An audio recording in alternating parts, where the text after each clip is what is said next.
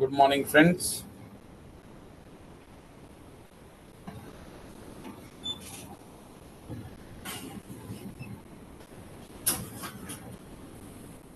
Hello, good morning. मेरी आवाज आ रही है ठीक है? रेखा मेरी आवाज आ रही है? Good morning, sir. Good morning, sir. Good morning. You are audible, sir. Rekha, can you recap or yesterday meeting? So yesterday, first of all, sir, continue.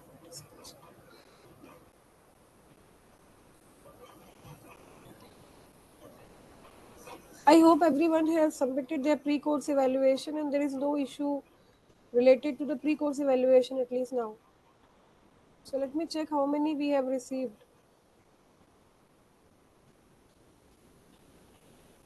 Very good morning, sir.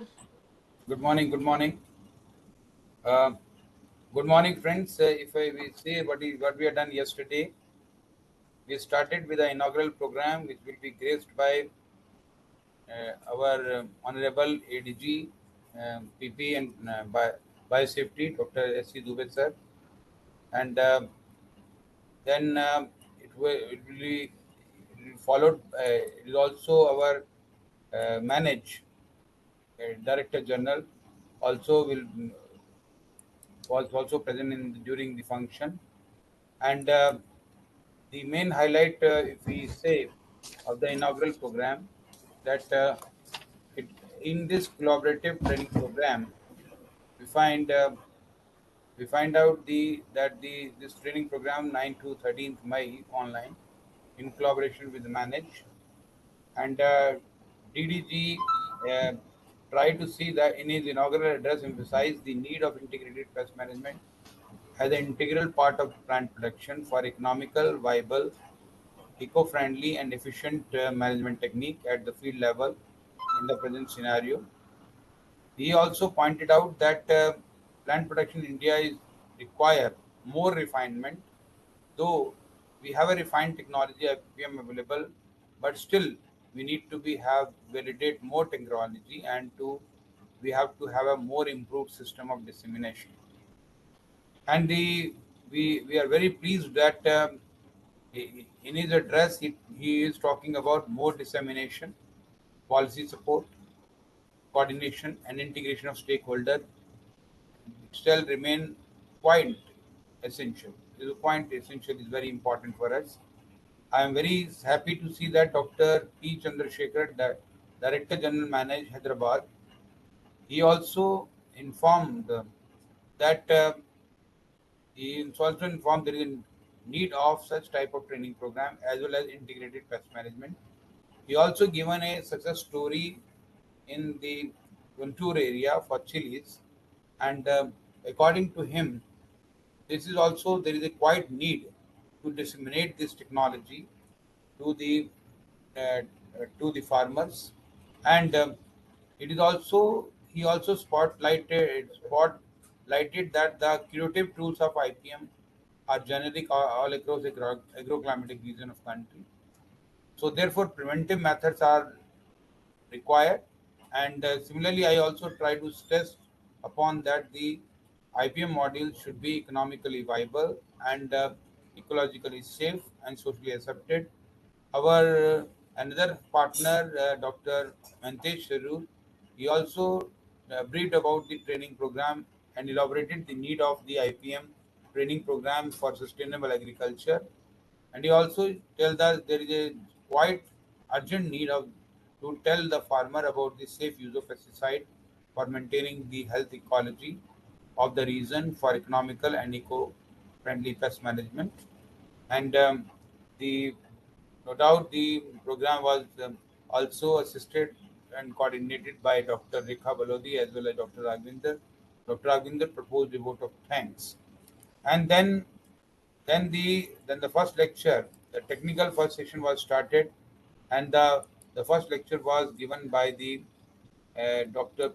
Professor P.V.K. Singh sir, who talked about the present, past, and future of the IPM.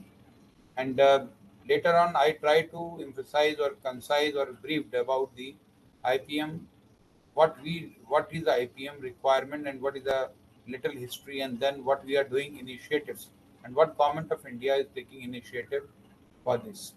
In the continuation of this, then Dr. Kondaram, he talked about the IPM impulses, and he talked about there is a quite need to give a national prioritize the pest, especially for pulses. He say we are making efforts to reduce the pulse product. We are making effort to enhance the production.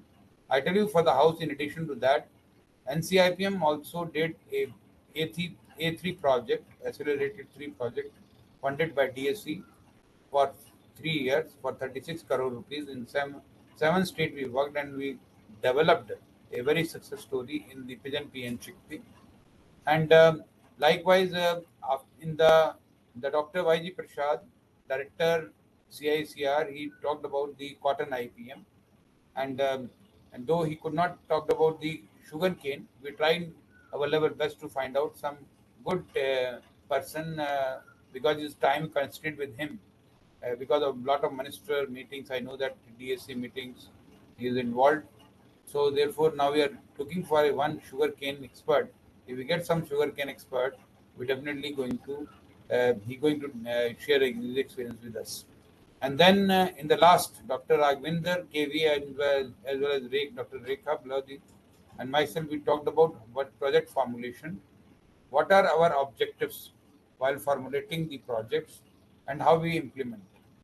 Then I given a story, a real success story to you, that we should start from socio-economic status of the farmer, need, and then identify. We give the training to the farmer about the pest identification and natural enemy identification. We are also making effort that on farm there are certain on the farmer in house make effort to form the trichoderma, at least we identify, because we find one of them time we are working in the Haryana village, and we find out the trichoderma uh, seed treatment what is supplied by NCIPM have quite different result than the industry ones. So then we try to take out a sample from the industry, and we find the result was worst because there was no trichoderma. So therefore, there is a quite need to have a quality inputs from the from the from the farmer to be able to produce. We are trying to develop certain entrepreneurship programs in CIPM quite quick. So these are the yesterday's program, and today's program I hand over to Dr. Rekha for further proceeding. Dr. Rekha, please. Good morning, sir. Good morning, sir. Very good morning. We can hear you really less, sir. Your voice is a bit low. My voice is low, so I will speak little louder. Only the mic is low, sir. Your voice is never low. In fact, I'm not using the earphone, but anyway, I will try to speak. Now audible, sir. As I Now told, it is must audible. be only with the system. It can never be with you. It's not audible. It's Yes, audible, sir. audible, sir. Perfectly. Okay, fine. Dr. Rekha, we can start. I hope. Okay.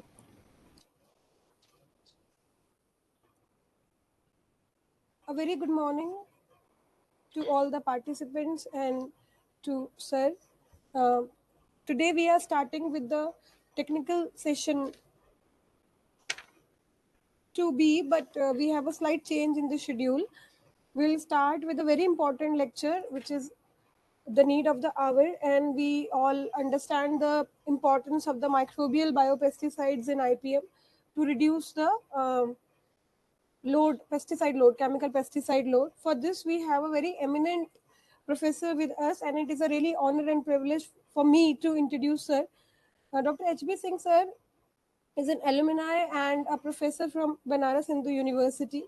And we all know him. I can safely call him the trichoderma man now. And sir has worked on a lot on the development of technology, farmer-friendly technology rather, about trichoderma and its dissemination to the ground root level.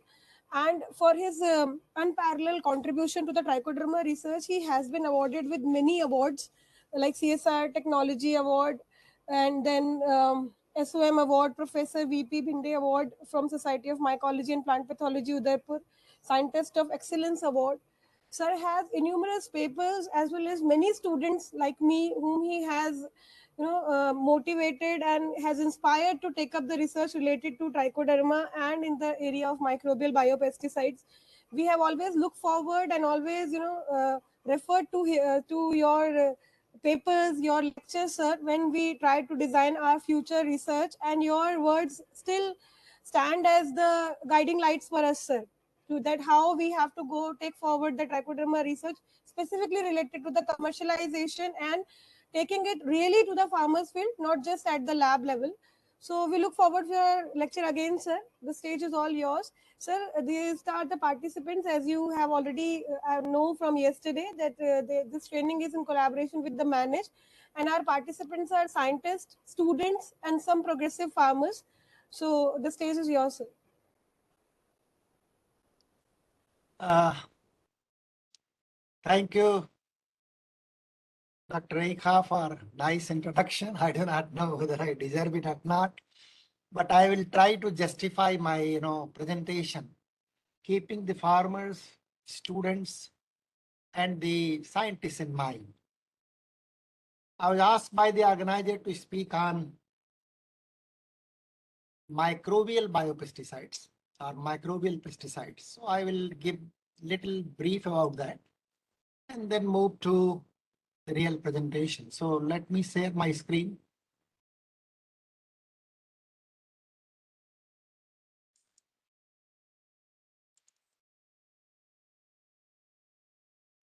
So screen is visible. Yes, sir. Okay. So as I told you, the topic was assigned to me by the organizer. So it's very close to my heart. And whatever little I learned in microbial pesticide, I learned from Professor A.N. Mukhopadhyay, whom I consider the Diana plant pathology and particularly the Diana microbial pesticide. In fact, when I was a young PhD student, I heard a lecture of Professor A.N. Mukhopadhyay. And believe me, that lecture motivated me that once I start my research, I will start with trichoderma. And that is how I came into this business.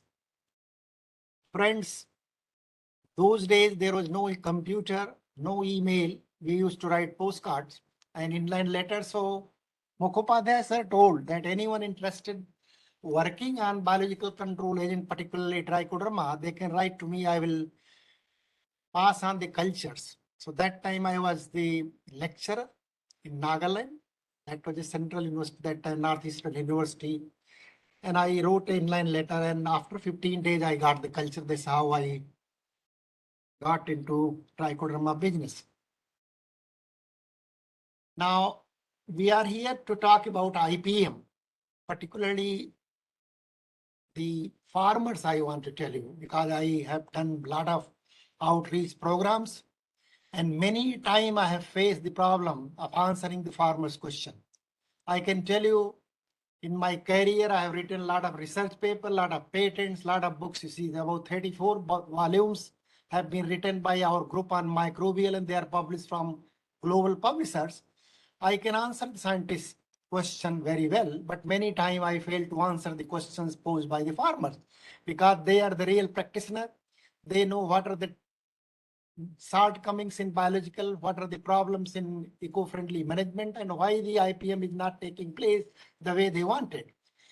So in general, IPM is defined an eco-friendly approach which encompasses cultural, mechanical, biological, and need-based chemical measures. As you all know that many of the institutes, ICR Institute or CSR Institute or agriculture universities, they recruit individual scientists based on their area of specialization. You may be having mycology man, pathology man, nematology man, green chemistry man, nanotechnology man. You can go on telling the specialized person. But if you talk to a farmer, he is all in all. So he knows what has to be used for the management of pest and diseases.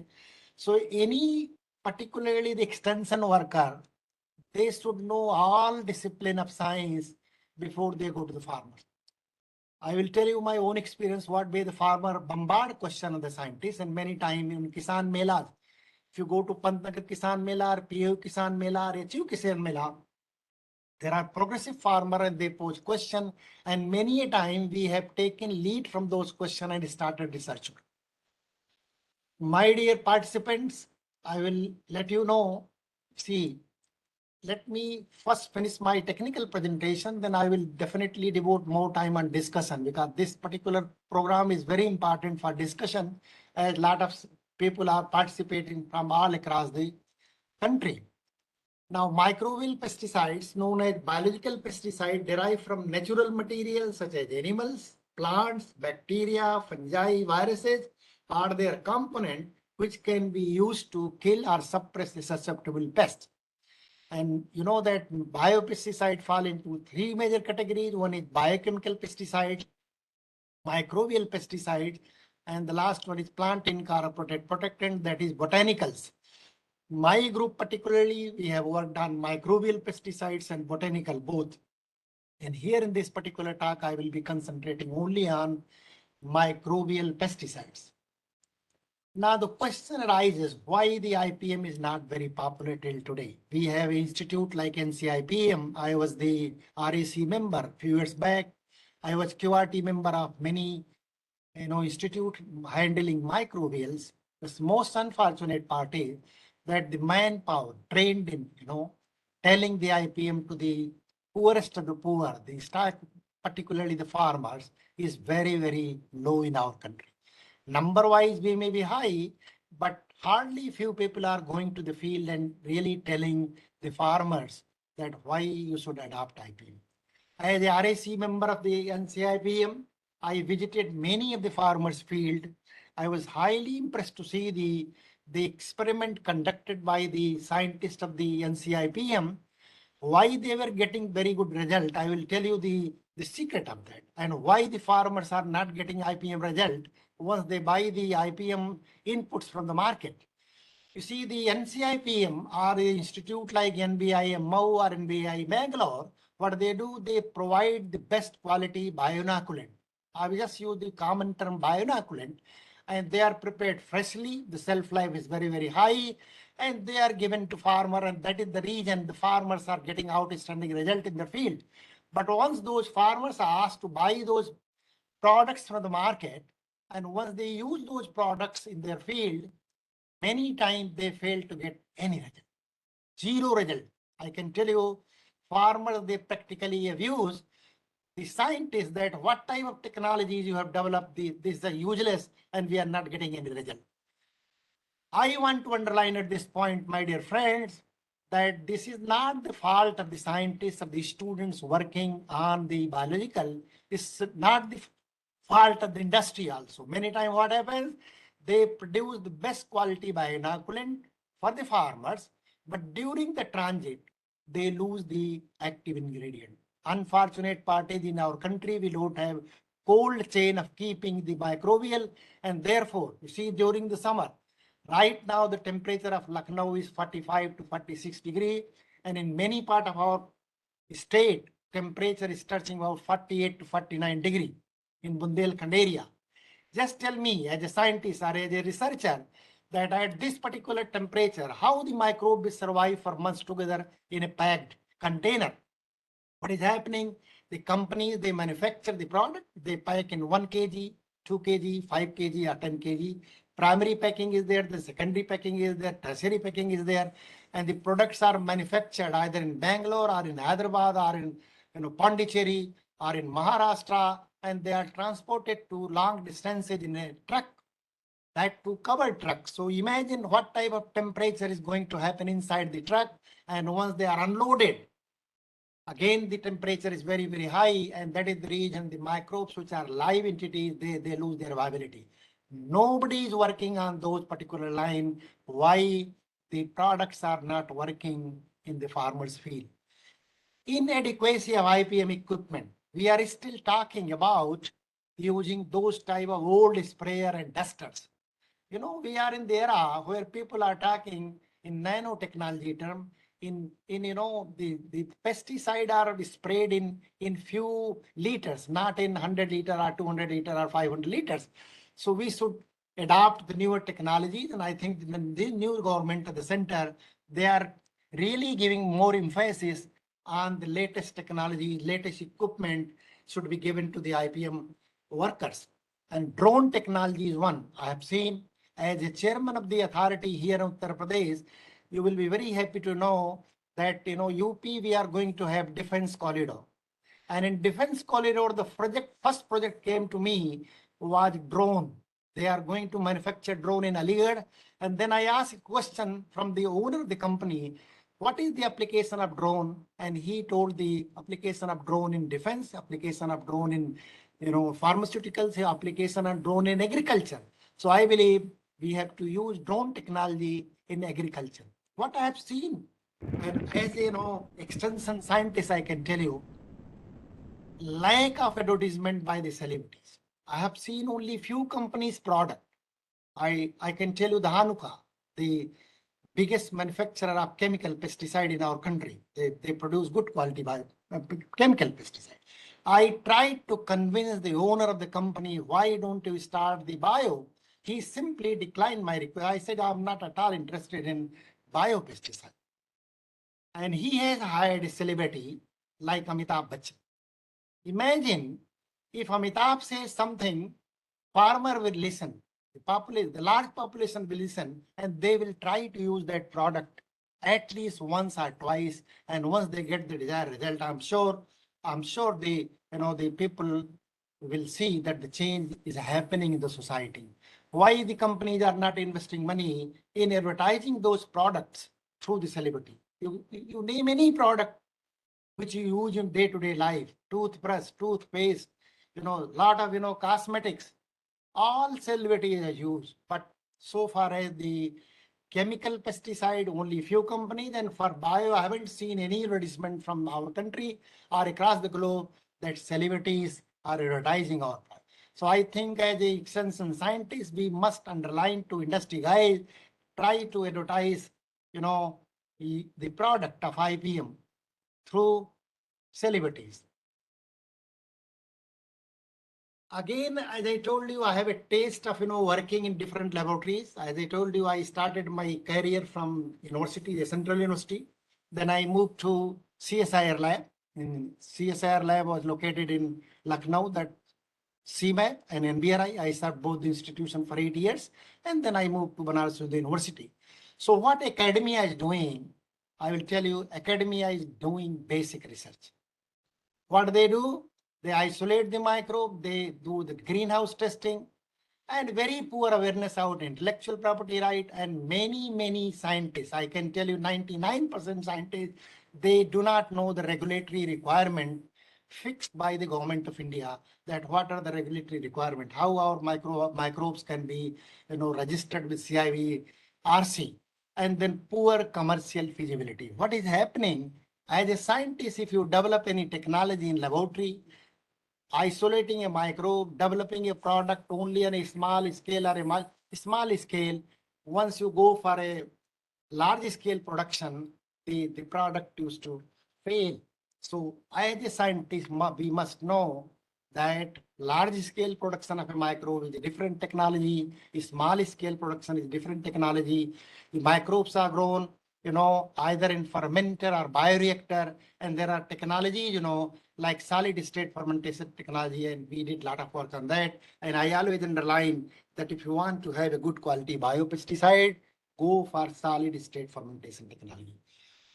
Now, what is the industry requirement? Many of my friends working in the university system or in the ICR system, they have done outstanding research.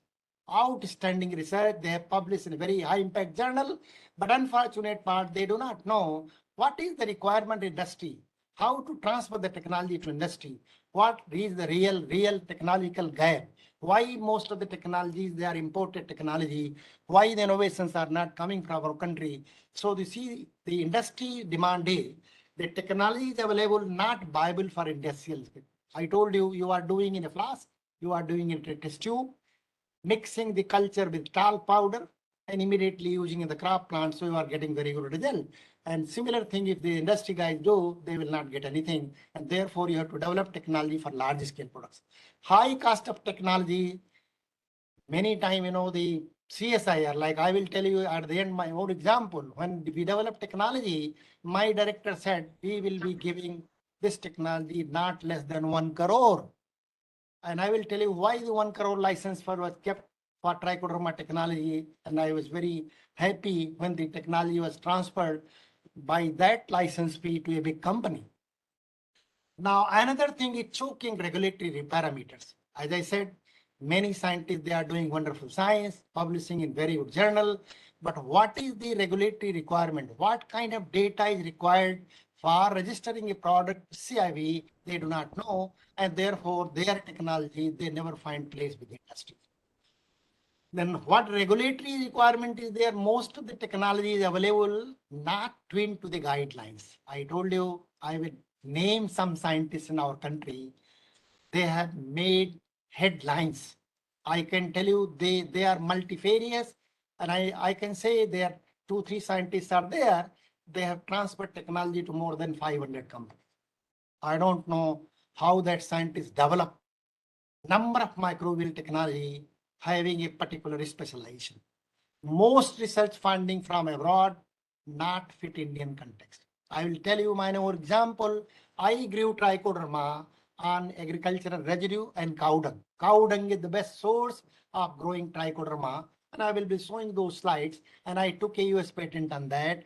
I delivered that lecture as a visiting professor of Cornell University, USA and Illinois. I made it a point that I must tell the American guys that Indians are innovative. They can grow microbe on a very, very cheap substrate, and the similar kind of, CFU we obtained. And friends, you will appreciate the technology on cow dung developed by my group was patented in US, transferred to farmer without taking any license fee. And more than 7,000 farmers in Eastern Uttar Pradesh, they have been trained by my own group, and they are using trichoderma production technology using cow dung. So what I believe that my teacher used to tell that time, think globally, act locally. In the United States, nobody touches cow dung from hand. In India, every day, 10 crore women are touching cow dung, and they are making cow dung cake for either, cooking their food or for some other purposes. Now, if you see the global pesticide market segment, right, this is the data, of course, old data, but I couldn't find the new data. I will be showing you. In 2017, the total biopesticide business was only 3.3 billion US dollars, as compared to chemical pesticide, which was 46.9 billion US dollars. So it means the chemical pesticides are ruling the agriculture business, the farming community, and that is why the IPM scientists, they have to work very, very hard. As a REC member, I was underlining, I appreciated Dr. Singh's work that, in CIPM, he developed light trap, pheromone trap. They have been taken by many industries and farmers are using. I saw with my own eyes, yes, the technology is doing wonderful job, but this technology has to be, given to maximum number of farmers across the country, not that only few trials they are going to serve the purpose. Now, the latest data which I got from the web is the global biopesticide market is expected to reach 4 billion US dollar by 2024. This is variant market research report from USA. So again, I can tell you the market size is not very high, but yes, of course, the trend is good, and therefore we should feel that IPM is doing well. How to promote IPM? Another important point is our Prime Minister always talk about vocal for local. We never talk such thing in science. We have a one district, one product in Uttar Pradesh. Likewise, we have to have biological control product, one district, one product. area-wise IPM, crop-wise IPM, customized microbial formulation area-wise, microbial profiling of soil has not been done in the country. There has been a very big program in the country, the soil health card. Crores of soil health card have been prepared in this country. And as a scientist, you might have seen what the soil health card contain. That does not contain any information about microbial diversity. What kind of microbes are present in that soil? They do not have any information. What they do only what is the nutrient status like NPK and some micronutrient. My dear friends, soil without microbe is dead. And that is the reason we call धरती माता. पृथ्वी जो है जीवित है. किसान भाई भी हैं, बीच बीच में मैं हिंदी का भी इस्तेमाल करूंगा. और होपफुली जो भाई हमारे उत्तर प्रदेश के और बिहार के जुड़े हुए हैं मेरी भाषा को अच्छी तरह कहते हैं ना, मिट्टी यदि जिंदा है, मिट्टी जिंदा कहते हैं ना, जिंदा इसका मतलब माइक्रोब है. और अगर आप माइक्रोब नहीं है उसमें तो मिट्टी मृत है, और मृत मिट्टी में आप अच्छी नहीं होगी. Note it down as I can challenge any scientist should show me a result. मृत मिट्टी में, डेड सॉइल में पौधे को उगा करके दिखाया कि plant is healthy. And therefore my humble submission to policy maker, particularly those who are sitting in Niti Aayog, I think Dr. Ramesh Chandra must be conveyed this, that along with the soil health card, there should be provision of mentioning the microbial diversity. Then only the soil health card is going to work. Otherwise, this will be a failure. We are not going to get it. Similarly, if you have any access to the PMO, like we have a scientific advisor to PMO, they should be told very clearly that microbials are the integral part of the soil, and without microbe, crop cannot be grown. And this should be put in the programs of the government of India. Now, one question often asked. This is the question asked by the farmer. What is the future of biopesticide? And many times the data is not available. If you see the website, I will be showing you the data which is available on our Indian website. This is again a survey done by a US company, Lux Research. See here, friends, they have projected that in future, this orange bar is the biopesticide. And the blue bar is chemical pesticide, means synthetic pesticide. What is the indication here? That in future, the use of biopesticide is going to increase and the chemical pesticide use is going to decline. So this is a win-win situation for students working, for scientists working, and even for the farming community.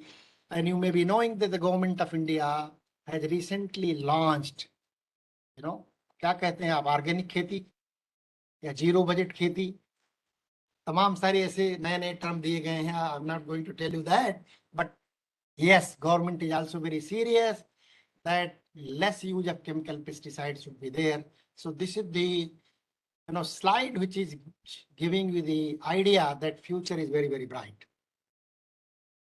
Now, if you see the Indian condition, as I said, I am talking only on microbials now. So there are 970 products registered with Central Insecticide Board, RC. I have put the website here. So friends, you can go and update your knowledge. Time to time, fortnightly, you visit the website. Every RC meeting, then 10, 15, 20 new products are added. So you see here, 970 products are registered in the country. Out of that, 791 products are registered under 93B, that we call them provisional registration. It is given only for 2 years. I would have been very happy if Dr. Dubey, our Honorable ADG Plant Protection and Biosafety, would have been listening this lecture. See, 791 products are registered with 93B, that is only for 2 years, and maximum extension is given only for 1 year. What is happening, here in our country? Many companies, they only do 93B, that is temporary registration for 2 years, make huge business, and they change the name of the company, again apply for 93B, and hardly few companies, they take 93, that is a regular registration. So you see here, only 68 products in our country, they have a regular registration, and the rest 791 they are having provisional registration, meaning thereby these are the 68 products which are manufactured in our country by big companies on a regular basis. And out of that, fungal waste products are 43 and bacterial waste products are 25. So this is the current scenario. And if you segregate that, as Madam told in the beginning, that I work on trichoderma. Yes, I work on trichoderma. So you see here what? 355 products are registered on trichoderma. And out of that, only 30 products are registered under regular category and 325 products are registered under provisional category. Meaning they are again, see the trichoderma viridi now name has been changed to trichoderma aspergillus. Here I want to tell you one very, very secret thing. See, earlier the Tamil Nadu Agriculture University was the leader in biopesticide research.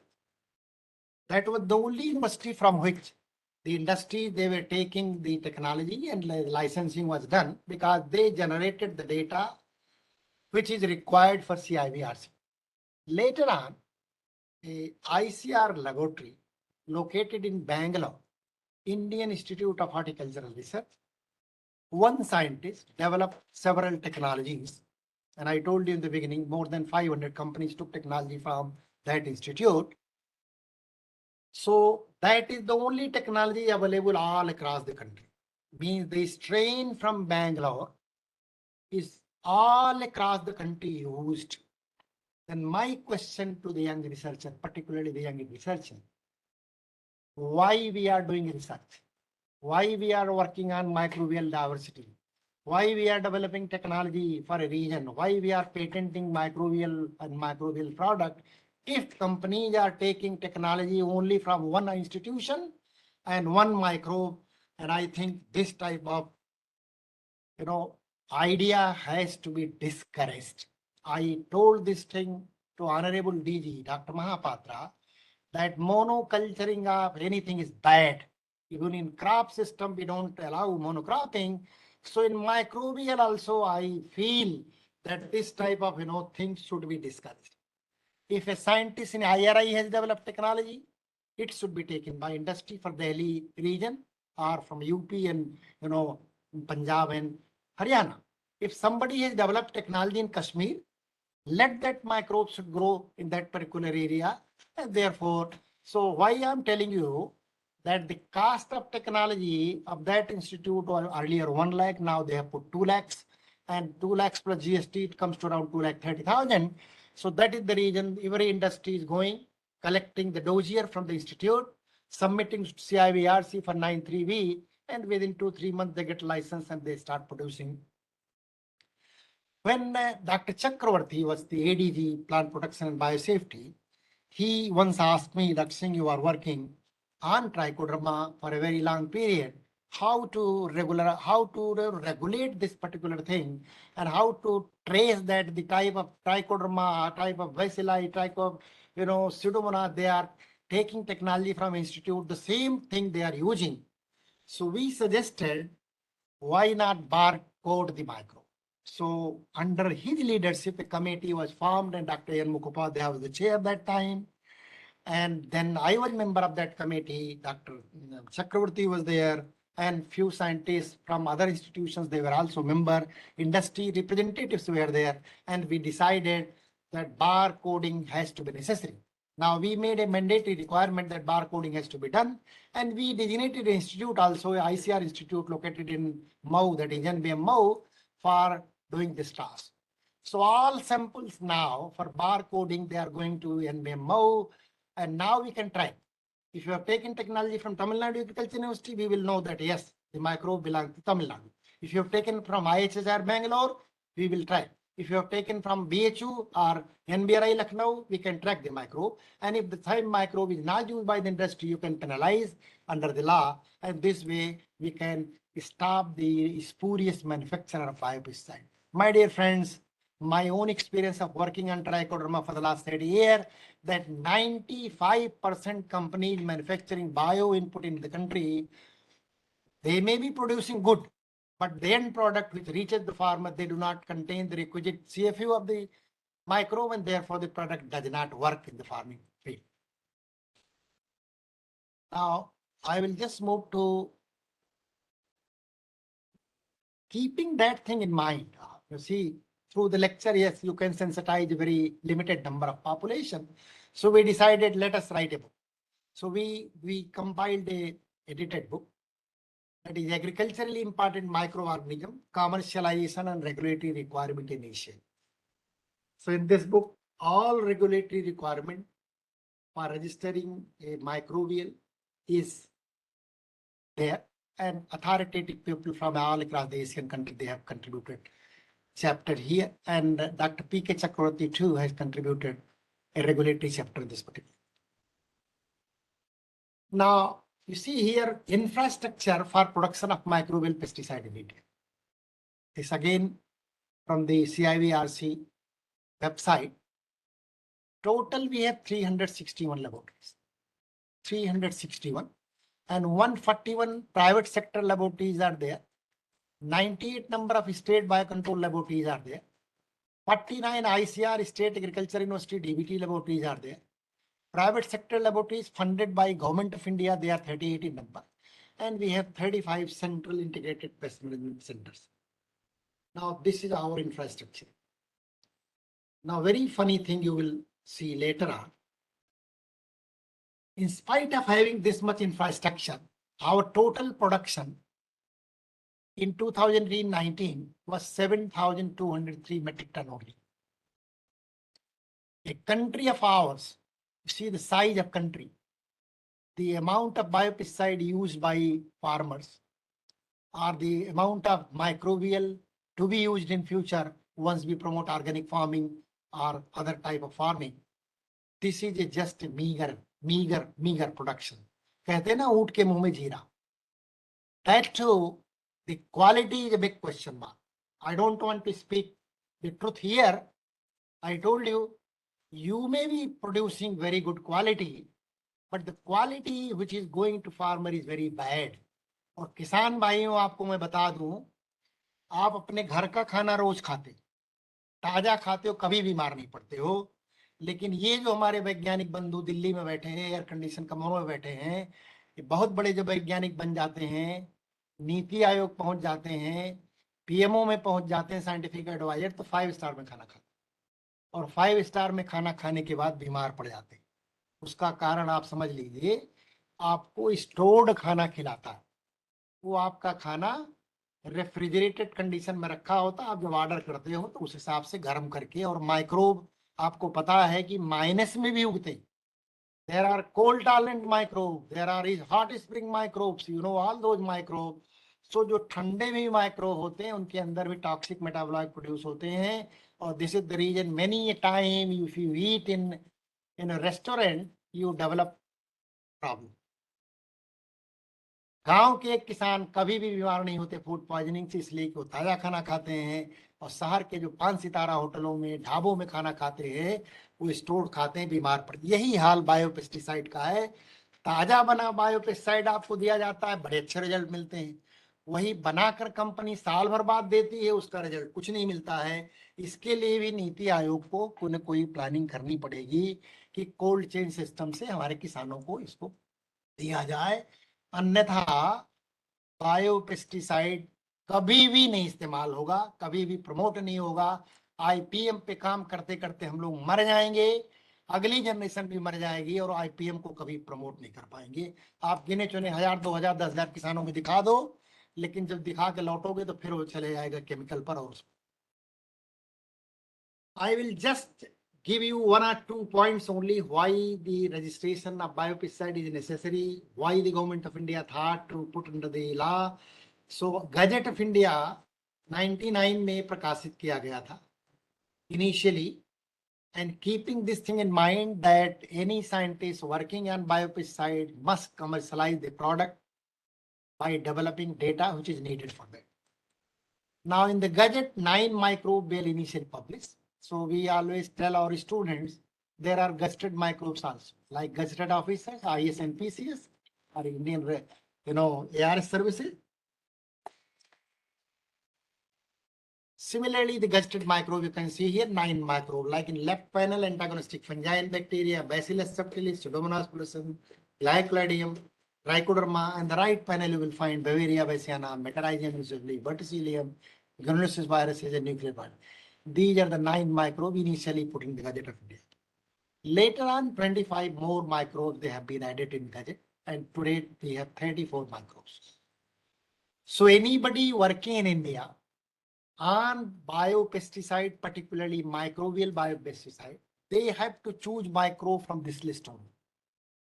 If you have a new microbe, if you have a novel microbe, that is having potential better than what is listed in the Gazette of India, you have to approach the Ministry of Agriculture and Farmer Welfare, Ministry, CIB, that this is the microbe which is very good as a biocontrol agent.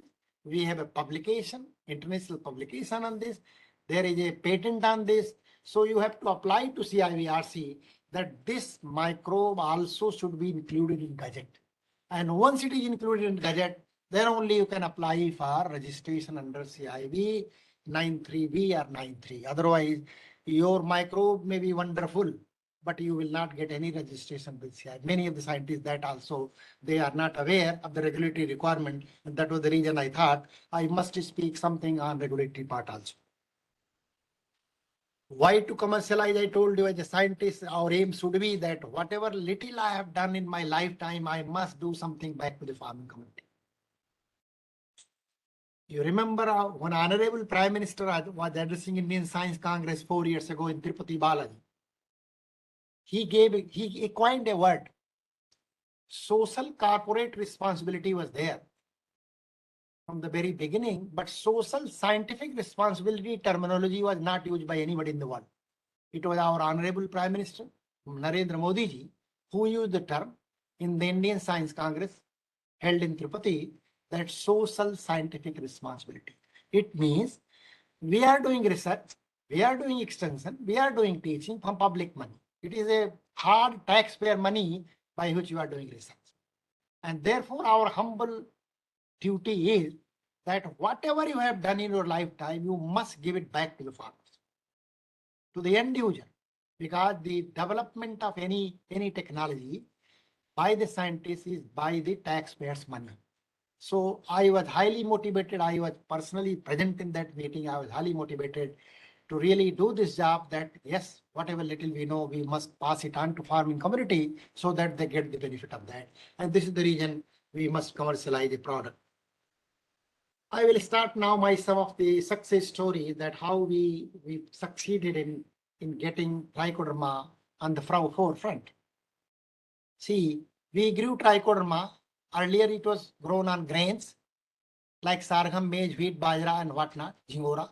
There are n number of grains used for culturing trichoderma all over the country. We were the first in the country to use agricultural residues like maize spent cob, used tea leaf, distilled waste of aromatic grasses. There are 28 different kind of agri residue used by our group for the first time, and we have taken US patent on that. The idea was that the grains are eaten by human beings, the grains are used by the cattle, the grains are used by the poultry industry, and why to waste grain for growing trichoderma? That was one reason. Another reason was that I come from a village. My father was a farmer, and I was always, looking at the farming community, what way I can really help the farm. And that was the reason I developed technology on cow dung. I will be showing you later on. So this technology was developed by our group at CMAP. That time I was in CMAP, Lucknow, and patented in US. You see this. Very, very simple technology. This was, earlier we were getting milk in bottles. आप लोग तो उस मर्म पैदे नहीं रहे. Milk bottle मिलती थी पहले. We used to grow trichoderma here. Later on, after seeing the mushroom spawn production technology, we thought, why not use the polypropylene bag for growing? So this is the trichoderma grown in polypropylene bags and on the distilled waste of aromatic grasses, and the US patent was granted in 2003. That was the first patent from India on a micro, not on product. This is on micro. And product 2, I will show you 2 different product patents, and the technology was transferred to industry. Very simple technology. There is no rocket science in this. Anybody can do. And this technology we are promoting at the rural level. You see, I'm just citing example of Tamil Nadu and Telangana. Telangana, they have started doing this production of trichoderma, Bavaria, and all kind of microbes at the village level. They have given a small lab through a World Bank funded project, so one can do that, and this is how you can grow trichoderma. Again, I said, if it is my trichoderma, if you say this is our trichoderma, then you have to protect IP. And my all focus was whatever technology I have developed.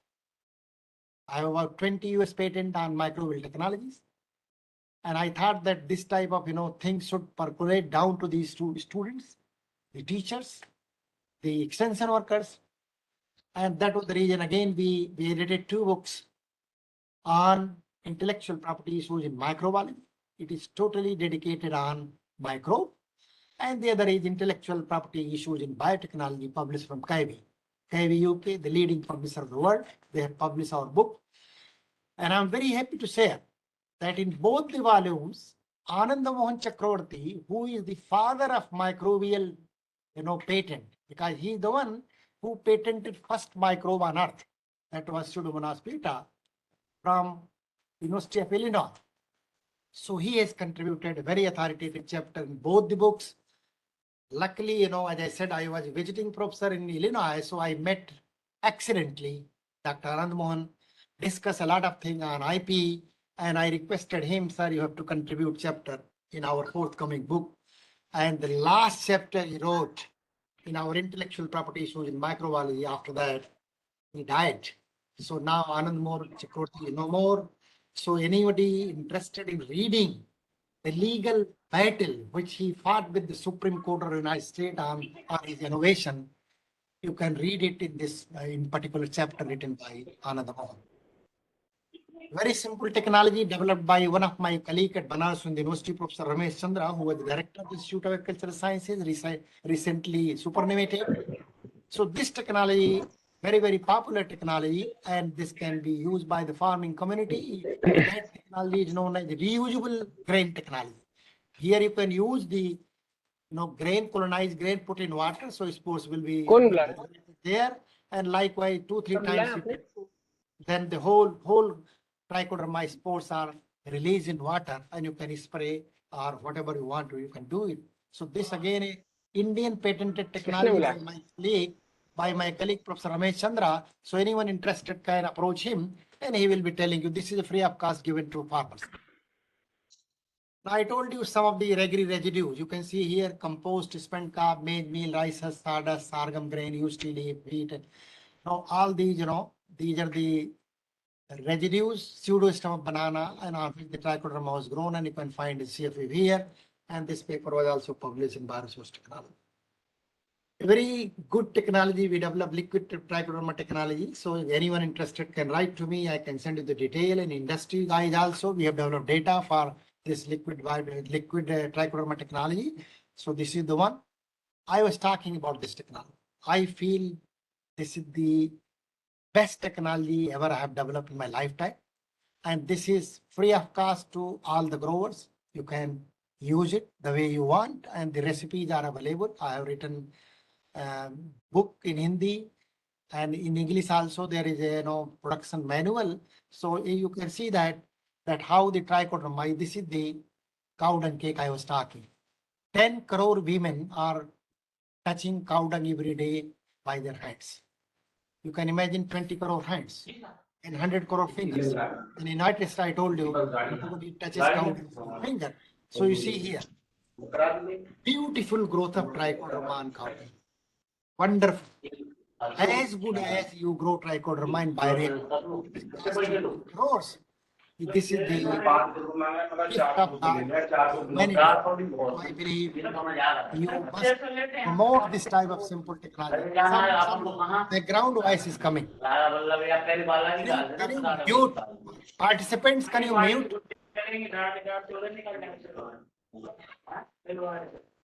Another novel work we did, notification.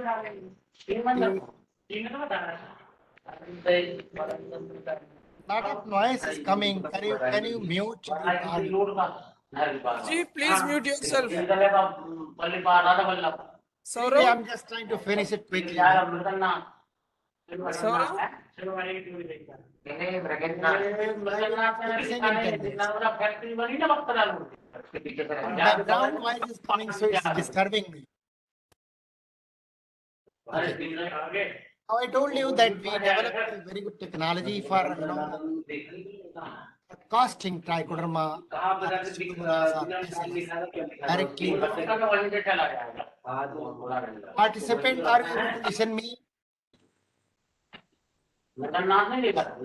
Please mute him. Nonsense. Who is that?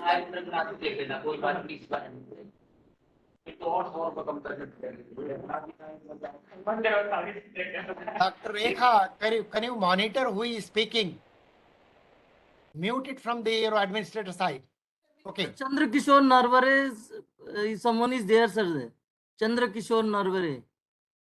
So you just ask the organizer to make a phone call. He should mute it. Anyway, now you see, delivery was a major issue in biocontrol agent. So what we thought that let us fortify vermicompost. So again, a very good technology was developed by our group. We fortified trichoderma, pseudomonas, bacillus, and a mixture of all these in vermicompost. A finished product of vermicompost, and this can be used directly in the field. Now, application technology, my dear friends, seed treatment is one, seed biopriming is two, soil application, furrow treatment, and granule broadcasting. Now, what is the farmer friends today? What they want? They want microbials in the form of granule. And many companies are coming now with the granule formulation. But I, as a scientist working on biological for the last 30 years, my experience is seed biopriming is best tool for delivering biocontrol agent on the targeted site. So on biopriming 2, we have edited a book, Advances in Seed Biopriming, and this published from Springer, Germany. It's available on web. You can go and see. You can download also the book. So you can get all the information pertaining to seed biopriming. This is the traditional slide for the last 30 years I'm showing. When I started working on trichoderma, it was a talc-based formulation. Lower panel, they are the one coated with talc-based trichoderma, upper one uncoated. These are the legume seeds. But this one is biopriming. See the difference between biopriming. In biopriming, what do? You coat the seed, keep in moist condition for minimum 48 hours, 24 to 48 hours. And then in that particular period, the microbe used to colonize in surface grain, and that we call it seed biopriming. So difference in seed treatment and biopriming is very little. In seed treatment, you are directly coating, just drying immediately and putting in the soil. Here in this case, you are putting the seed at least 24 to 48 hours under moist conditions so that the microbe colonize in the surface. So जब farmers को जाते हैं priming दिखाने तो कहता मुझे तो दिख ही नहीं रहा था, तो मैंने सोचा बड़ा बीज लेता हूँ. अगली स्लाइड में आपको दिखाता हूँ. ये बीज लो, क्लेडुलस का बीज इतना बड़ा होता है प्याज जैसा, फूल की फसल है. और आप देखिए लेफ्ट में प्राइम सीड है. तो प्राइमिंग में अंतर दिख गया आपको कि प्राइमिंग करनी है तो what will happen, the seed will allow the microbe to grow. So this is the normal color of seed, and here you can see the microbial colonization. So किसान को ऐसे समझाते हैं मित्रों कि ये अगर आपने सीड को कोलोनाइज करा लिया माइक्रोब से, तो उसको आपने बुलेट प्रूफ जैकेट पहना दिया, उसको आपने पोलियो की ड्रॉप पिला दी. और एक बार पोलियो ड्रॉप पिला दिया तो बच्चे को पोलियो नहीं होगी. लेकिन अगर पोलियो हो गया है तो बच्चे को पोलियो के ड्रम में भी डाल दोगे तो पोलियो नहीं खत्म होगी. तो my dear farmers, please see to it that you are rightly placing the biological control agent on the seed so that you get the desired result. ये है टेक्नोलॉजी, और इसको NCIPM को, NBIM को, NBI को प्रमोट करना चाहिए. अभी हमारे डायरेक्टर साहब भी बेंगलोर से बात करेंगे I have seen wonderful work they are doing, wonderful work. Many technologies developed from that institute, transfer to industry. But आप लोग promote करो seed biopriming. My group at different location, I told you, worked on 3-4 major plant pathogens. And I majorly focused on sclerotial pathogen. Those who are plant pathologists, they may be knowing that these are nuisance to crops. Sclerotium ralsii causing cholera disease in many crops. Sclerotinia sclerotiorum causes white rot disease in many crops. And Rhizoctonia solani also causes disease in many crops. If you see the host, almost 550 different crop and weed, they are the host of these three pathogens. Meaning thereby that it is a very, very polyphagous in nature. It can attack any crop. Beauty of the center, this one, Sclerotinia sclerotiorum, is that this pathogen does not attack the member of Poaceae family. Again, a very important research problem for students. Why the Sclerotinia sclerotiorum, Sclerotinia minor, Sclerotinia delphini do not attack the member of family Poaceae? Earlier it was Graminea. Grass family पे दुनिया में आज तक report नहीं हुआ स्क्रूटिनिया. क्या कारण है? ये रिसर्चर के लिए एक टॉपिक है, आप लोग इस पर रिसर्च कर सकते हैं. Why chemical pesticides are not effective in controlling these region is, once they produce this type of resting structure, they survive in soil or stable for 5 to 10 years. And therefore, chemical pesticides normally do not work on this. And therefore, humble submission to scientists working on biological control, they should target this type of pathogen, which are very, very difficult to control by chemical pesticide. So here is a avenue for you, here is a scope for you that yes, I have a formula where the chemical pesticide do not work. You use my trichoderma, use my bacillus, use my pseudomonas, use my Weberia, whatever it may be, and control this type of pathogen. And that way you can convince the farmer that yes, symptoms I'm showing you, you see here, a plant is infected by cholera rot pathogen. Thousands of small sclerotia they are produced on the surface. This is a brinjal plant, you see, touching the soil surface, they again have been colonized and thousands of sclerotia are produced, and these sclerotia, they will survive for 5 to 10 years. I told you, chemicals are not effective, so biological is. Opium poppy, very, very important alkaloid bearing crop used in pharmaceutical companies. I was working in NBRI, so I gave this problem to one of my PhD students, and the lady reported this particular disease from India for the first time, Sclerotinia sclerotiorum, and once this particular pathogen attack opium poppy, the whole capsule is mummified. You will not be able to harvest even a microgram of opium alkaloid from this. The whole crop is devastated and crop is totally failed, and farmer they get 100% loss. And therefore, this type of problem can be tackled by biological pesticide. Friends, as I told you, as a scientist, when the tech transfer case came to me, I approached the first company, GSFC Barodara, a very big giant manufacturing fertilizers. The MD came to our office and they said, I have to see a trial that your trichoderma is working in field, or that to a field which is infected by the wilt pathogen known for the history. It's a 50-year-old field, and that field was located in Pantnagar. So this task was assigned to me by the MD at GSFC Barodara, that put a trial in collaboration with GV Pant University of Agriculture and Technology, Pantnagar. And if your trial demonstrates that the crop is really, free from wilt pathogen, then we will pay 1 crore and take technology. And friends, this trial was conducted in Pantnagar. You can see here, treated one, untreated, treated one, untreated. This is the chickpea, and once the trichoderma treatment was given here, it was protected, whereas the untreated one, they got wilted and completely destroyed. And this particular trial, when they saw with their own eyes, then the technology was licensed to that company in 2002 by taking a license fee of 1 CR. You are giving in 1 lakh, but CSR is giving 1 crore. See the difference. Now we did a lot of experiments, so I'm not going to show you the detail of this. This was a plant growth promoting activity of trichoderma on chrysanthemum, likewise in sugarcane, on gladioli. What we noticed again that once you treat the microbe, the early flowering is induced, so you get the flower 10 to 15 days in advance. So therefore, these microbial technology, they have added advantage that the flowering is induced early. Now this is the tech transfer. So I'm just finishing my talk. Again, somebody, anyway, this is the biggest problem with the online mode presentation. See, in a physical mode, you interact physically, be it your eyes are interacting, whereas in virtual mode, you only see the photograph.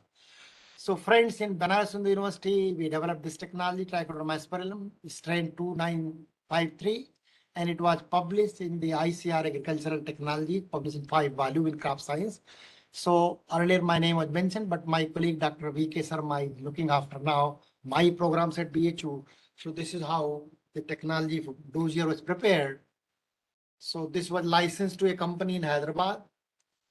This was our first product launched by the GSFC Barodara, and you can see here the logo of National Botanical Institute, and this is the company's name. So our select CSIR, ICR, university, they have a brand logo, so you can sell our logo. So with that brand, the company can make good profit, and that was the reason they took the patented product. And I'm very happy to again share that this was highlighted by the Honorable Prime Minister, the then Prime Minister Dr. Manmohan Singh. And for these technologies, I was given the Rural Technology Award by Honorable Prime Minister of India, Dr. Manmohan Singh. Award carries 10 lakhs of rupees, citation, and a memento. Now, the same technology was transferred to Balaji Crop Care Private Limited, again by taking a license fee. Similarly, Bacillus subtilis, only technology developed by our group and the only product available in the market is ours. This is again a US patented technology, know-how from National Botanical Research Institute taken by Balaji Crop Care Private Limited.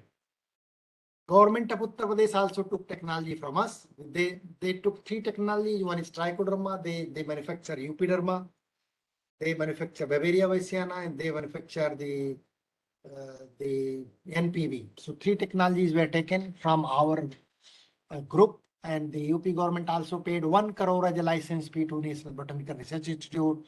So we could sell technologies to only few players, but the amount of license fee generated out of 4 or 5 players was more than what they got from 500 transfer from different companies. This is the glimpse. The last slide you can see here. What we were doing, we never had a training program in Banaras Hindu University or in NBRI premises or whatever institute I serve. My aim was always to go to the farmers' village, do our training program just beneath the tree, sit with the farmers, give the demos how to manufacture trichoderma, how to produce Bavaria, how to produce NPV. All those technologies we promoted to the farmers of Eastern Uttar Pradesh by a centrally sponsored project. A project was given to me in Banaras Hindu University that was funded by RKVY, Rashtriya Krishi Vikas Yojana. They gave me 4 crore that you promote this technology to the farmers, and we trained 7,000 farmers of Eastern Uttar Pradesh involving 4 districts. That these are the technologies you can grow microbe at your own doorstep, use it for your own production of vegetable, fruits. One thing I want to tell at the end, my dear friends, that label claim is very, very important. In microbial, unfortunate part is the microbial which are available in the market, they have a very narrow label claim. Hardly you will find claim for all crops. No product available in the market having a very wide coverage, and therefore as a plant protection scientist or a KVKRKG scientist, you cannot recommend a biopesticide for a particular crop which does not have a label claim of that. So these are the limitations of a scientist working in a government system.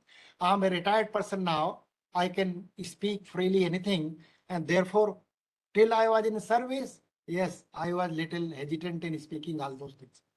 But now I'm a free bird. I can speak the truth.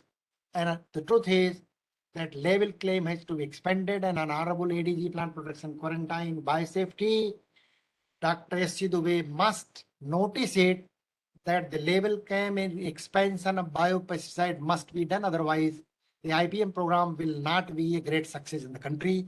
You may create hundreds of institutes. It will not make any difference. You may do any type of subsidy for providing biopesticide to the farming community. Nothing is going to happen till you have a proper biopesticide for a particular crop, and therefore level claim is very. So friends, this is all I wanted to share with you. Now the stage is open for question. I will really love to hear from you. Any kind of question you may ask, and I will try to answer your queries. Thank you. Thank you.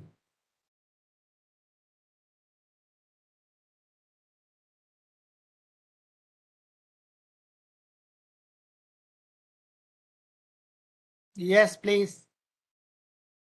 Now the floor is yours, the participants. Hello. Hello, Singh sir. Yes, sir. Boliye. Is it audible? Yes, yes, yes. Yeah. Sir, Girish KS from Directorate of Floriculture Research, Pune. Great. Yes, please. You Please, have a Boliye. US patent. Hello, sir. Yeah. Yeah.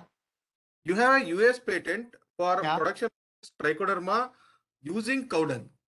Yeah. Yeah. Will this be used as a in the commercial basis? Yes, what I said that this patent is in public domain and anybody can use without giving any license. What we did, in fact, we patented a thermo-tolerant strain of trichoderma. Okay. So the patent is on thermo-tolerant trichoderma, which grows at 45 to 46 degree and tolerate the temperature of 60 degree for 2 hours. And this type of composting can be done only by those strains. So the strain is deposited in US depository. That time NBM Mau was not recognized for submitting the culture for patent purposes. It was not recognized by Budapest Treaty.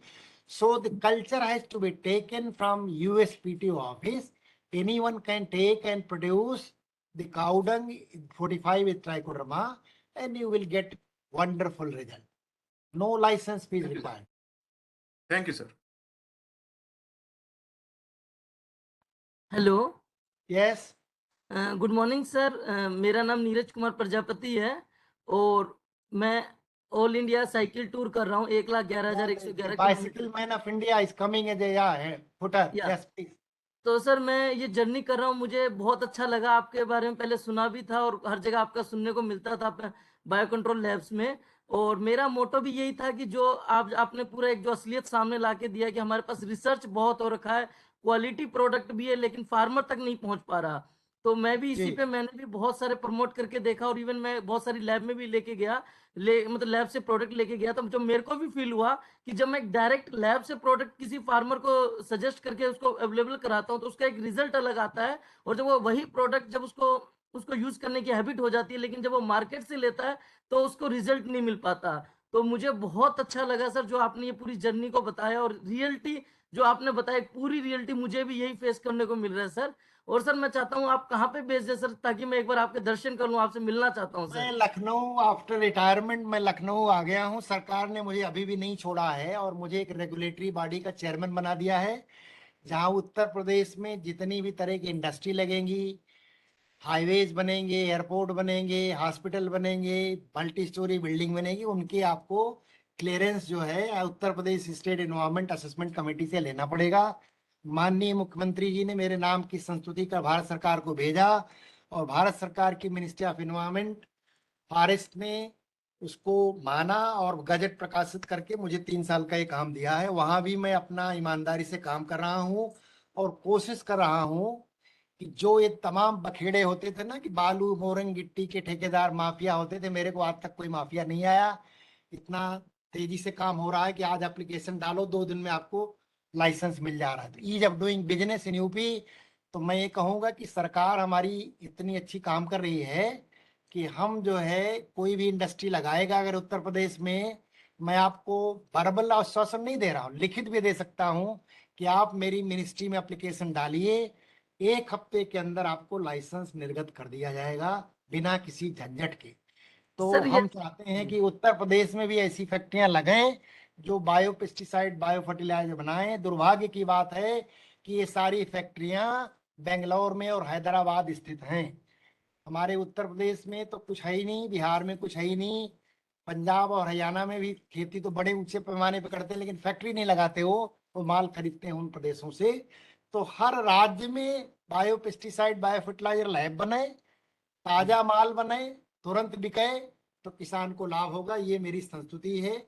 और इस मंच के माध्यम से मैं चाहता हूं कि रिकमेंडेशन में ये जरूर आए। कल हमारे डीजी मैनेज के भी थे, बड़ी अच्छी बातें बोल रहे थे कि 30% क्रॉप लॉस हो जाता है पेस्ट और डिजीज से। अगर उसको बचा लिया जाए तो भारत की पॉपुलेशन को 1 साल भोजन मुफ्त दिया जा सकता है। 2 साल से तो मुफ्त दे ही रहे हैं, यानी सरप्लस अनाज पैदा कर रहे हैं, लेकिन क्वालिटी अनाज नहीं पैदा कर पा रहे हैं मित्रों। तो क्वालिटी अनाज पैदा करने के लिए आपको इन माइक्रोवेल्स का, इन ग्रीन मैन्योरिंग का, कंपोस्टिंग का सहारा लेना पड़ेगा, बोटेनिकल का सहारा लेना पड़ेगा, तभी ये जो ऑर्गेनिक के सपना है ना वो पूरा होगा। सर तो सर प्लीज आज आपका दर्शन मिल जाए। मैं एक्चुअली कल परसों ही आया हूँ वाराणसी से होता हुआ, अयोध्या होता हुआ। अभी मैं ट्रेनिंग के कारण लखनऊ रुका हूँ 5 दिन के लिए, अरे और 16 लखनऊ तारीख में को आप लखनऊ से मैं आइए, आप जाऊंगा। स्वागत है। आप साइकिल सर पे यात्रा कहाँ कर आना रहे सर, हैं तो प्लीज आपको बता मैं दीजिए, मैं आज ही आता हूँ ट्रेनिंग के बाद। ग्लूकोज से स्वागत करता हूँ आपका, और उसके सर बाद में फिर बताइए, आप सर आपको कहाँ पे आऊँ सर, थोड़ा कुछ पता है या फिर आप थोड़ा मैं मेरे को डिटेल दे मैं दे। शाम को ही मैं मैं आता आप हूँ आज ही। मेरे को फोन नंबर लिख लो आप, और मैं जी आपको जी अपने घर का लोकेशन भेज दूंगा। मैं विकास नगर में रहता हूँ। जी, बोलिए सर। Mobile number 9415371551। 941553। 94 153 555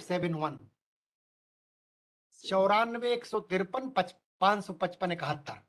जी सर, मैं आज ही आता हूँ सर। मैं एक्चुअली आपके बारे में बहुत सुना, मुझे नहीं पता था आप लखनऊ में ही हैं। तो तो सर आप जो है एक्चुअली मैं मेरे को 16 तक यहाँ हूँ, एक 16 के बाद मैसेज चला जाऊँ। करो, मैं आपको लोकेशन भेज देता हूँ। आप आइए, आपका स्वागत है। आपको मैं बता दूं, आप जैसे एक महानुभाव हमारे जोशी जी हैं, उनका नाम सुना होगा, अनिल प्रकाश जोशी। उनको अभी भारत सरकार ने पद्म भूषण दिया है। जब मैं बीएचयू में था तो भारत भ्रमण पर साइकिल यात्रा से आसाम की तरफ से लौटे थे, और उन्होंने कहा सिंह साहब मुझे 2 रोटी आपके घर खानी है, और एक आशीर्वाद दे के गए थे, और आशीर्वाद मेरा फलीभूत हुआ। मैं समझता हूँ आप में ईश्वर का अवतार है। आप भी कुछ आओगे आज तो मुझे आशीर्वाद ही मिलेगा। नहीं और सर। आप आपसे मेरा अनुरोध जरूर आइए, मेरे पास आइए सर और मैं सर, मेरा एक से मिलूँ। क्वेश्चन ये है, मेरा एक जी क्वेश्चन ये है कि जो फार्मर्स के साथ इश्यू हो रहा है कि मैंने बहुत सारे जी जैसे मान लीजिए मैं हरियाणा में हूँ, तो मैं अगर ट्राइकोडर्मा अदर स्टेट का स्ट्रेन लेके या उधर का यूज करता हूँ, तो क्या वो रिजल्ट आएगा कि नहीं आएगा? क्योंकि वो भी मुझे देखो, बहुत बहुत मैंने देखने को बताया कि एनवायरमेंटल आप फैक्टर है। यूज तो कुछ कर सकते हो, लेकिन उद्यम करने के लिए लाइसेंस लेना पड़ता है, उसके लिए डेटा लेना पड़ता है। और जी यही कारण है कि 2 जगहों के डेटे से रजिस्ट्रेशन करा के लोग उसी एक स्ट्रेन को सारे हिंदुस्तान में बांट रहे हैं। प्रयोग के तौर पर आप किसी से भी कल्चर लेकर के निःशुल्क बांटिए, कोई अपराध नहीं। लेकिन जी यदि आप उससे व्यापार करते हैं तो वो गलत है। उसके लिए आपको लाइसेंस लेना जरूरी है। वो लाइसेंस सीआईबीआरसी, जिसका मुख्यालय फरीदाबाद में है, वो देती है। कल हमारे chief guest doctor S C Dubey साहब थे, वो उस कमेटी के मतलब मुखिया रहते हैं, और सीआईबीआरसी के और मेंबर होते हैं। उन्हीं की अध्यक्षता में मीटिंग होती है, और उनको लाइसेंस निर्गत किया जाता है। तो सीआईबी में भी लाइसेंस की कोई बड़ी झंझट वाली प्रक्रिया नहीं है। आप वहाँ से, अगर आप बड़े पैमाने पर उद्योग करना चाहते हैं, इंडस्ट्री लगाना चाहते हैं, तो आप वहाँ से ले सकते हैं। और अभी महाराष्ट्र के किसानों ने एक तमाम तरह का कुछ कोऑपरेटिव सोसाइटी बना के, ग्रुप ऑफ फार्मर्स ने भी लाइसेंस लिया है। तो इस तरह का काम भी देश में हो रहा है, और काफी कुछ हमने सरलीकरण भी किया है रजिस्ट्रेशन का। Okay sir, thank you so much sir. Students, कोई स्टूडेंट्स पार्टिसिपेंट हैं, उनकी कोई प्रॉब्लम है, कोई कोई चीज जानना चाहते हैं related to microbial patent technology transfer, so you are welcome to ask question. आज नंबर ऑफ पार्टिसिपेंट्स कम दिख रहे हैं, कल इनाग्रेशन में तो बहुत थे, आज नंबर बहुत कम दिख।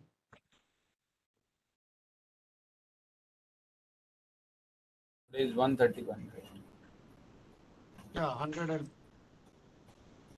Any more question? हाँ सहगल साहब। हाँ जी सर, नमस्कार सर। नमस्कार एनी सर। क्वेश्चन?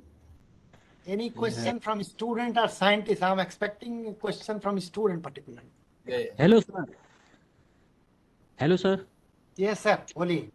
सर नमस्ते, मैं एक किसान हूँ सर, बुलंदशहर से। अच्छा, बहुत अच्छी बात है, बोलिए। सर मैंने क्या ये मीटिंग करी है। जी, सर मैं ये चाह रहा हूँ कि कुछ लेक्चर हिंदी में भी हो जाएं, जो हम जैसे किसानों को भी समझ में आ जाएं कुछ, देखो मतलब कि भाई, थोड़ा मैंने बिना ऑर्गेनाइजर की अनुमति के हिंदी बोलना शुरू कर दिया। थैंक यू सर, बहुत अच्छी तरह समझ में आया बिना आपका। इनकी अनुमति, मैंने सहगल साहब से अनुमति नहीं मांगी। जब इन्होंने बताया किसान भी हैं, तो मैंने कहा मैं अपने दिल की बात कर लूंगा उनसे। हाँ सर, अच्छा लगा बहुत। तो तो थोड़ा ये सा मैं सर बताऊं कि जैसे हिंदी में तो ऐसा आपको पुस्तिकाएं हमारे सहगल साहब ने बनाई है वहां से। हाँ और हाँ मैं समझता हूँ ये अगर कभी जाओगे दिल्ली तो देंगे आपको। हाँ हाँ आईपीएम पे बहुत सारे प्रकाशन इनकी संस्था से हुए हैं। हाँ। और मैं जब आरएससी का मेंबर था तो इन्होंने सब मुझे दिया है। मेरे पास सारे हैं। और हम्म मैं अपने आप को अपडेट भी करता रहता हूँ कि हम्म, भाई कहाँ क्या हो रहा है। तो मतलब आप इनसे ले सकते हैं। मेरा ख्याल हिंदी की भी पुस्तिकाएं इनकी जो हैं वो वेबसाइट पर उपलब्ध है। ये तो आप किसान वहां भाई से जो है, डाउनलोड कर सकते हैं। हाँ उसका हाँ एक्सेस सैगल साहब से ले सकते हैं। हाँ सर। ठीक है। देखो भाई, ओके। कोई छात्र छात्रा कोई सवाल नहीं पूछ रहे हैं, ये गलत बात है। मैं बेसिकली टीचर हूँ, साइंटिस्ट भी हूँ, एक्सटेंशन वर्कर भी हूँ, किसान भी हूँ, और अभी रेगुलेटर भी हूँ। तो एक्सपेक्ट करता हूँ किसी तरह का सवाल मुझसे पूछिए, मैं कोशिश करूंगा कि आपकी जिज्ञासा को शांत करने का प्रयास करूँ। या तो मेरी बात समझ में कुछ नहीं आई आप, जितना मैंने करी, मैंने या फिर सब आ गई है इसलिए कुछ नहीं पूछ रहे हो। सर इश्यू ये हुआ है कि आपने इतनी सिंपल लैंग्वेज बताई है कि मतलब एकदम स्टार्टिंग से कि सबको क्लियर हो गया, ये सबसे बड़ा इश्यू है सर। चलो, बहुत अच्छा लगा आपके मुंह से सुन करके, particularly bicycle man of India. Great, you are doing great service to environment. और यदि आप मुझसे मिलोगे तो मैं निश्चित रूप से भविष्य में आपको किसी न किसी पुरस्कार के लिए नामित करूंगा। पर्यावरण मंत्रालय देख रहा हूँ, 3 साल का मेरा ये कार्यकाल है, अभी मैंने 10 महीने पूरे किए हैं। और मेरे को ऐसा लगता है कि आपसे उपयुक्त व्यक्ति हमें दिखा नहीं अभी तक। कम से कम आप साइकिल यात्रा कर रहे हैं तो पर्यावरण के प्रति जागरूकता की बात कर रहे हैं। हमारे जो बताया मैंने आपको, डॉक्टर जोशी साहब, जिनके साथ मैंने डीबीटी की टास्क फोर्स में 6 साल काम किया, वो भारत यात्रा साइकिल पे कर चुके हैं। हेस्को संस्था चलाते हैं। पद्म श्री पहले थे, अभी लास्ट ईयर उनको पद्म भूषण भी मिला। और भगवान से प्रार्थना करता हूँ भविष्य में उनको भारत रत्न भी मिल जाए। अगर अच्छा काम कर रहे हैं तो मिलना चाहिए। आप अच्छा काम कर रहे हैं। और आप कभी जोशी जी से भी मिलिए, आपको अच्छा लगेगा। देहरादून में रहते हैं वो, जी सर, बहुत मेरा सरल है। कांटेक्ट है सर से, मेरा कांटेक्ट है सर से, बातचीत होती रहती है सर से। दूर होगा, आप गमछा बांधते सर पर लाल रंग का। जी जी सर, मेरी बहुत बातचीत सर, होती रहती है सर से, जी जी, कांटेक्ट में। बहुत बहुत सरल आदमी। मेरे भी अभिन्न, मतलब मित्र तो नहीं कह सकता, उम्र में बड़े हैं, लेकिन मेरे अग्रज हैं और मेरे को बड़े भाई का स्नेह मिलता है। सहगल साहब, आपके स्टूडेंट्स जो पार्टिसिपेंट हैं या साइंटिस्ट हैं, इनको भी कुछ पूछना चाहिए। नमस्कार सर, मैं अनूप बोल रहा हूँ सर। जी अनूप, नमस्ते, कैसे हो? सर नमस्कार सर। मैं कल नहीं देख रहा था इनागुरल में। अनूप, आपको क्या हुआ? नहीं था। जब मैं सर्च कर रहा था कि अनूप कुमार जी दिख नहीं रहे, कहीं बाहर गए हैं क्या? मैं मोबाइल से कर रहा हाँ, था। बोलिए अनूप, जरूर बोलिए। बस सर, आपके दर्शन हो गए। आपका जब भी प्रेजेंटेशन सुनता हूँ हर बार कुछ नया मिलता है। जैसे अरे जैसे इस भाई, बार ऐसा कुछ भी नहीं है, लेकिन हमने आपको खैर तो बताओ, एक एक घंटे लैब में खड़े होकर सुना है आपको तो। ऐसा है कि मैं सोचता हूँ कि लोग ये ना कहें कि रिटायर्ड आदमी पुरानी वही स्लाइड पिछले 20 साल से दिखा रहा। नहीं नहीं सर, बार बिल्कुल। बार बार ऐसा होता है कि कुछ नया जोड़ दूं, हाँ ऐसा हाँ। मन। नहीं नहीं सर। तो बहुत था इसमें मुझे सुनीता नारायण को दिखाने का मन, तो मेरा बहुत था कि 2-4 ऐसी महिलाओं का नाम लूं जिन्होंने पर्यावरण के क्षेत्र में और हमारी नीम के क्षेत्र में बहुत काम किया है। लेकिन ये माइक्रोब की बात थी, इसलिए मैंने उनका नाम नहीं लिया। तो अब बहुत ही ऐसे सिंपल लोग सर से आपका इंस्पायर होते हैं, लोग इंस्पायर होते हैं। और मैं डॉक्टर जोशी से बहुत ज़्यादा इंस्पायर हुआ हूँ। और मेरा असाइनमेंट खत्म होते ही मैं भी गांव में जाके किसानों के बीच में रहने का मेरा मन है। और कुछ करके दिखाने का मन है। ऐसा है, उस समय मैं आप लोगों को अपने यहाँ बुलाऊंगा एज रिसोर्स पर्सन, कि आओ भाई अपनी एनसीआईपीएम की ट्रेनिंग हमारे किसानों को दो। Thank you. एक बार जोशी साहब को यहाँ भी एनसीआईपी में भी बुलाया था, चट्टोपाध्याय साहब ने एक बार आए थे अच्छा, यहाँ पे। अरे एनबीआरआई में मैंने उनको आरएसी में रिक्वेस्ट करके डायरेक्टर से रखवाया था। हमारे रिसर्च काउंसिल के मेंबर है, अभी एनबीआरआई लखनऊ के हैं आज की डेट में भी, दोबारा सेकेंड टर्म, और उनसे सीखने को मिलता है, इसलिए कि वो वैज्ञानिक तो हैं ही, गांव गांव घूमते हुए उनका जो मॉडल है वो बहुत सक्सेसफुल मॉडल। आप लोग को जाके देखना चाहिए इसको देहरादून में कि कितने लोगों को उन्होंने जोड़ा है, स्वरोजगार पैदा किया है, और इसीलिए भारत सरकार ने उनको अभी पद्म भूषण दिया है। जी very simple person, down to earth. मैंने अभी जीएलए में बुला के एक लेक्चर कराया था उनका, जिस यूनिवर्सिटी से मैं एसोसिएटेड हूँ अभी। यस तो सर। बड़े सिंपल है, जब भी बुलाओ आप, एनसीआईपीएम में बुला सकते हो कभी भी उनको। मैं समझता हूँ डॉक्टर साहब, सहगल साहब, आप भी अपने डायरेक्टर को कह के कभी भी आरएसी में तो बड़े बड़े लोगों को आधा मिनटल बुलाते ही हुआ, लेकिन एक आध बार ऐसे लोगों को बुलाओ जिन्होंने जीवन खपा दिया है किसानों के लिए, गरीबों के लिए, दलितों के लिए। उनसे भी तो कुछ सुनने को मिले कि भाई ये समाज के लिए क्या कर रहे हैं। ऐसे लोग आपको ऐसा दिखाएंगे रास्ता कि जरूर कुछ ना कुछ अच्छा निकल के आए। Definitely. किसी सर प्रकार नमस्ते। से। जी दीपक सर नमस्ते, जी, नमस्ते। बोलिए। नमस्ते नमस्ते सर मैं बोलिए। डॉक्टर दीपक, केवी के बड़गांव उदयपुर से। डॉक्टर साहब सिंह साहब, बहुत ही अच्छा, नॉलेजेबल, बहुत ही अच्छा प्रेजेंटेशन था।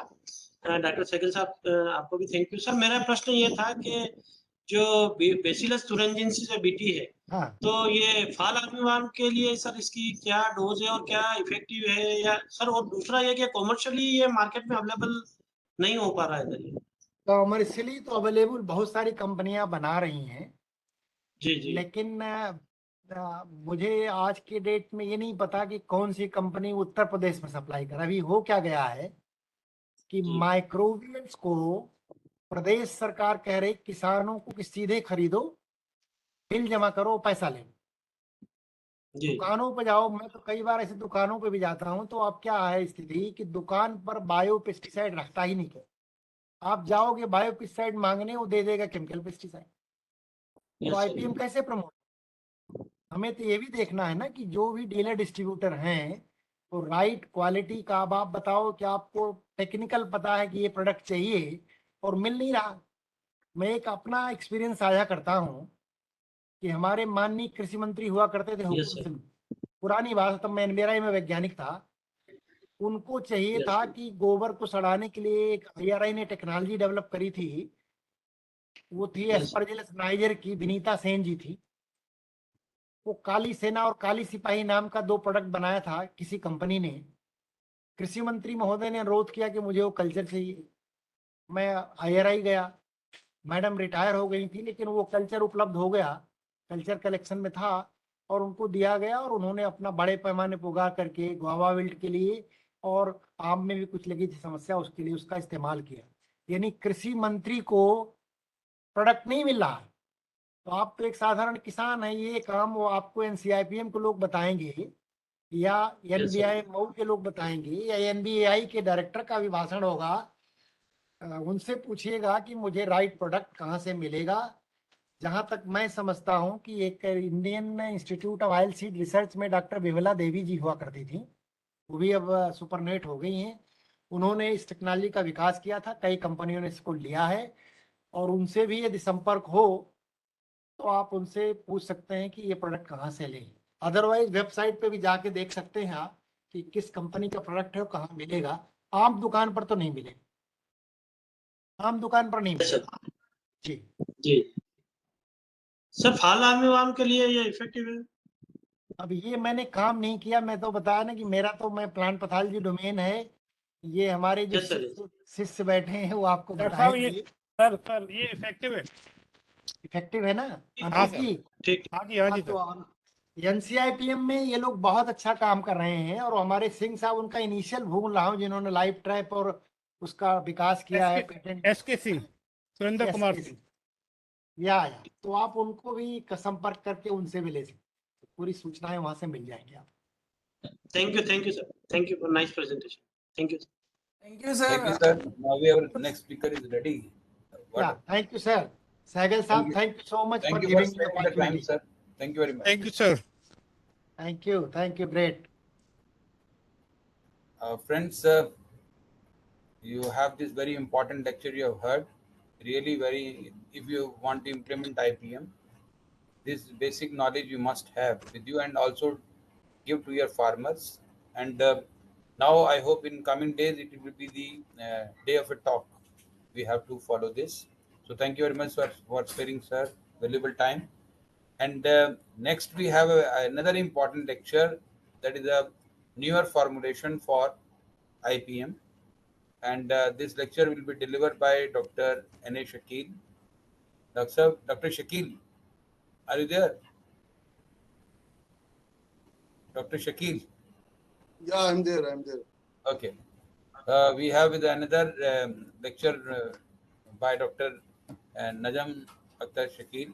He is the principal scientist at NCIPM, at IRI, Agriculture Chemicals Division, IRI.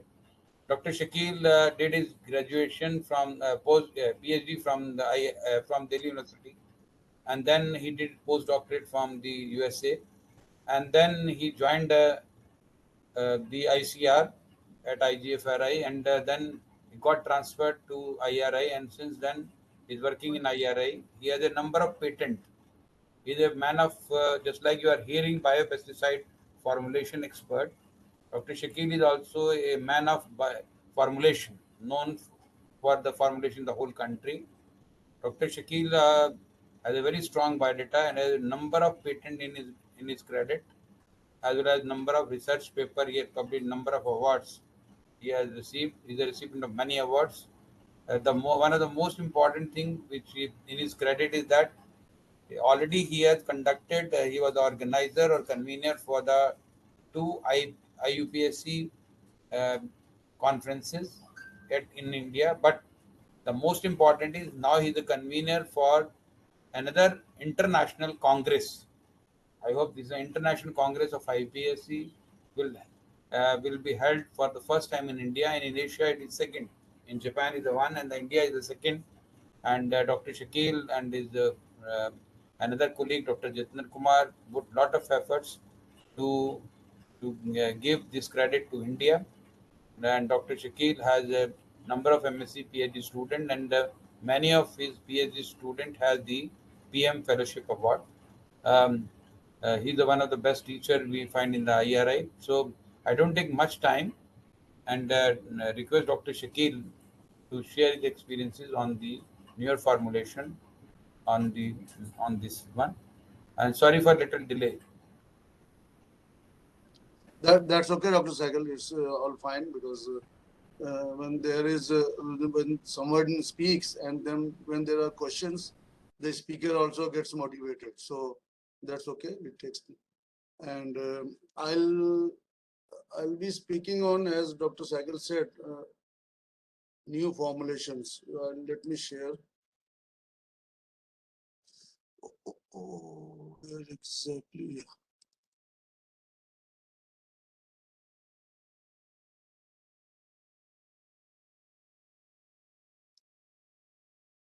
I cannot see where is the PowerPoint. Can you see?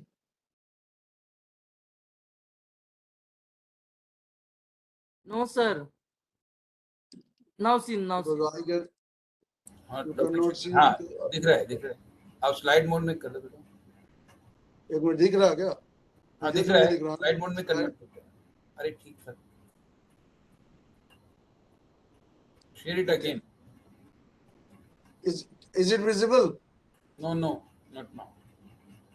Just a minute. Wait for a second. Let me unshare it. Sure.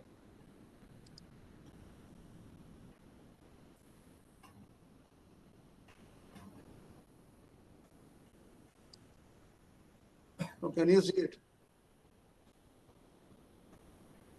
Is it visible? Yeah, it's visible. Can you convert? Yes, sir. Slide mode, right? Okay. Okay. Yeah, fine. Morning. It's fine. Okay. Okay, Dr. Saigal, let me take over. Good morning to all. I've been asked to deliver a lecture on role of newer formulations. But before getting into that, I'm sure you guys know what formulations are. So I'd be happy if somebody says what is the formulation. Can anybody tell me, or shall I just keep on explaining, because it will be good that if somebody tells me what is a formulation and why it is a need of making a formulation. Can anybody say, or shall I proceed? I want it to be in interactive mode. So if somebody can just answer this, why formulation? Insecticides or whatever the chemicals in deliverable form, that may be called formulation. Chalo. So before getting into the newer formulation, I'll speak about the formulation. What is the formulation? See, all of us know what is that pesticide is an organic molecule. And when I say organic molecule, then it will be soluble in only in organic solvents. But as you all know, as an agriculture person, we deal with ecosystem. So if you take just organic molecule, the active ingredient, and then put in water, it will not dissolve. So for that, we have to make a product which is a formulation, which comprises normally of active ingredient, carrier, surfactant, auxiliaries, and sometimes the pesticide which are formed, formulation which we make, like dust formulation, it can be used just like that by sprinkling that, or you need to have some water also for agriculture use.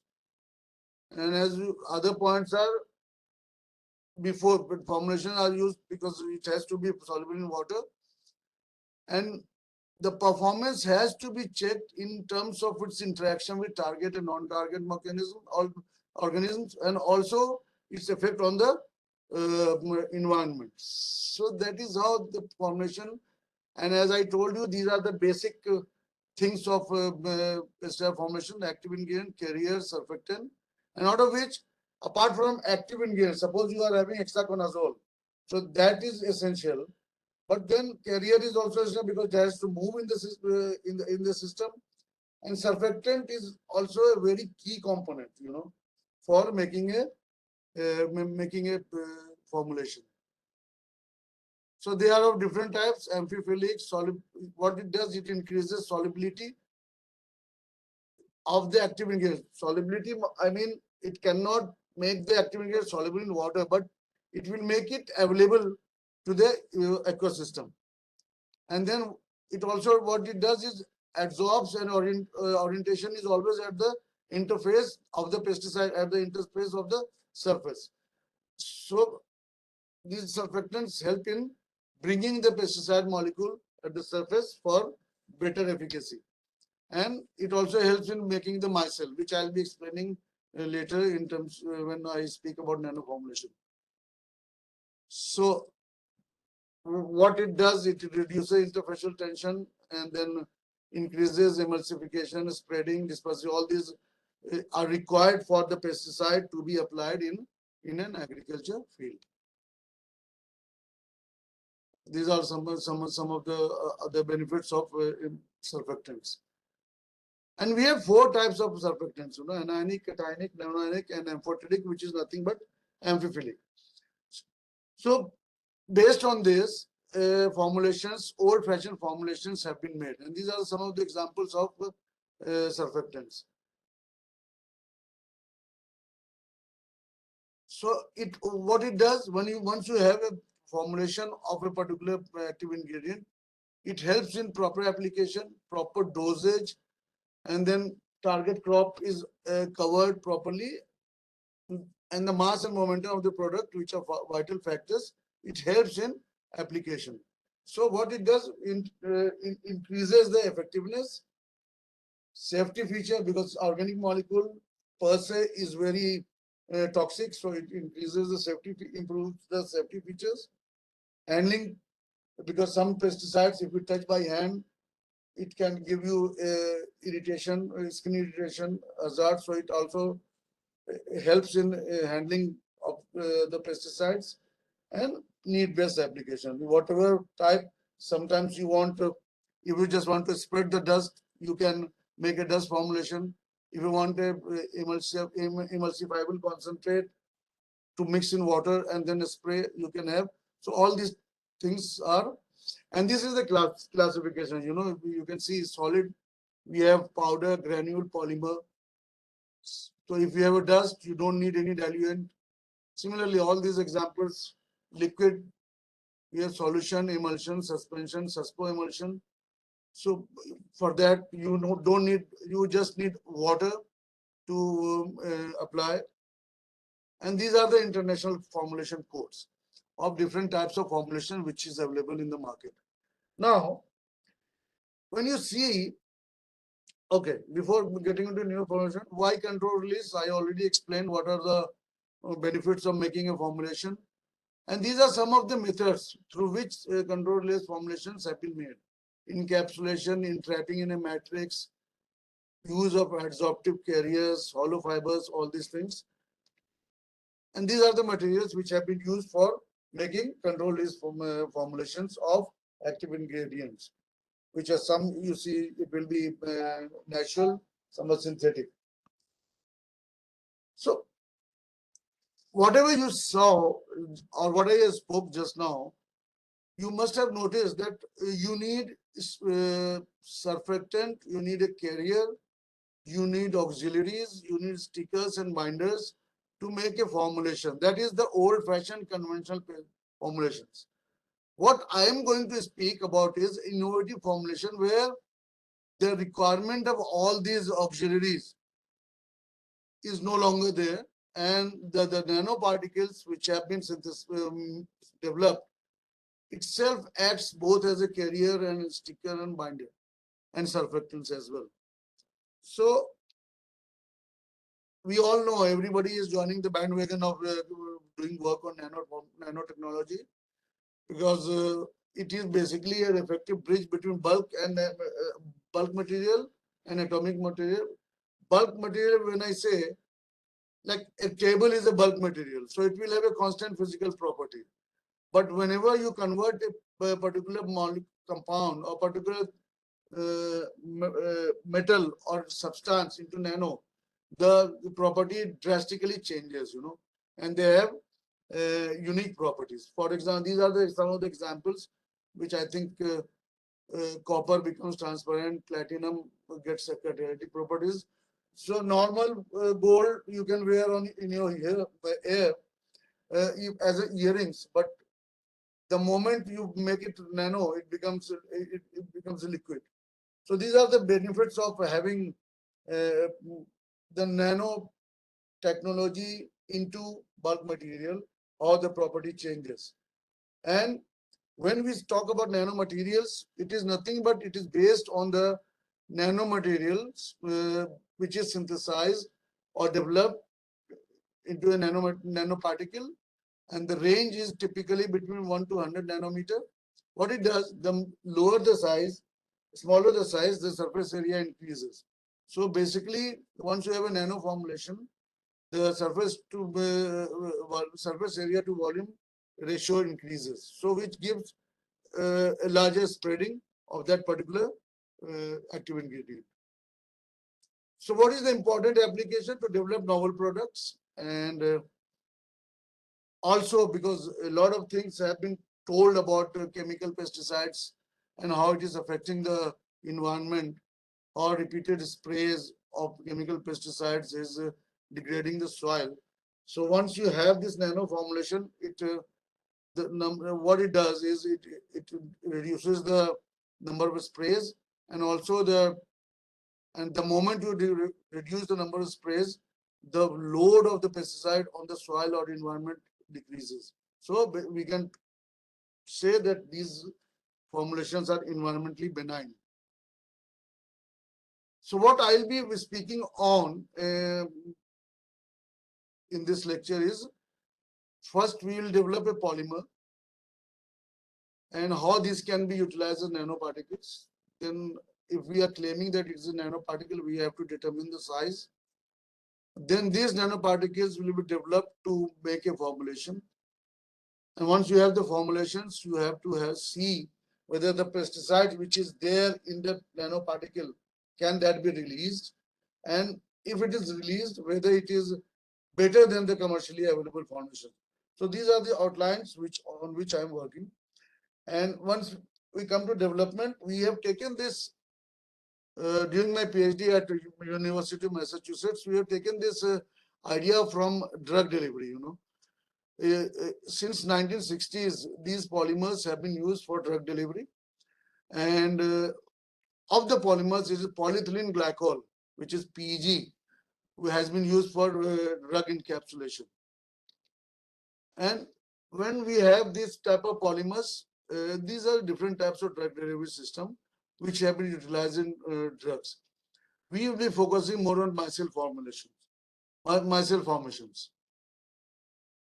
So what it does, minimize drug degradation, harmful side effects is prevented, drug bioavailability is there, and the fraction of drug is there in the required zone. As I told, it is there since 1960s. But the problem is polyethylene glycol itself is a polymer. But and in that polyethylene glycol also you can link the pesticide. But the problem with this is there are only two hydroxy groups. And the moment a particular compound has a hydroxy group, I'm sure most of you must have studied some chemistry. So the moment you have a hydroxy group, it can attract only the hydrophilic substances to it. Whatever drugs or pesticides which are hydrophilic in nature, meaning water loving or water soluble. Polyethylene glycol can work only with those active ingredients. But we all know that pesticides have both water soluble pesticides are also there and water insoluble pesticides are also there. So if we want to have a formulation, we want to develop a formulation, it should be versatile and it should encompass all types of pesticides. So here, what we have done is a copolymer we have synthesized to by attaching a hydrophobic chain. Hydrophobic means hydrophobia, the water repelling, water hating substance to make an amphiphilic polymer, which is having both hydrophilic and hydrophobic chain. Now, once you have a amphiphilic polymer having both hydrophilic and hydrophobic, and once you put that in water, what it does is it self-organizes itself to form a beautiful micelle. You see, this is the polymer which we are talking about. We put that in an organic solvent, so it rearranges or self-organizes itself in an haphazard manner. But the moment you put it in water, all the hydrophilic segments goes out and hydrophobic segments are inside. And you see here, there is a small sphere. So this forms a sphere here, which is a micelle. And in this sphere, we encapsulate the pesticides or drugs. So while doing my PhD, I worked on drugs, aspirin and another turmeric. What is that? Turmeric से compound निकलता है. वो हम लोगों ने we encapsulated and then we tested it in National Institute of Health in USA. So when I came back, I thought, why not include this in pesticide delivery? So this is how we have planned. We developed the polymer. This is a hydrophilic polyethylene glycol unit. This linker is a hydrophobic, and once we do the polymerization, we get a very beautiful polymer, which when put in water forms a micelle. And you may ask why polyethylene glycol, and since the focus nowadays is environmentally benign molecules or product which should not affect the environment. So we took this, and you see there are two OH groups. So only hydroxyl group, only hydrophilic compounds can be encapsulated. So this is the hydrophobic segment, and this is hydrophilic polyethylene glycol. The moment we put the do the polymerization reaction, you get a large molecule which is a polymer. Now, you may ask, I'm talking about a polymer, and at the same time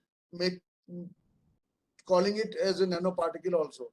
These are contrary to each other. This question may come to you, but I told you the polymer is a macromolecule, but we are utilizing the self-organization properties of this polymer so that it organizes itself and forms a micelle.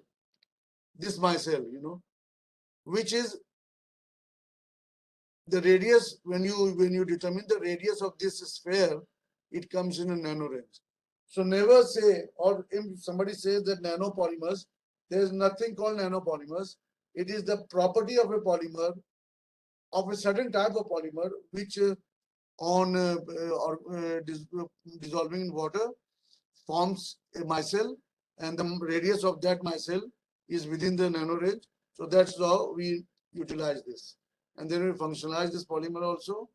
Enzymes, this is the reaction. I'm not going into detail of this, but only what I can say is we synthesize this polymer, 18,000 molecular weight, and yield was 93%, and we couple that. So the polymer we have now, whether this self-organizes to form a nanoparticle, we have to check that. So we went for particle size analysis. We have a machine, zeta sizer, and this is the procedure we followed. I'm giving one or two examples. There are so many polymers we have made, which will tell you that the particle size of the organized polymers fall within the nano range. This is a formula through which, if you are working on a manual particle size analyzer, then you have to, di is the diameter, n is number of such particles. Summation of these two give you the average particles. But since nowadays we have all computerized, so see, one of the example is all the polymer particles. You see, they have organized beautifully in this particular range, and the particle size comes to 16.17. This is the particle size of one particular polymer. Similarly, we made other polymers also, and you will see the particle size well within the between 1 to 100 nanometer. So the claim about the macromolecules actually behaving like a nanoparticle is proved by the particle size analysis. So then we go for whatever. So these are some. It depends upon the hydrophilic segment of the PEG that we can just leave. Why this is going like this? Now, once we have the particle size, nanoparticle having that pesticide, now we have to have this particle, use this particle to develop a formulation by encapsulation. So how do we do it? In the previous initial slides, I told you that in order to develop a formulation, you need a lot of things. But here, how we develop a formulation, you see, we take the polymer which we have synthesized. In this polymer, we added that active ingredient in a desirable solvent. Can't say which solvent because it is all protected. Then stirring, evaporate the solvent, you get a solid material. In that solid material, you add water and then filter it, deep freeze it in minus 40 degree or minus 80 degree. Freeze dry it without heating because micelle is formed during this process. So we freeze dry it by converting the solid directly to gas, and you get the encapsulated product. Okay. So can you see we didn't use any surfactant carrier or any auxiliaries in this, and we thought, and we'll prove also that this particular product has been found which contains the polymer and active ingredient. So once the pesticide is encapsulated, the next thing was to find out whether it actually releases the active ingredient or not. So depending upon the nature of what pesticides you are using, if it is volatile, then we go for GC. If it is non-volatile, we go for HPLC. Follow this procedure, and we get this type of graph. When we draw the graph between release and time, So you will see this particular red one is the commercial one, you know. So the maxima is reached at 7 days, almost 7 days. But these are the compound which have been, these are the formation which have been made by the polymers. And you see the maxima shifting towards right hand side, which effectively means that when you, this was a case of theorem. So when you use theorem for as a fungicide with commercial formulation, since the maxima is reached at 7 days, so you, and if the crop lifespan is more than that, I'm sure all the crops have more than that lifespan. So you need to spray this theorem for 2-3 times. But here, when you use these nano formulations, 1 or 2, depending upon what is the lifespan of that particular crop. If it is 15 days, you use this one, 25 days, this. So that way, you can reduce the number of doses. Similarly, in carbofuran, this is the commercial one, and all the maxima of developed formulation has shifted towards right hand side. Similarly, beta-saplothrin, carbendazim, and then we also calculated the loading capacity and encapsulation efficiency. You can see 96% was the encapsulation efficiency of mancozeb. We are, in this case, we are working. I'm giving the example of mancozeb, and the mancozeb release also shifted. So it was extended up to 5 to 7 times by nano encapsulation, and the T half was also increased compared to commercial. You see, from 7 it went to 35, 30. So that means the shelf life also of that of mancozeb increased 5-6 times. And then we also, this is a software driven program where you can predict the optimum availability also of that of mancozeb. In this case, mancozeb, or for any other pesticide, you can predict. So this is also gradual. This has increased. So top 3 points have been covered. We have the nanoparticle, we encapsulate it, and we released it. The next was whether the release product performs better than what is available in the market. So we checked the bioefficacy of encapsulated formulation. I'll briefly go through carbofuran and concentrate more on mancozeb because that was the recent one, which one of my students who is a scientist now in Varanasi, IIBR, he has worked. So I'll explain more of that, or how we actually do when we check the bioefficacy. In carbofuran, you see, these are the, we checked a lot of polymers, but CP2, that is polyethylene glycol with 900 molecular weight, performed the best both in pot and field. And the number of galls and number of nematodes reduced drastically when we compared it with the commercially one nematode, the nematicide available in the market. 7 days, 14 days, 20 days, and the corresponding numbers of the commercial formulations, having no polymer which we have developed. So this was one example. Then saplothrin also, I'm not going to get into this. Here also you see beta-saplothrin against stored grain. This is the commercial milligram per liter value, which is of course, you can call it LC50. After 14 days, the mean value has come to 2.20 to 1. After that, it increased. So this is the period of optimum availability where the formulation performed the best. And out of the 4 which we tested, 3D was the best, which we could find out from our experiments. Similarly, theorem also, we have published this paper, also we have patent of this. So one of the polymers, one of the formulations with 4D polymer, percent seed infected was less, and also germination was more when we compared with the commercial one. Similarly, in carbendazim, we are working this carbendazim in the rice field in IRI also, and it is performing much better than what is available for Bacana disease. It is being used in IRI field. Now, these are the polymers. These are the fungal toxicity. You see this commercial one. When we go by in vitro, commercial ED50 was at par with the polymers nanoformulations which we developed. But when we go to pod,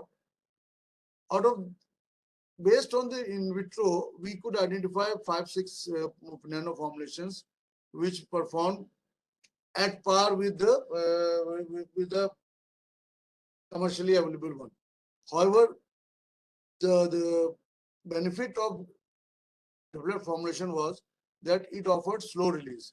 So we thought we will take it to, and not only this mancozeb but other pesticides also, we take it to the pot level and then to field level.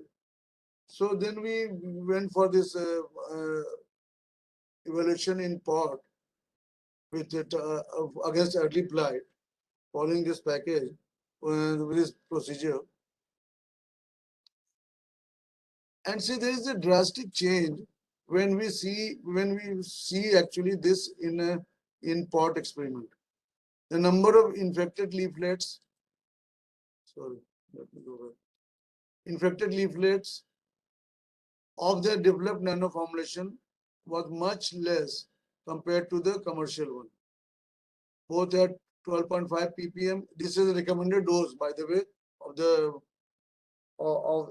commercial formulations. So in all the cases, you will see the number of infected leaflets is less. Similarly, when we go for fruit, the fruit also increases compared to the corresponding commercial one. And out of all these developed formulations, this A2 had the best result, number of fruits per plant. So which clearly shows that the product which we have developed has got better potential than what is available in the market. But the problem with nano is that the moment you attach nano, now thankfully when we did this work, there was no guideline. Now thankfully DBT has come up with some guidelines how to use nano formulations. So we have given this technology to IRI, which will be then used for commercialization by talking to the industry. That was pot experiment. This is the field experiment, and we could see the similar results as far as the number of infected leaflets and number of fruits is concerned. So all the 8 developed formulations performed better or at par. In most of the cases, it is better than the commercially available formulations. So we can summarize of mancozeb. From in vitro, we found out that 5 or 6 were good. In pot, we got only 4 which were most active against early blight. And field study also showed that all these 4 were better than the commercially one, but out of which A2, that is polyethylene glycol 600. When we use polyethylene glycol 600 and hexadecane, that means an alkane with 16 carbon atoms were found to be best. So this technology has been given for possible commercialization.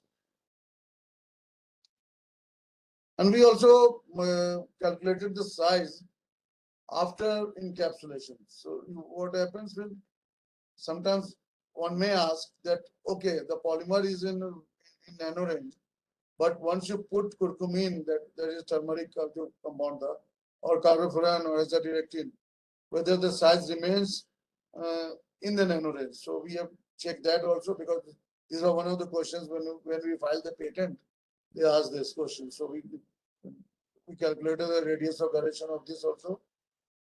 So you may ask, what is the novelty? This novelty is that it is an inexpensive method. Raw materials are very cheap. Solvents are not required. very minimum solvents, and synthetic procedure, which we have done, is environmentally benign. And as I told in my previous slides, it acts both as a surfactant as carriers, no or minimum use of other auxiliaries, and based on what your need is, you can make that up, that type of formulation. You want a solid one, you want liquid. If you want a solid one, you take polyethylene glycol of higher molecular weight, so you will get a dust formulation. If you want a liquid one, you take polyethylene glycol of lower molecular weight to make the polymer, you'll get liquid. And they are, of course, they can be a good alternative and have a better efficacy. So we have developed now another 3-4. I have not updated this slide. 3-4 more pesticides have been encapsulated, and we are now working on plant products. These are all synthetic, and we are working on plant products because essential oil, which is highly volatile, and we have seen during in our research that some of the essential oils are showing very good activity against aphids and even nematodes. So we are working on developing, but the problem with the essential oils is that they are highly volatile. So we are trying to increase the residual toxicity by encapsulating those essential oils in our amphiphilic polymers. And 4 of this technology have been licensed. I have a long group of collaborators and scientists and students and SRFs. So they all helped in this work, and they are still helping. So thank you very much.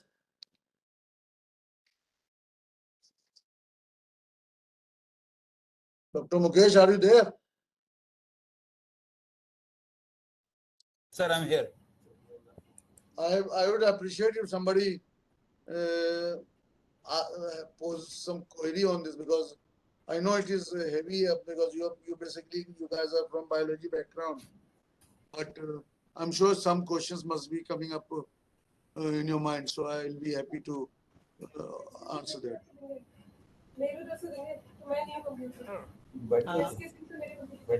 Dr. Huh?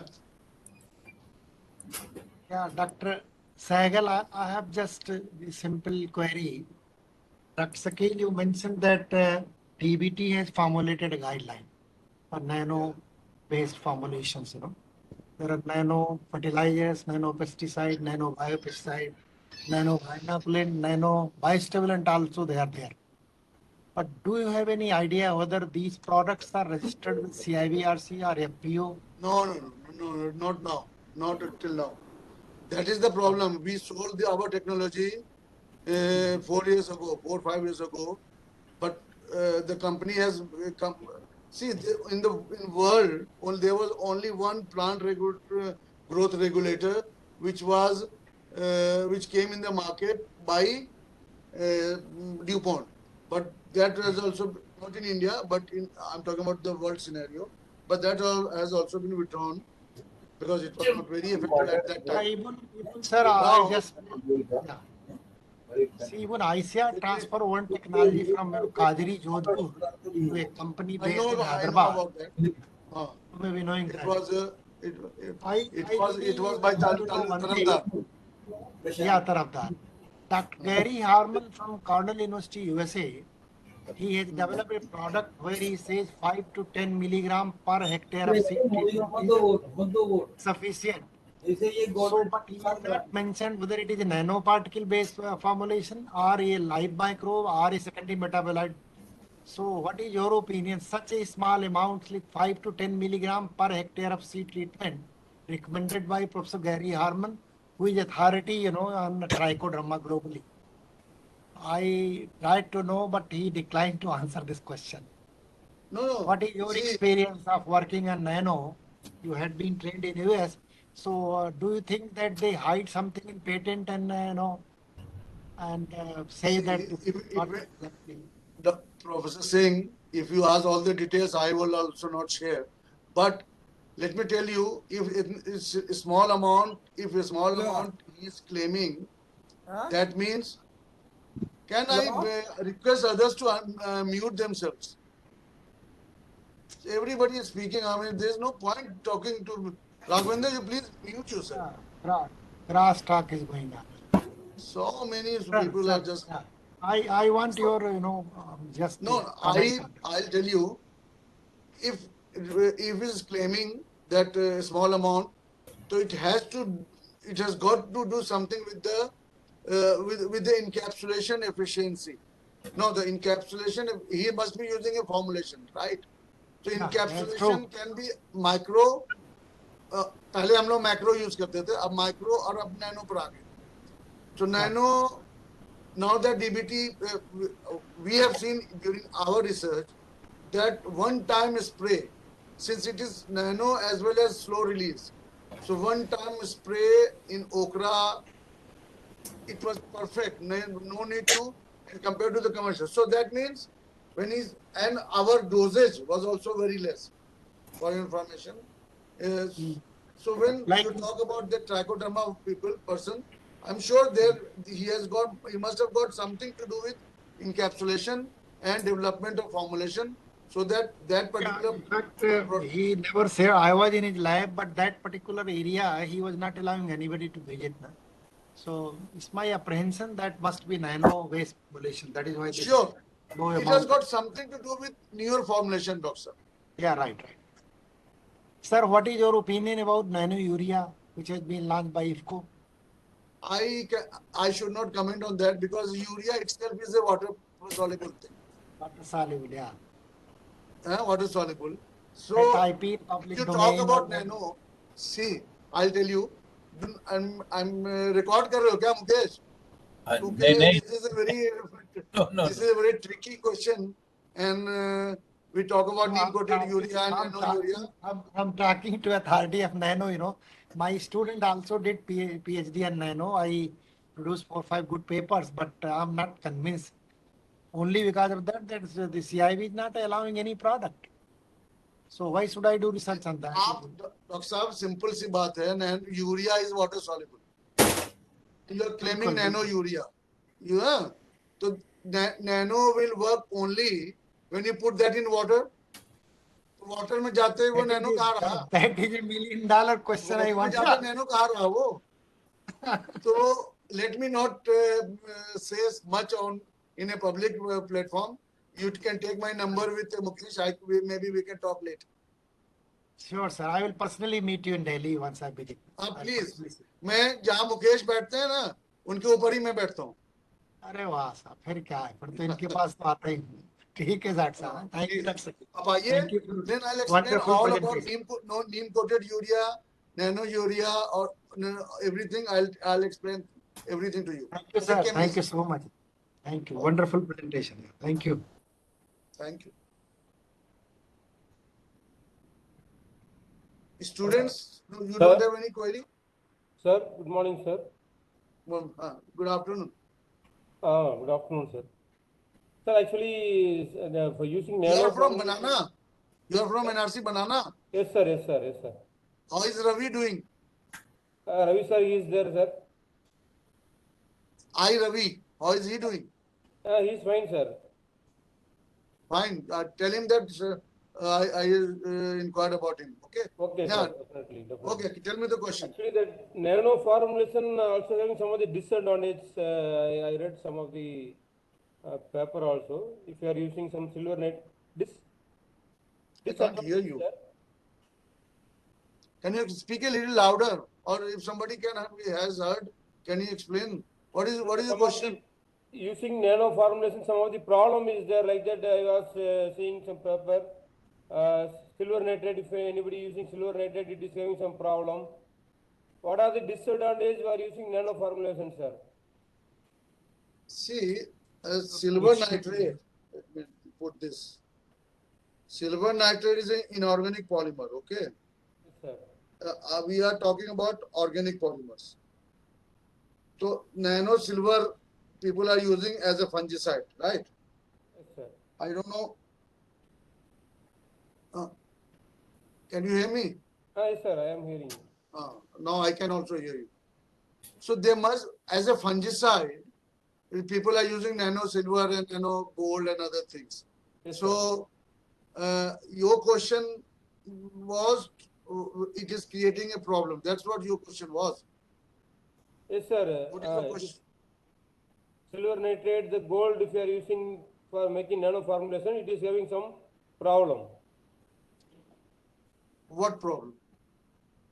No, along with the formulation, if silver nitrate or gold you take means some health issues will be there. Like that, I read some of the papers, sir. Some article it has mentioned that.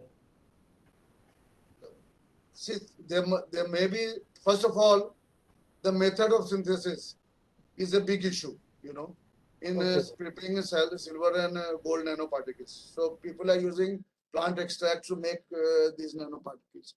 But since I usually don't work on inorganic nanoparticles, and I use nanotechnology as a means to develop a formulation.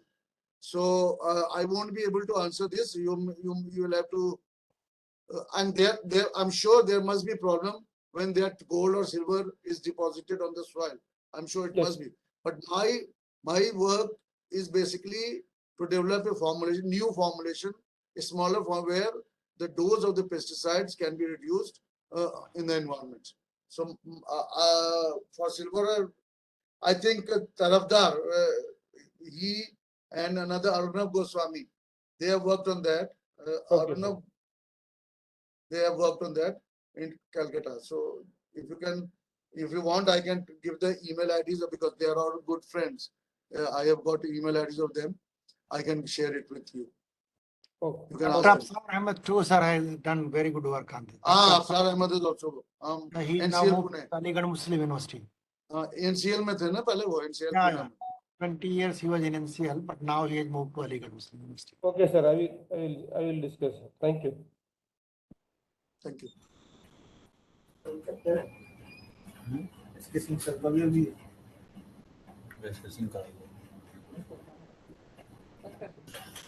Okay.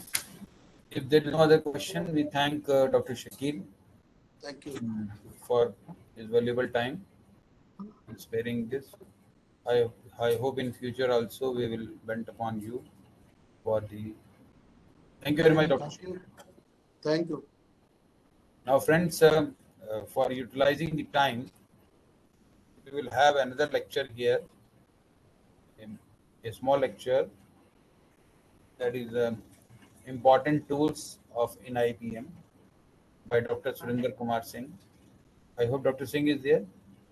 Yes, Doctor. Yes, Doctor. Dr. Singh. Yes, Doctor. We are listening me. Again, here Dr. Surinder Kumar Singh is here. Dr. Surinder Kumar Singh is a well-known entomologist in the country. He did his graduation, post-graduation and doctorate from ICAR Agriculture University, and then with a gold medal in all the three stages. And then he joined NCIPM at the first posting, and Dr. Surinder Kumar Singh had developed IPM in oilseed crops. And side by side, he also developed many IPM tools and gadgets which are required for monitoring of insect pests. And he is one of the tool is very popular in the country. And the tool is Light Trap.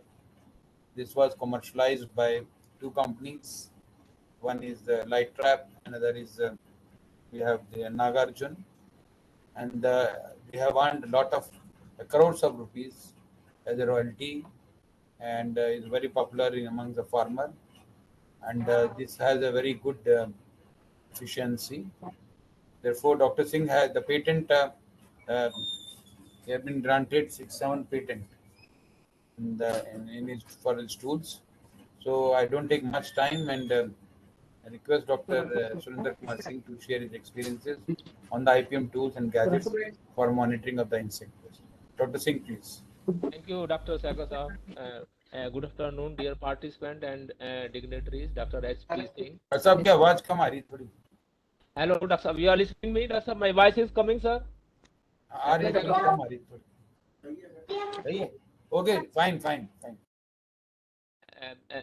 Without taking much time, we will discuss the topic IPM tools and gadgets for the management of insect pests. For the implementation of integrated pest management, we require the correct information about the presence, absence, and how much density the insect pest population are there in the field. What are the population of beneficial आपका video नहीं दिख रहा है. Share कैसे करें?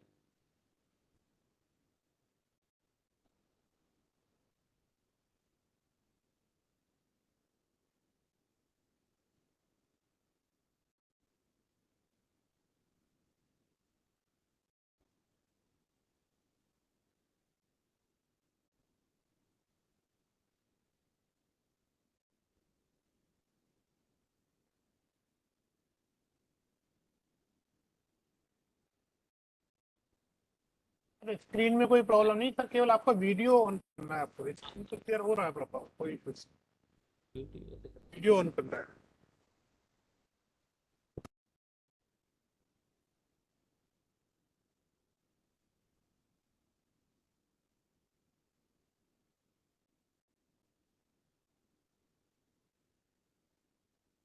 Camera का on करिए sir.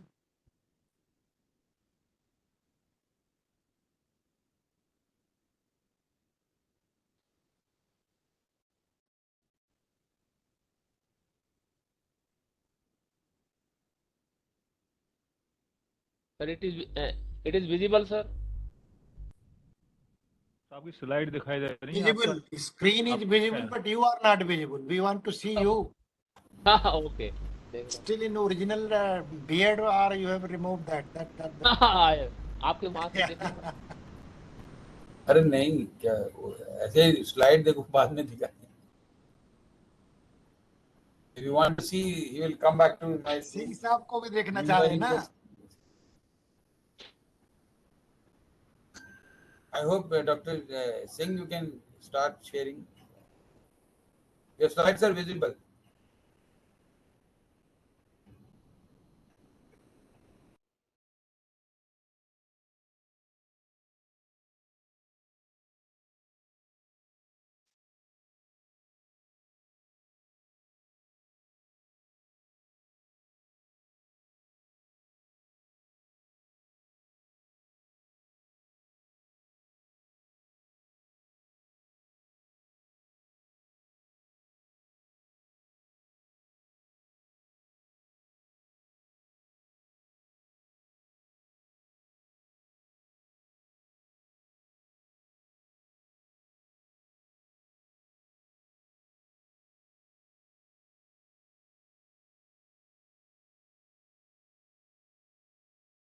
Hello, Saurav, make me presenter.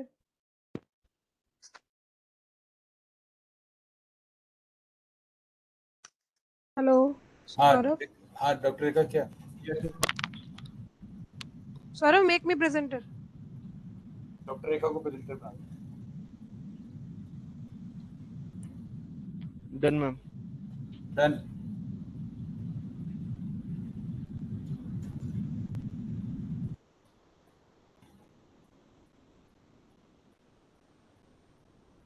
आ रही है आपकी स्लाइड, आ रही है doctor Rekha?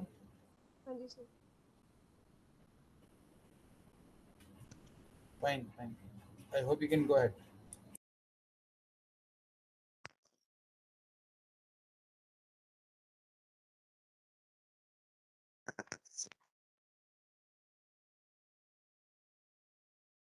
Sir, PPT is visible. Sorry for inconvenience. Dr. Sagar Saab. Madam, no voice. Yes, sir. Sir. My voice is Visible, visible. sir. Continue. Fine, fine. Go ahead. And sorry for inconvenience, sir. And we will discuss about the IPM tools and gadgets for monitoring insect pests. I am saying that to implement the IPM technology, we require the actual position of insect pests and beneficial insects, whether they are present, absent, and how much population is there in the field, so that we can take a smart decision and what to apply and what not to apply, and how much we have to apply, and it is a for the benefit of the environment and the economics of the farmers. In the absence of smart tools, earlier in the 70s, 80s, and 90s, farmers are using blender-based chemical pesticide, which are polluting our environment, air, water, soil, food, feed, and whatnot. And for the precision in taking decision, the insect monitoring and detecting tools are required. And in that direction, we have done a humble efforts we are doing for the last 30 years, and we have improved some gadgets. And we are taking the visual observation. Here we are taking the help of this the devices, tools, and techniques, so that we can cover a larger area in a shorter time of a shorter period of time. And the insect populations, and for that we require the target insect, and and which insect population we have to detect and monitor, and how much the estimate we require, and so that we can deploy the right type of any pest management decisions. And the trap selection or the monitoring system depend which type of insect pest you have to and monitor, and for that we have to require the trap selection, and how and whether the trap design is good, whether it has a characteristics to trap a particular insect, that it is a glue surface is okay, and the design, and where we have to put the tool, maybe in the dusty environment like in Rajasthan, where dust storms are there, or in hilly areas, in hot areas or cold any temperature, or outdoor or indoor, and for which insect, whether it is for the lepidopteran insect, or whether it is for the coleopteran insect, and for the hemipteran or dipteran insect, all depends according to the insect pest species. We have to employ the particular techniques and tool, because insects are huge by phenomena on the earth, and their behavior, their morphology, all differ from one another. And in ordinary cases, we have for the household insect, like we have any blunder trap, a flat trap, rodent glue trap, hanging trap, delta trap, just for monitoring of the near the houses, like this rodent glue trap for trapping the rodents, and it is very effective. And like bucket trap, these are ordinary available traps in the market. And so many traps are there in here. Also we have also the insect light trap available in market since the time of Ramayana. And most of the insects, they are phototropic in nature, means they are attracting toward the light particular spectrum, and we are using a light source and funnel and the trapping system in ordinary system. So farmers are using this light trap for the trapping of lepidopteran insects, particularly which are damaging our agricultural crops.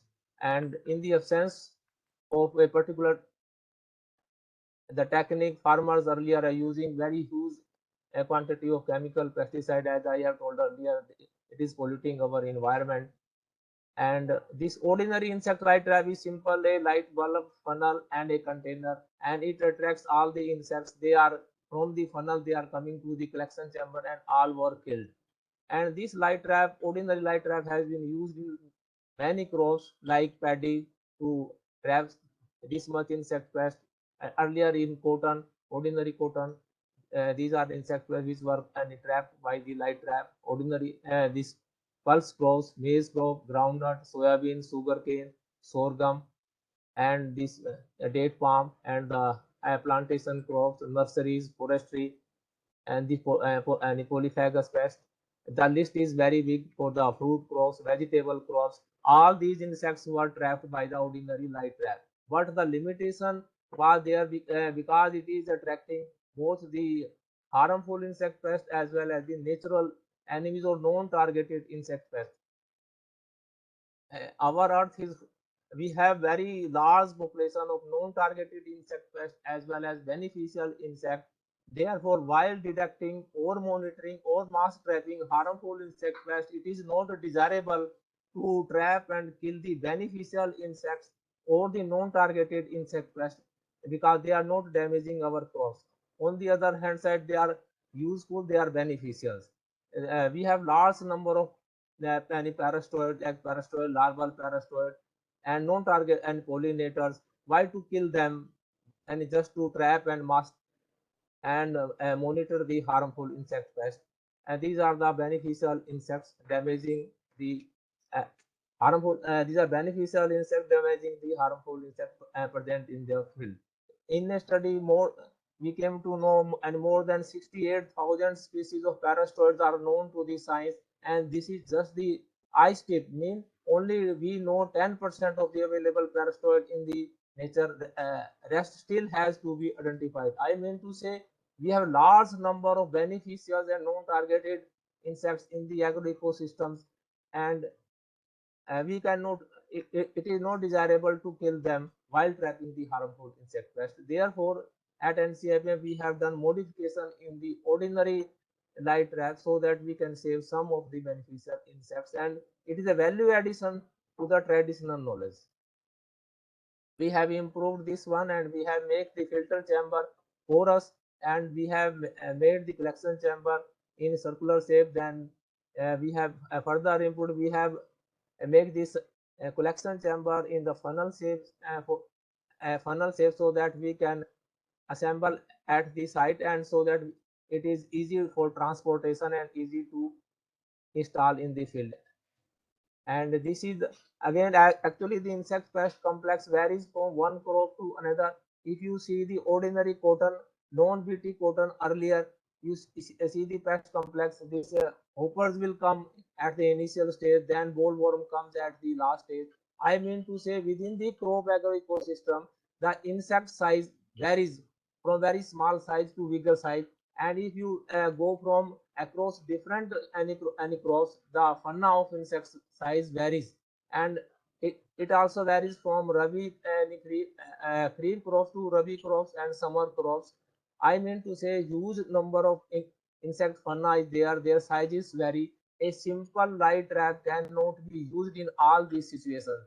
To overcome this situation, and so that farmer can get a single light trap by which he can use in all the crops for all the insect pests, I have modified this one and made this double walled filter chamber. By rotating of the filter chamber, we can increase and decrease the pore size like the ceiling fan. If we by increasing the regulator speed, we can increase the speed of the fan. Similarly here, by using the regulator, we can increase and decrease the pore size of the filter chamber as per our particular requirement. And this is in different color to show how we can regulate the pore sizes. Even if the insect pest is for smaller size like brown plant hopper, we can even close the uh, the pore size. At that time we have to compromise even with the natural landing, particularly at the time of outbreak of BPH in like in basmati rice in Haryana. At that time maximum population of this BPH is there for few days just after the rains. At that time we can just close it and pore size.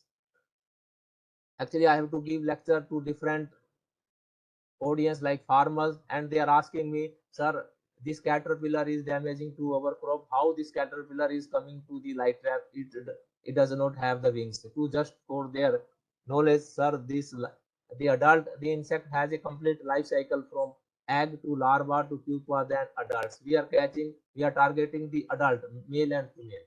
And a simple way, this is in the flow way: egg, larva, pupae, and adults.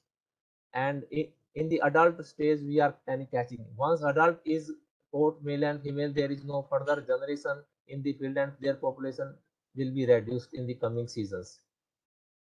And how much it is effective, and they are saying you just and catch one in and more, and how much like is the difference. I want to say, sir, this Lepidopteran insect, particularly this hairy caterpillar, one female just give around 900 to 1000 eggs. It means if there is one and gravid female comes in the light trap, it means you are avoiding 1000 caterpillar in the field.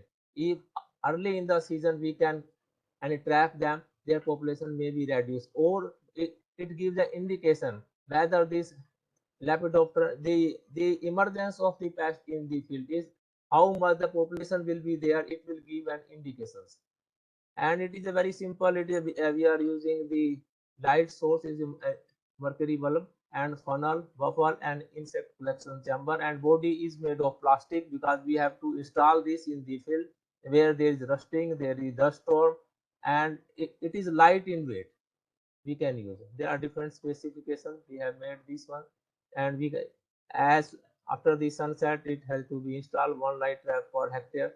Only precaution you don't steer to the any light source because it emits the ultraviolet rays. And just for 2 hours it is sufficient.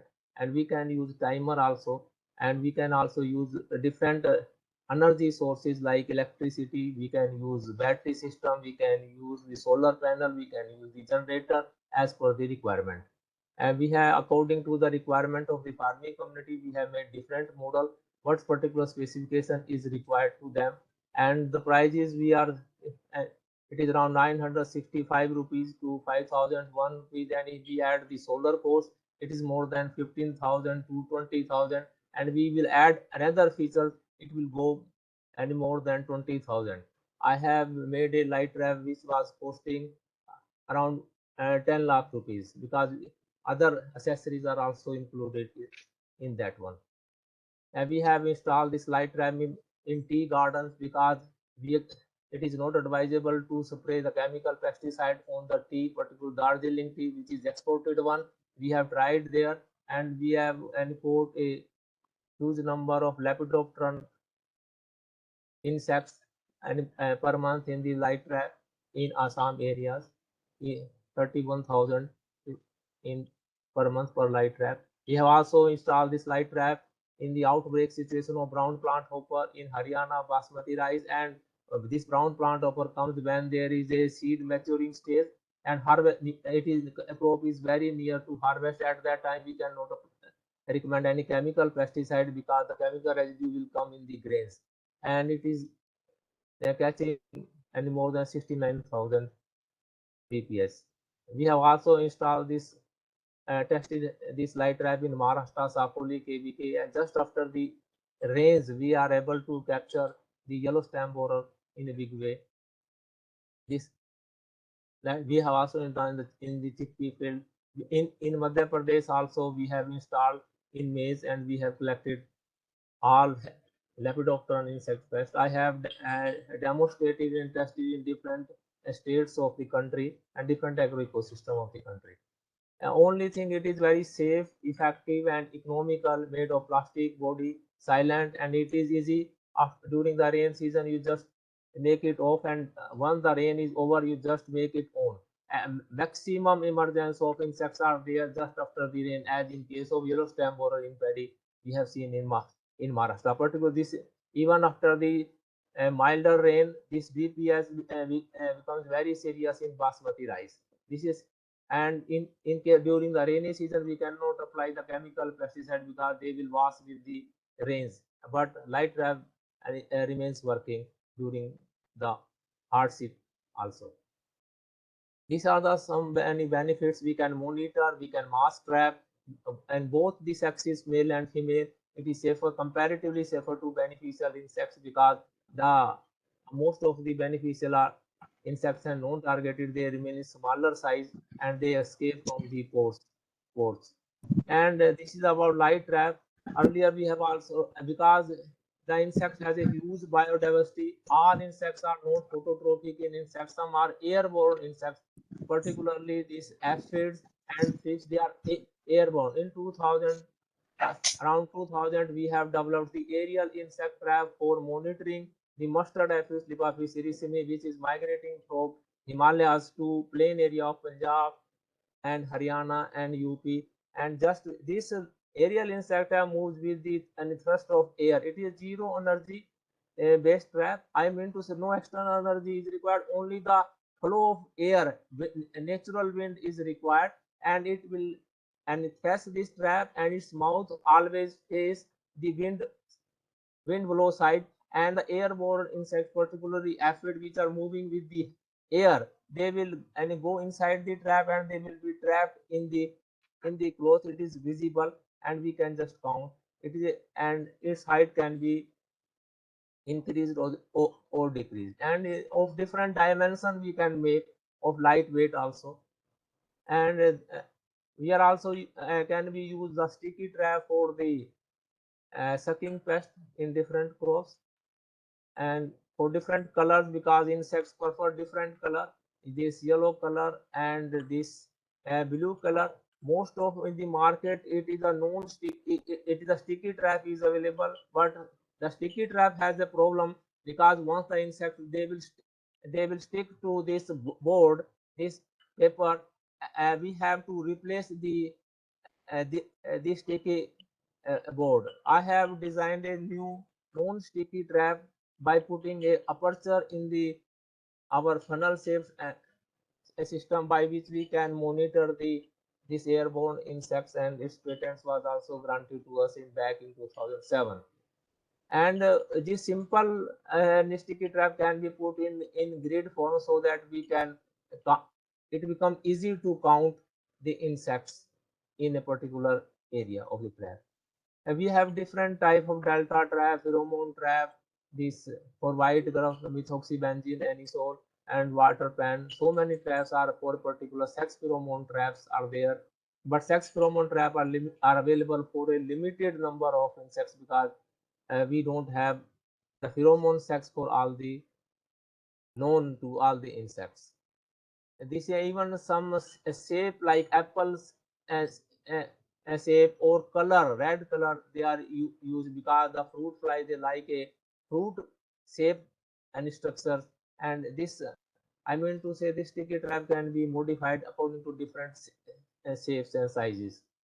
And this sex pheromone trap is available for the Lepidoptera and insect pest. I have also modified this trap for better durability and portability, and we are in the process of filing its patent soon. And we have different type of sampling tool, particularly this and stored grain insect pest, with fall sticky traps, and these are the different type of traps. In back in 90s, we are serving the cotton. Any farmers and farmers are recommended are using the calendar based applications. And once I was visiting the cotton agro ecosystem in Haryana and near Rajasthan border, I asked a farmer why he is spraying his cotton crop. Sir, he told me, sir, I am spraying so that Helicobacter will not come. Ma'am, sir, if Helicobacter will come, what you will do? I will. He told me I will throw the knapsack sprayer and I will not spray. This is the not the situation with the farmer. This is the same situation with Director of Plant Protection Quarantine, Fridabad, which is responsible doing survey. They are doing the pest survey throughout the crop, and at the end of the survey, they send the hard copy of the survey to the headquarters. I mean to say, at the harvest stage, it is not so useful, the data sheet is not so useful. It is better if we have a during the season the pest population, so that our farmer can take decision at the right time, or we can issue the pest alert at the right time, so that we can manage the any pest population. For that, in 1998 we have developed this GIS based pest pest mapping and surveillance. We have taken the India map and we have categorized in different states and different districts. We have given a particular number to a particular district, and then we have taken the pest data from the reports of Director of Plant Protection Quarantine, and we have highlighted the hotspot areas with a different color and different any shade. At that time, we really don't much familiar with a computer in 90s, 97, 98, and whatsoever facility at that time we have designed that one. And as soon as the facility will come, we have put more colored one. We have made this GIS maps for paddy. Then we have made for the cotton Helicobacter. Here we can put the red color. It is give a indication that this is the hotspot area, and during the crop season itself.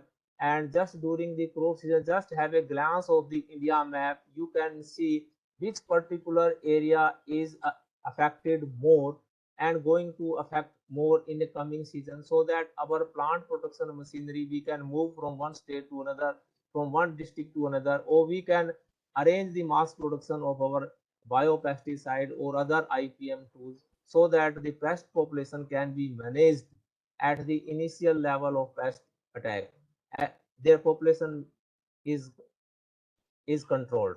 And when this technology was implemented in Maharashtra by e-pest surveillance, it has given a good success, and with the collaboration of Maharashtra and ICAR-NRIIPM, and this was replicated in Tripura and in Haryana also. So many projects came on this technology, and it is good to give a, just we are taking the data, then we are sending it to the computer, and it is pest maps are made, hotspots will be cleared, that this information can be shared to the plant protection experts, SAUs, and SAUs issue the SMS advisory or through the WhatsApp to the farmers.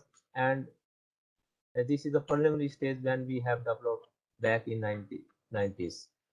And nowadays it is a e-trap, because doing is a insect surveillance monitoring by physical, it the labor cost is involved, time is involved. Frequently we have to visit the different far distant areas. Suppose we are sitting in Delhi, we have to see the pest population in Andhra Pradesh or Karnataka.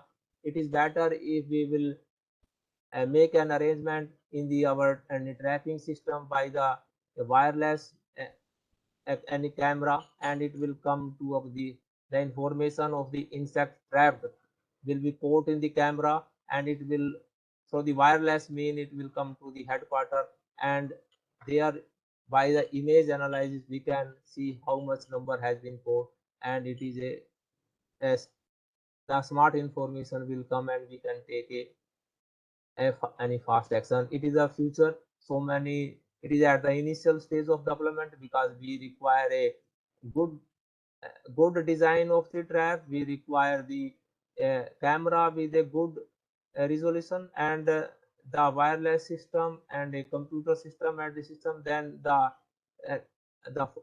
this photograph analysis, identification, counting, all this process. But it is the future. If we will club it with the e-pest surveillance program, it will be a good help in the coming future. It will give, we can able to give the pest alerts to the farmer immediately. And at present I am developing the combo insect light trap, so that farmers would not they will purchase only one light trap and one trap, and they can trap so many insects. I suppose it may work as a pheromone trap, it may work as a sticky trap, or it may work as a non-sticky trap. So many permutation combination I am trying, just so that our farmer will get on economical basis, and this trap should be efficient one. And this is in nutshell. And thank you. If there is any question or any information, you can ask.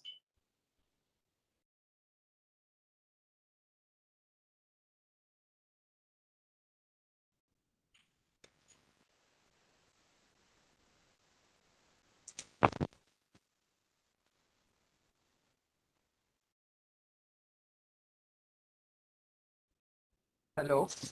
Ah, Uh, Sir, actually, yesterday one participant was asking regarding the trapping of natural enemies along with the trapping of untargeted insect pests along with the target insect pests. So I would wish to request the participant yesterday who was asking the question regarding this may have a clarification with Dr. Sir, S.K. Singh sir, please.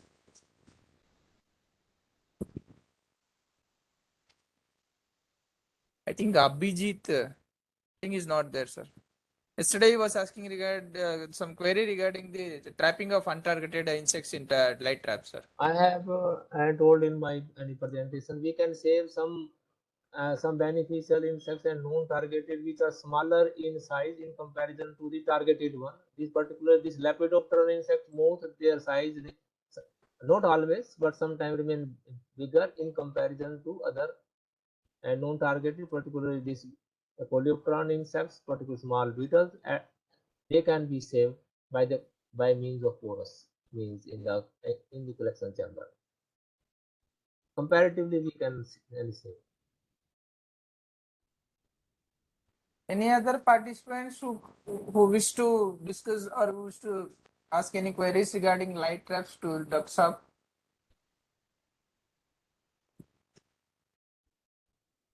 Because yesterday, as we were discussing, myself and Dr. Rekha Madam was discussing about the entrepreneurship development in the field of plant production with special reference to IPM imports.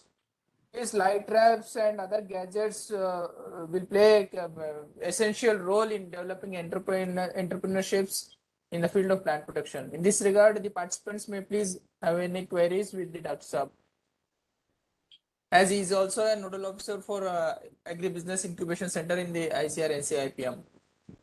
Not only in the traps, in every field of plant protection, because we are sitting in the IRI, we can do collaboration with the different disciplines, and we can help the entrepreneur or the extension people to get the training or hands-on practical in the mass production of biopesticide tools and in other machinery related to plant production.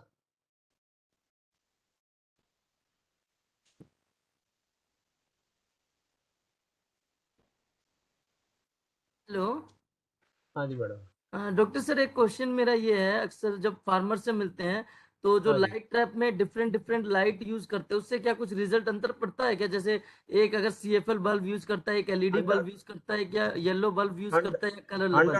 100%, Akshay. Actually, this if you see this any brown plant hopper, they require yellow light. Lepidopteran is insect and coleoptera, they like bluish any light, and this and spectrum, this wavelength also have a great impact. Particularly near to UV around 365 nanometer, it is best for the Lepidopteran as well as the Coleopteran. If you are using general CFL, it will not work to the up to the satisfactory level of any satisfaction. A particular wavelength, color is required for a particular system. तो फिर doctor Not साहब all इसमें light जी, तो फिर doctor साहब इसमें तो फिर हमें मल्टीपल लाइट यूज करने का भी कोई होना चाहिए कि हम मल्टीपल लाइट का ऐसे कंसेप्ट यूज करेंगे, मल्टीपल लाइट और मल्टीपल वेवलेंथ एक ही चीज में जनरली आप डॉक्टर साहब ये देखिए, जब भी किसी क्रॉप में whenever there is attack of any insect pest, one insect pest attack a particular crop, maybe thrips at one time. In the cotton, if you see sucking pest will come, then at initial stage, and lepidopteran pest come in the picking stage in the non-BT cotton I am talking. In case of this basmati rice, you see this lepidopteran pest will come first, then this BPS comes at the milking and harvesting stage. They are so much evolved, this the insects. They have particular time to attack the crop one after the another, like that. And we have to be very specific in choosing the color. I have made a different type of designs of any light traps and other traps suitable to a particular situation. I have told I have made a combo trap, so that farmer can use the combo and trap for different any situations. We have very huge diversity of insects. One single technology cannot be used everywhere, but with the addition of different attributes in the trap, it will help the farming community. Therefore, if you see our this light trap for managing insects, we can regulate the pore size as we can regulate the speed of the ceiling fan with the help of regulator. You can put it at 1, 2, 3, 4, 5, like that. We can regulate the pore size of the collection chamber, because the insect sizes varies from one situation to another. And we have successfully got its patent from Australia, Indonesia, and Vietnam, and India.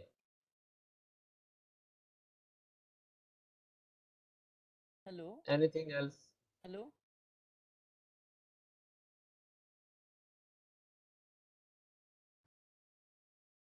Hello. हाँ जी sir एक question हो रहा है, ये हम लोग जो yellow sticky blue sticky use करते हैं, आपके प्रेजेंटेशन में देखा कि आपने एक एप्पल रेड कलर के उसके भी ऊपर भी एक ट्रायल किया था। तो सर ऑलरेडी हम खाली 2 ही कलर की, इसके अलावा और कोई कलर पे भी तो कुछ होता होगा या रिसर्च हुआ हो, आपने किया हो जैसे अदर कलर्स पे भी?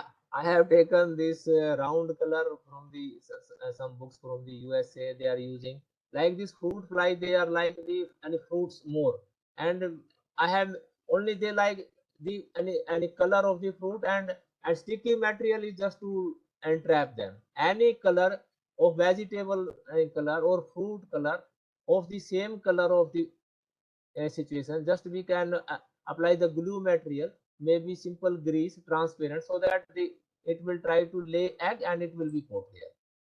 The basic principle is like that, but it is not in Okay, the thank you market. sir. We have tried. Yes sir. Where huge biodiversity is there in the insects, one single technology cannot work.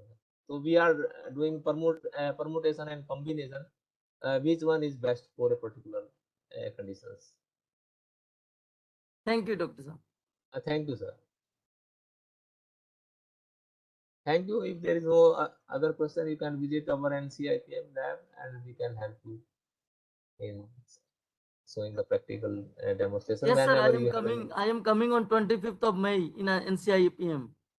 Please come. We will have a long discussion and Yes we sir. will show you the system. I I have more interest, not as a work, as a hobby. I designed these systems and we remain successful. Actually, we are awarded 7 national patents and 3 international patents. Soon we are. I also made a small gadget for the mass multiplication of these natural enemies, parasitoids, and soon we are going to launch it in the market with the help of AgroInnovate India. Thank you.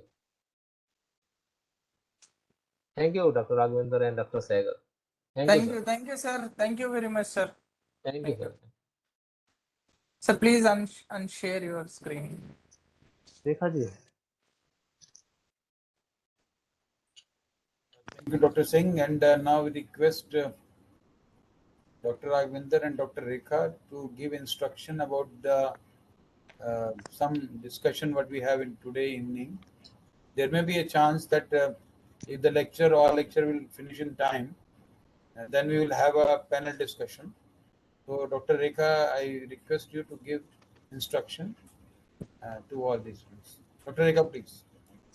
So in panel discussion, the way we have planned is it is more of the interaction with the participants related to the practical problems that they feel or they face in the field, in which our panelists who are the experts in the area of plant pathology, nematology, entomology and plant protection, they'll try to sort out the problems. So panel discussion is more of the interaction from the participants side, less from the experts.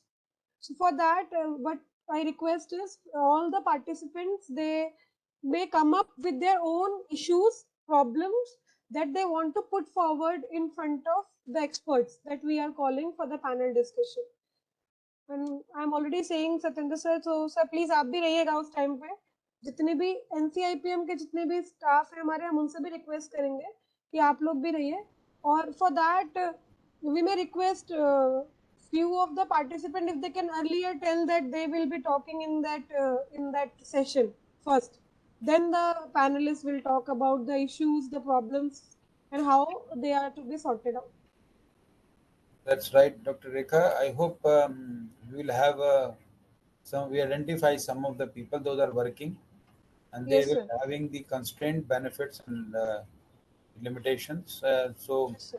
And Dr. Prajapati is moving around all the India, so he will also raise some issues. What is he's felt it, and different agroclimatic zones.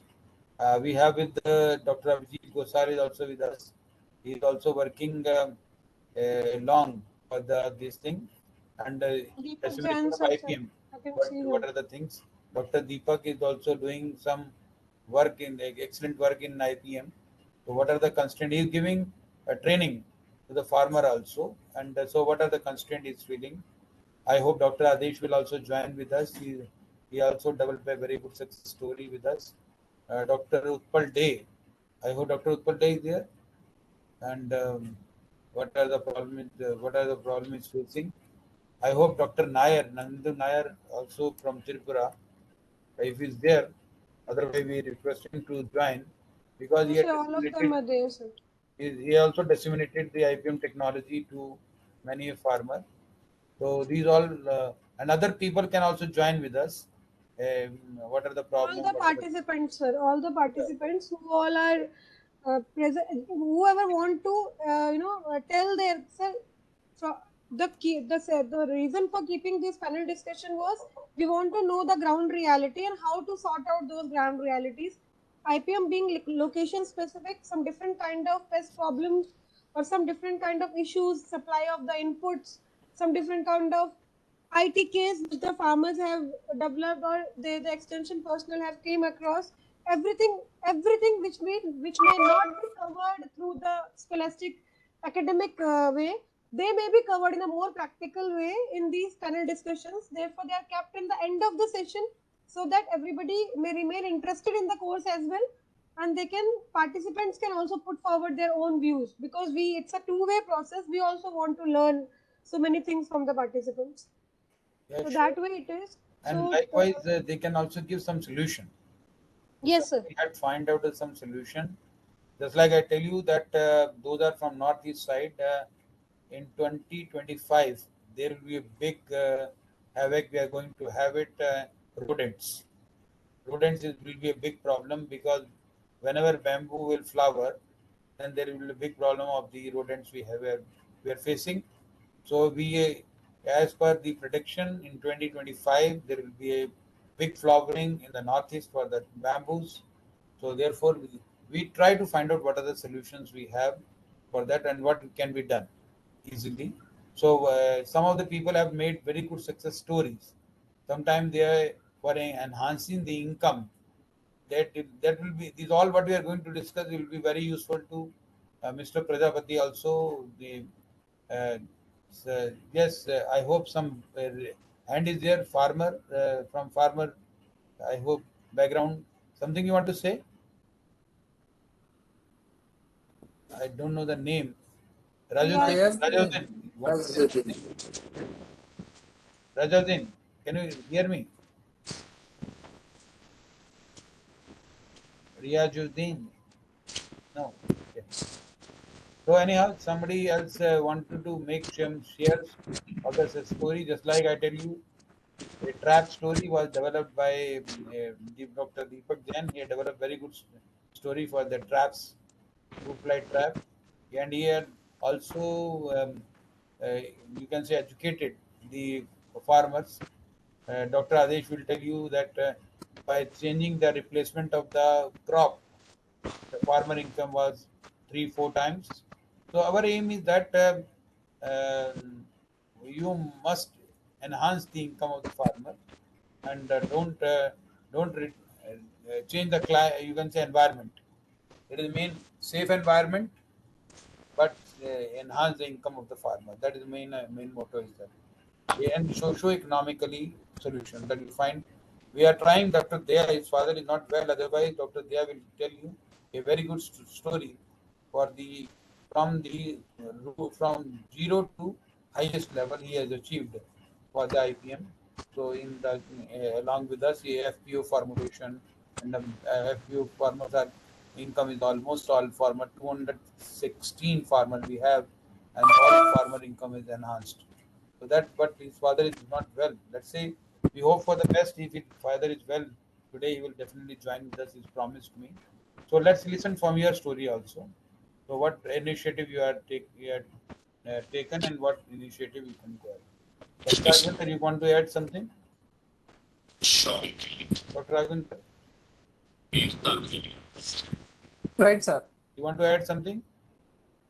Sir, we would request at least one representative from different group, like one representative from the research scholars side, one representative from farmer side, one representative from SMS, KVKs, and ICR institutes to interact in this panel discussion.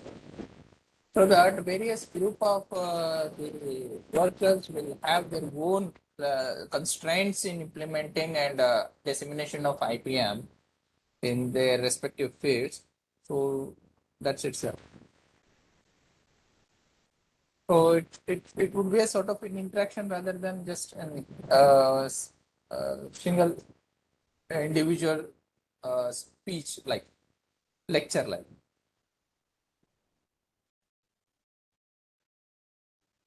So there are various things like IPM. Any there is participant want to make any suggestion? Okay, if not there, over to Rekha for further proceeding. Dr. Rekha, please. Sir, I have already asked each and every participant to fill the pre-course evaluation form, and I hope everybody has sent that. If they have not sent, then please send it as soon as possible. Today by 3 o'clock, we'll close that link. Or some late bloomers, if somebody is left, then they might fill that form. That is one. Other is they should get ready for the panel discussion because we want an interactive and very lively discussion in that session. Before that, from 2 o'clock, we will have our scheduled technical sessions from 2 o'clock. So, if there are no, is there any clarification from the participant side? Any issue related to course evaluation or registration or anything? Actually, this is Kuldeep Singh from Kajri. I didn't receive any link for the performer you are asking for submit. Sir, WhatsApp, are you there in the WhatsApp group? No, I am not in that WhatsApp group. Okay. Please share the link in the chat box, madam, such that Yes, Chat box or that in mail I received that invitation. So in that mail you can also send me. Okay, we will do it. I'll send you through mail, sir, that link. So but in chat group, if you would like to send, then in chat group I can link and I can check that one. that will be much easy, sir. Not only for you, for others Yes, also. yes. Let me share in the chat box then.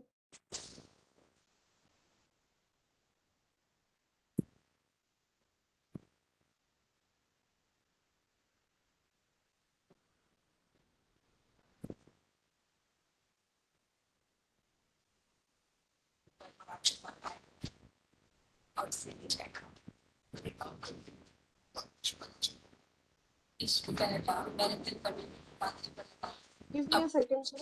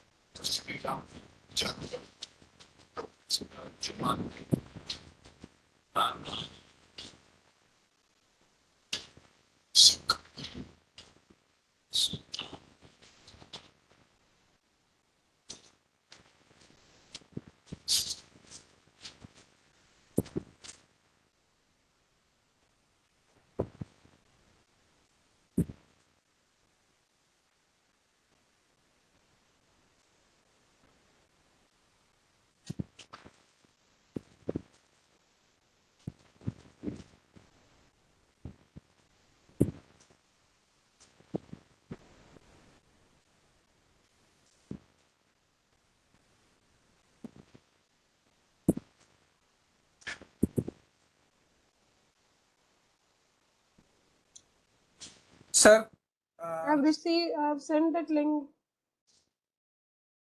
Yeah, there is a WhatsApp group joining link also and the pre-course evaluation group in the chat box.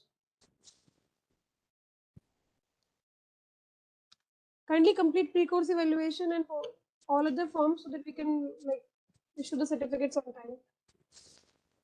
Is there any other clarification? But don't take much time. Today we'll close Yes, sir. down pre-course evaluation, right? Okay. Yes. By 3 o'clock, and same goes for the post-course evaluation as well. We need both the forms along with the feedback form, then only we can issue the certificates. So we close down here, and I hope we'll meet at 2:15. Right? Okay. So we'll start at 2:15. right. Okay. Right. Thank We'll you. close for now.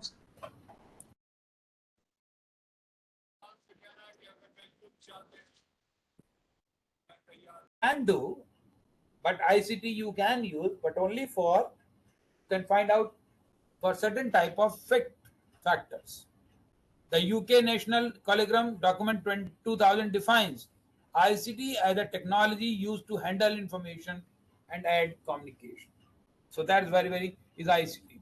So friends, what is the need of our today? Need of our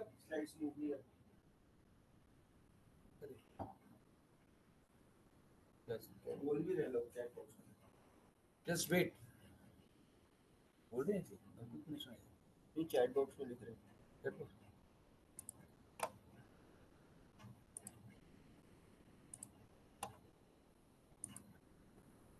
just wait, I saw again to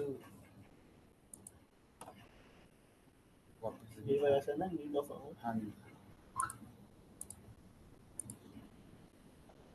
need of hour today need of hour is that information we want information will be generated by the scientist and it will transmit to the given to the farmer, to extension worker, to state agriculture department, to university people in a minimum possible time, and the farmer will utilize it for the pest management strategies. Okay. Just wait. I hope there is some problem in our.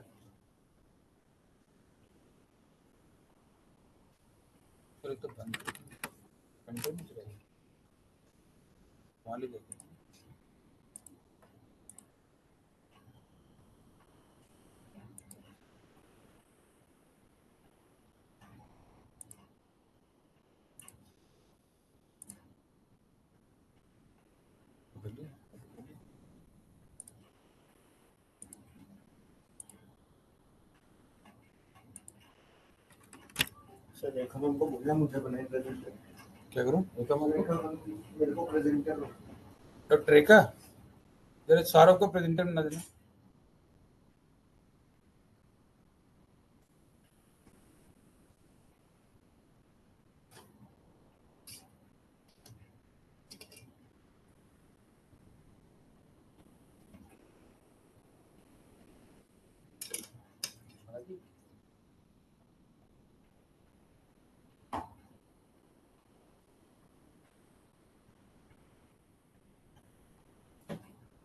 Give me a minute, we'll just come back.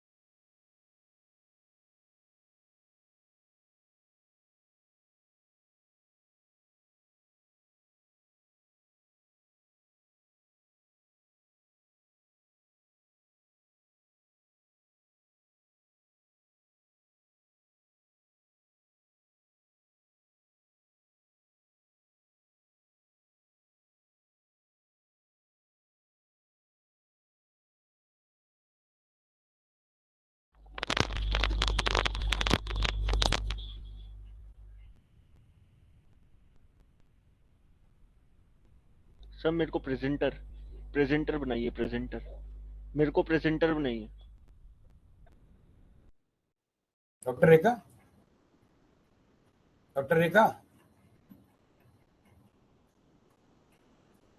Doctor Rekha मैं बना दूं क्या मैं बना सकता हूँ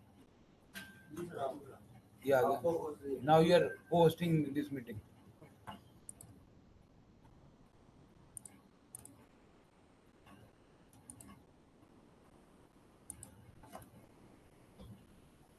किसको बनाया तुमने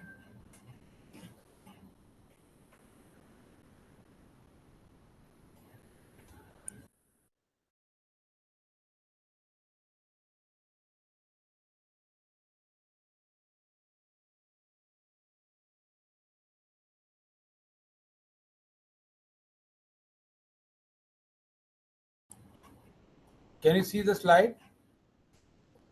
Dr. Rekha? Yes, sir.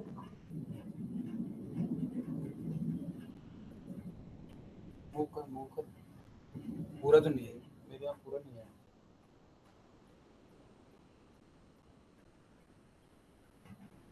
Make it presentation mode, sir. Presentation mode में करो. प्रेजेंटेशन मोड में.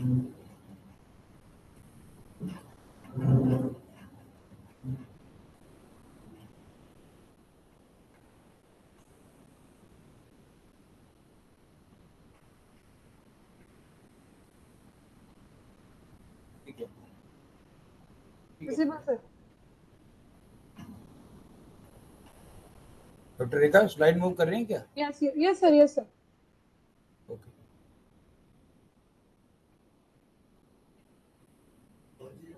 हाँ करेगा. आगे चलो बता दूंगी.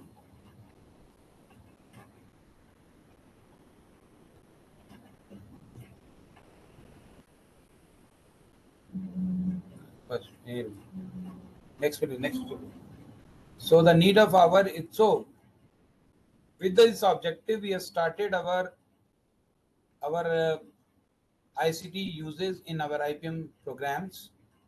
Our main objective is to study to identify on the identification and availability, accessibility and uses of information and communication tool of IPM among the tribal farmers of northeastern region. Now we wanted to reach that stage.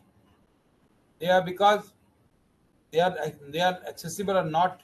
The lot of you find in Google Play, lot of you have the ICT apps, but whether they are accessible to farmer, whether so available tools are available with the farmer or not. So they will be this has to be judged with by us, and then we make it popularize. Next. So now if I just simply try to define you, information and communication technology comprises those networks, mobiles, device, services, and their application that are process the management exchange of data, information, knowledge with the target audience. This is common effect. This is ICT. ICT, a number of, you can say, network, mobile devices, services, application that will add the processing and management and exchange of data for information or the knowledge for target audience means farmer. Next. If you look at here, this include a broad range of technologies, including traditional telecommunication, television, video, radio, CD-ROM, cell phones, smart device, and several modern technologies such as computers, laptop, tabs, internet, sensor, GIS, satellite, etc. They are all included to be in ICT tools. Next. So the purpose, our main purpose of using ICT tools or using ICT is to transfer the information from one point to the other. We want the information in a minimum possible time in economical way without loss of much data. That also will be next. So we find out why it is so, because we find out there are a lot of epidemics recently we have found out. We find out in 2001 to, if you find 2009 onwards, lot of you can find out. This is one simple data we are talking about, and they need immediate attention, and sometimes expertise is not nearly available. That is available at a particular distance. So we need to cure, or we need to create awareness to the farmer, so that there will be, so that you find out there will be, you need a quickly advantage of the farmer, and we want create awareness of farmer. Quick data is to be a quick information advisory to be given to the farmer. Next. So we find out here, if I look at it, so what I did I tried to identify what are the national priorities. So we find out national priorities: insect, disease, nematode, and weeds are these. This I enlisted us. So that will be need a more attention. And here I see it where in these hotspots you need to create more ICT tool information, technologies, availability, and their uses. Next. So we find out, now let's see what are the ICT tools to make you more clear here, to show you, depict you, your radio, your television, your computer, your mobile phone, your internet, wireless sets, they are all our what? ICT tools. Some I will going to tell you, some are primitive and some are advanced. Next one. So you find out, as far as the community tool is the traditional technologies, we told you television, video, radio, CD-ROMs, phones, etc. But modern telecommunication tools are cell phone, computer, internet, sensor, GIS, GPS, satellite, etc. Next. So, whereas ICT tool, to show you simply what we have started, when we started in 1990s, our radio, television, mobile, mobile is entered later on, and the computer, landline phone, they are our ICT tool. But now, next slide, if you see, now we have the ICT tool, Android apps. This is the latest I'm talking about. Databases, e-platform, GIA-based system, expert system, decision-making tools, just like DSS, will be are our ICT tools we have, and all you are surprised. And NCIPM is expertise in all these ones. We are implementing all. We have the DSS system, Mango DSS system we have developed. We have a lot of databases. You can see on a website also. We are in process of developing e-platform. I will tell you in the last what is the e-platform we are developing. GIS based tools we are making, hotspots or expert systems we are making, so that all we are making effort to make more IPM successful. Next. So purpose of ICT tool, I already told you, transfer of information from one point to the other. And because the geographical area is too large, if you want to give information, let's say from Delhi to, let's say you go to Northeast, it's very difficult to transmit, and our things are not very easy. They are what we want to say, what we want to claim, they may not easily handle it. So therefore, we need to have ICT tool with us. Next. ICT tools, now what for they are?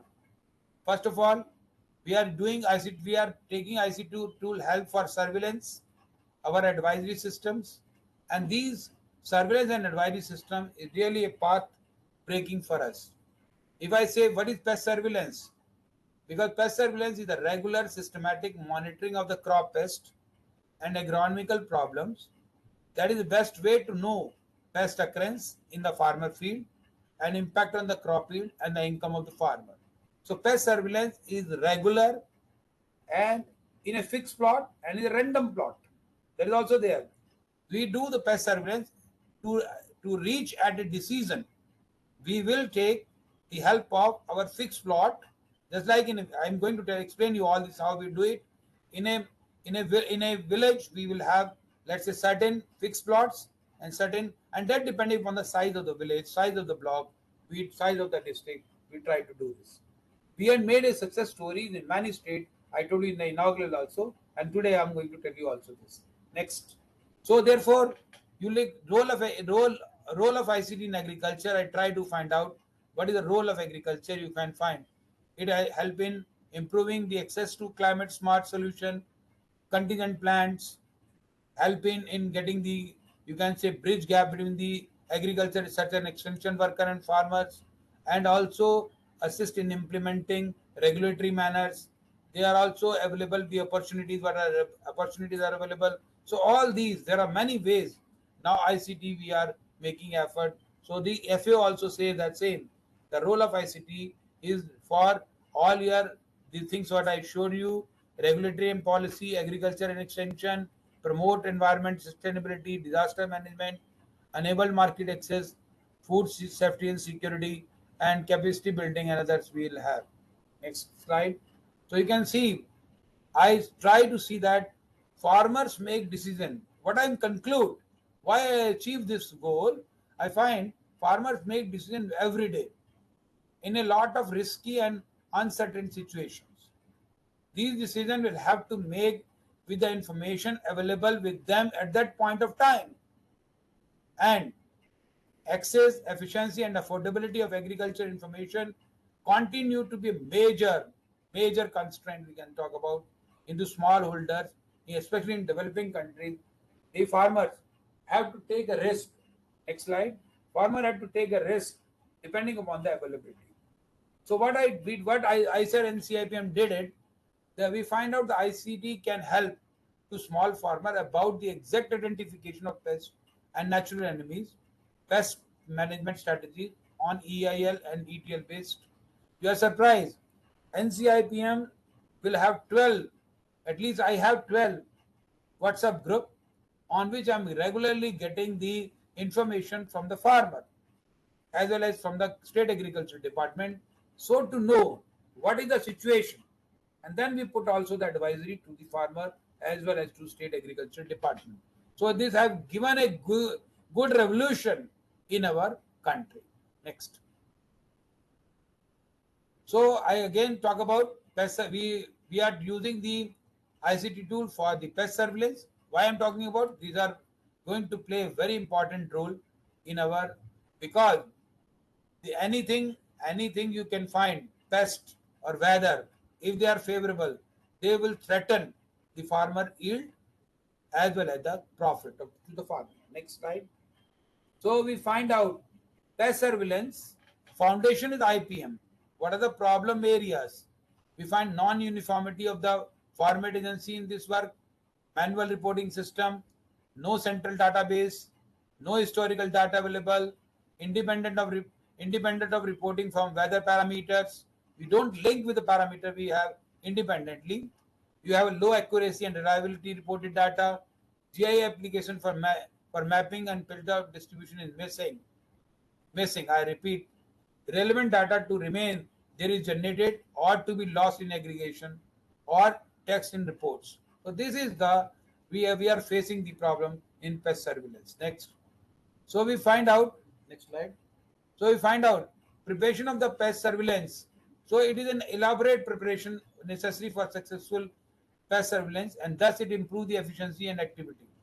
Preparation includes sampling, plan, material required, data books, guidelines. So these are our, you can say, these are our requirement, time schedule for taking the data and all these. So by making all these training to pest scout, identification of pests, sampling to the farmer and others we have talked about. So this by keeping all these, we have developed a number of success story in the country. Next. So why ICT is for pest surveillance? Because it handles the large information, flexibility of analyzing data, easy and quick exchange of information, up-to-date information, fast query and sorting, covering wider range. So the goal of using ICT pest surveillance is to capture pest information from farmer fields, processing and reporting to the plant protection experts, and timely giving the advice to the farmer. And with the help of, I tell you, I proudly say, in the Tripura in 2015 to 2018, we have used lot of ICT tools with the 80 pest scouts, and we could able to get, you are surprised, the number of sprays reduced from 6 to 1 is the state agriculture department, because the advisory is given. Here we also give the advisory, don't do anything, remain as it is. So that advisory is also issued to the farmer. That I'm going to explain to you in soon time. Next. So you look at here. So new pest surveillance partnership, we find out. What I'm telling you, we are developed with the state agriculture department, state agriculture universities, NCIPM. We have the state agriculture department will do what? They collect data, analyze, training to the non-specialists in the field survey of techniques to pest scouts. Now, the state agriculture department do what? So this is an intermingled program. This is a pest reporting generation, viewing and advisory dissemination to the farmer by crop specialist. NCIPM do what? Development and functional maintenance of ICT based pest surveillance system and support coordination in the execution of the program. So every partner has a fit role to do this. So it is not a small task, it is a big task we are facing, and we are doing this one. Next. So now this is the structure of monitoring system is there. I will explain with the one example to you. I hope let me come to the next one. So that will be give you much more a case study. Next. Next, this is GIS based mapping we also do.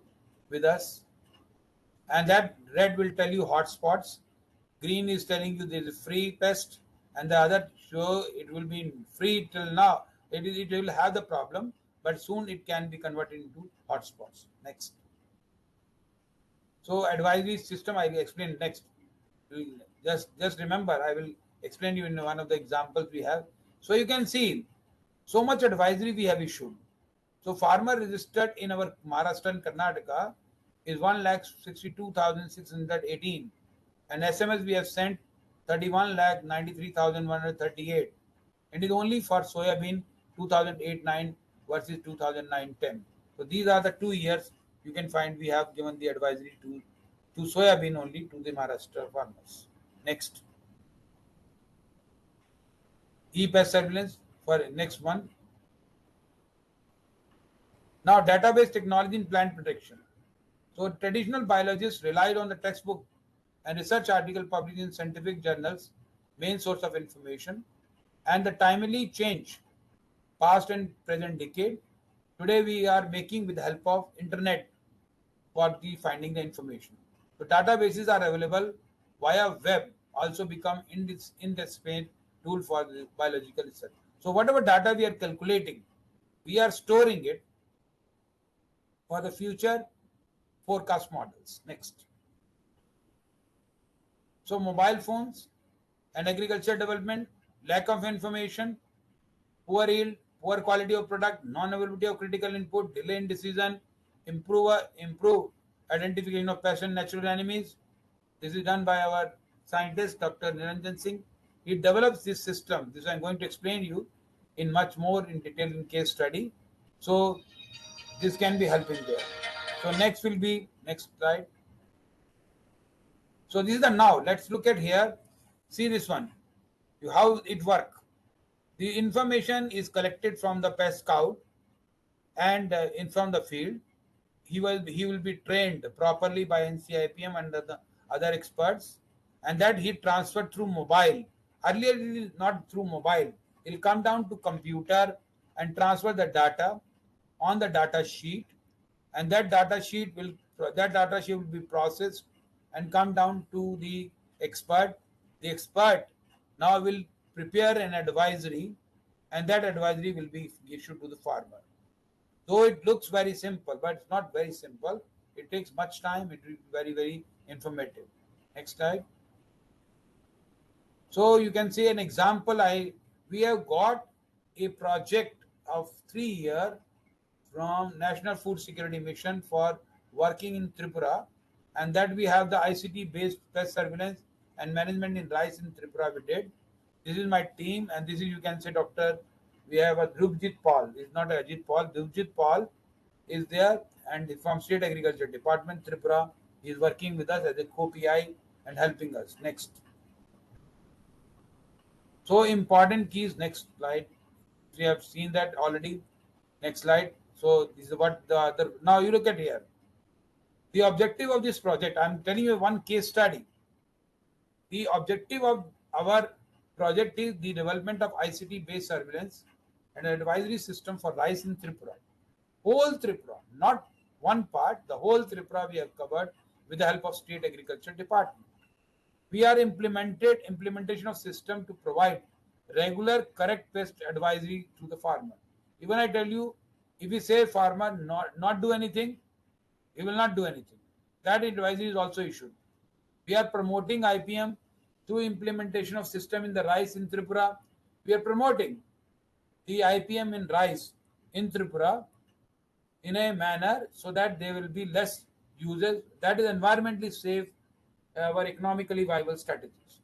Next is to create awareness about the IPM among the farmer and the field function. We want to create the you can say IPM among the farmer. And now actually we feel that there are 8 districts in Tripura, but there are 7 districts where rice is one grown predominantly, and in total talukas but we could get it where we implemented 54. Number of villages we took 852, registered farmer 9,910, and advisory. This is the first year. Total advisory we have issued 826, and total advisory sent to the July it is 6,504. Next. Now operation, you can say here, this is the to tell you here what is the area we have taken, what are the villages we have taken for our operation. Next. Execution of the plans, I'm telling in detail, those are interested, they can also apply and they can also do it. You can say execution of plan of pest surveillance. I'm not putting any hidden fact.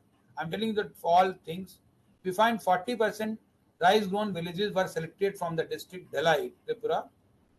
And I'm telling you one example. 2 fixed plot, 2 random field villages were sampled for monitoring. We find out the pest monitoring unit is established at KVK Dhalai. At every KVK we have developed this. This is one example I'm talking. Otherwise, all this will replicate it 7 times. And there are 80 pest scouts. Before the crop season, training implemented to protect staff on pest identification, recording pest observation and operation of e-pest surveillance softwares. This is the now later on. I am going to tell you this is in the last year we have gone to app, that is also there. Pest expert were identified by the State Agriculture Department for pest report reviewing advisories. The pest scout collect the data on Monday and Tuesday, and he will enter the data on those days on Wednesday, and then pest reporting will be done by Thursday by State Agriculture Department, and the same data will come to NCIPM. We also make some effort to create advisory. So the pest advisory dissemination we do on the Thursday, and the Thursday itself reaches to the farmer, and farmer utilizing it, the same module, same things, and then it will be useful to you. The second data date we have Thursday and Friday, and Thursday and Friday we make the data entry Saturday, pest reported by Monday, and pest advisory is also issued on Monday. So you look at here, a single pest scout will go to one village, let's say one village, and he will have 2 fixed plots, 2 random plots, and these are the days he will utilize. And keep in mind, we are making effort, though we have taken 40% of the rice growing villages in the Delhi. So I mean that whole, you can find out number of, you can say the data reported by pest scout is very, very high. Next. We find structure I just had explained to you. Data collected by the pest scout. Data is entry and implemented. Data verification is done. Sometimes we find that some pest scout will give a data which is not be suitable.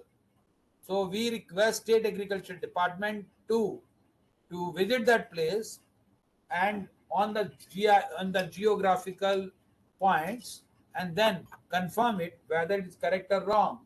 And we find certain time or majority of time it was correct. So therefore, it needs more attention quickly.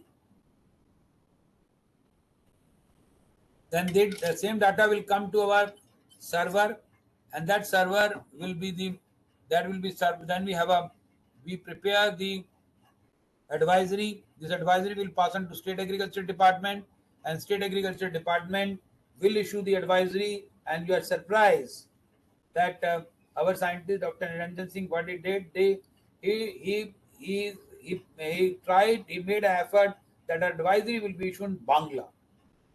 So in the advisory issued in Bangla, as well as English, as well as in Hindi. So, but here the main Bangla is more popular in here. Next. So ETL based the report.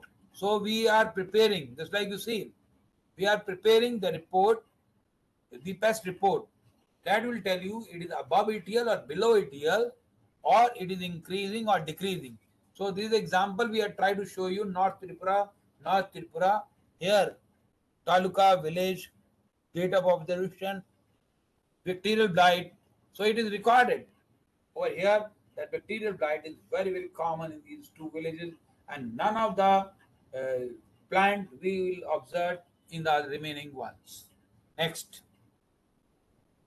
So pest scout tackling. Now we try to tackle the pest scout also. We try to see that what is the status of the pest. We nowadays on the GIS, we have developed certain apps. NCIPM developed certain apps with the help of certain company that if you give the data just away from your required, it will not accept. So therefore, we are tackling also the the pest scout also. Next, there is also required. So general pest. So if graphical, you can see if you want anything to be graphical represented, it is very much possible with this software. Next, advisories. You can look at here. Advisories we are issuing advisories here to show you. I wrote in English. Otherwise, the advisories are also in Bangla. So I hope you can see somewhere in Bangla also. The advisories are issued. The last one you can see these are in Bangla. So Bangla advisories are also given to them. So therefore, this is beneficial to our expert as well as to our seed team. Next. So farmer registered in 9,110. I told you as SMS sent was this much. So these are the SMS we have now. These are the advisories we have issued in different districts. Next. This is to show you bororize. We'll have when we have the problem of the in the bororize in which area it is a problematic, that also be shown. Next. Likewise, we feel it's a disease. Next, bacterial blight, how it is implemented in compared with this.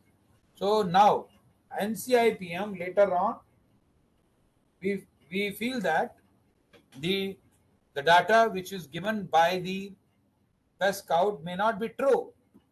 In that case, what we did here, we developed mobile a mobile app was developed by us, so that so this is developed by in collaboration with State Agriculture Department of Tripura. It has the user ID and login ID, password, sign in. Next, I'm showing you certain your spots. The mobile app will be in the mobile app. First, we registered the registration is done. In that we do village registration, field registration, pest scout entry registration, farmer registration. Everything we do in on the mobile app, and then only we try to give to the farmer. Next, we find out village information, state, district, block, number of village name, like that we will submit it. This is a village information registration we select to find out the socio-economic status of the farmer. Next. So we find out the farmer name, contact number, state, district, block, village, everything will be collected. Next is farmer registration. Field registration we do what on which district it is there, block is what is the block, what is the village, crop, you can have registration date, season, field type, and a farmer name, etc. They all will be our registration process will be completed. Next. So Scout Pest Registry. So Scout Pest, we will make a similar entry with the Scout Pest because there are 80 Pest Scouts in 7 districts. So we try to see what Pest Scout is doing and how much it is useful to us. Next. So Scout entry, you can see here what they do: tiller, lease, HISPA, and then number of whiteheads, etc.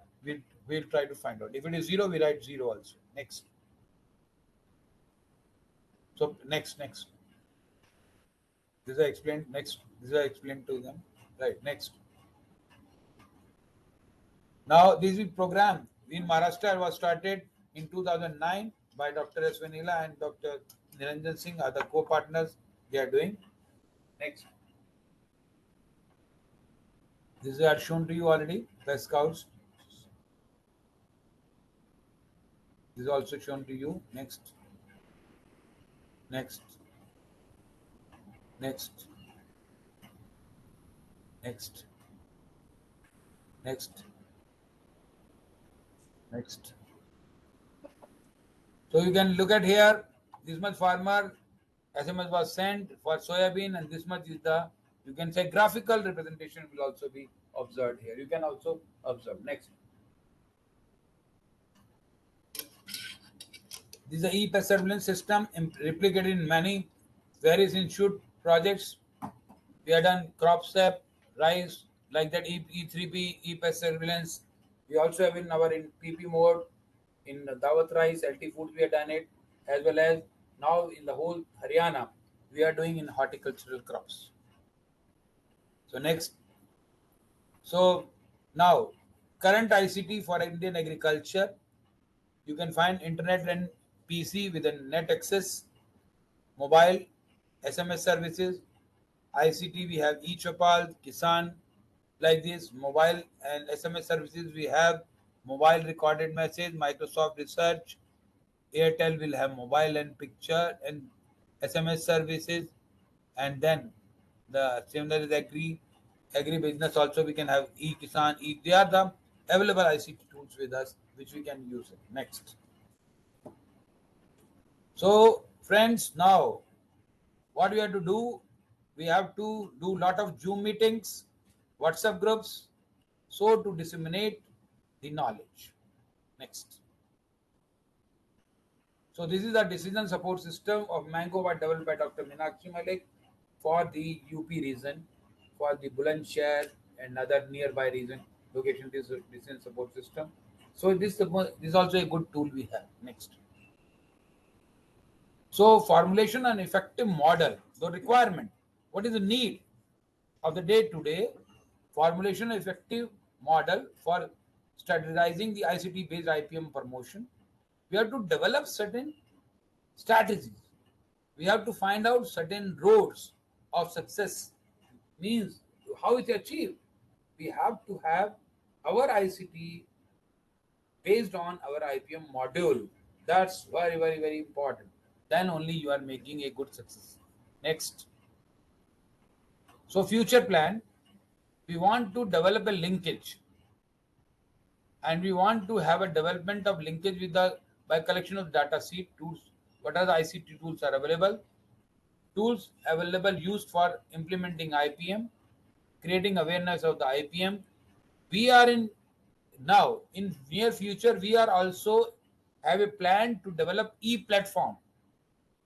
And who are the partners? The partner is farmer.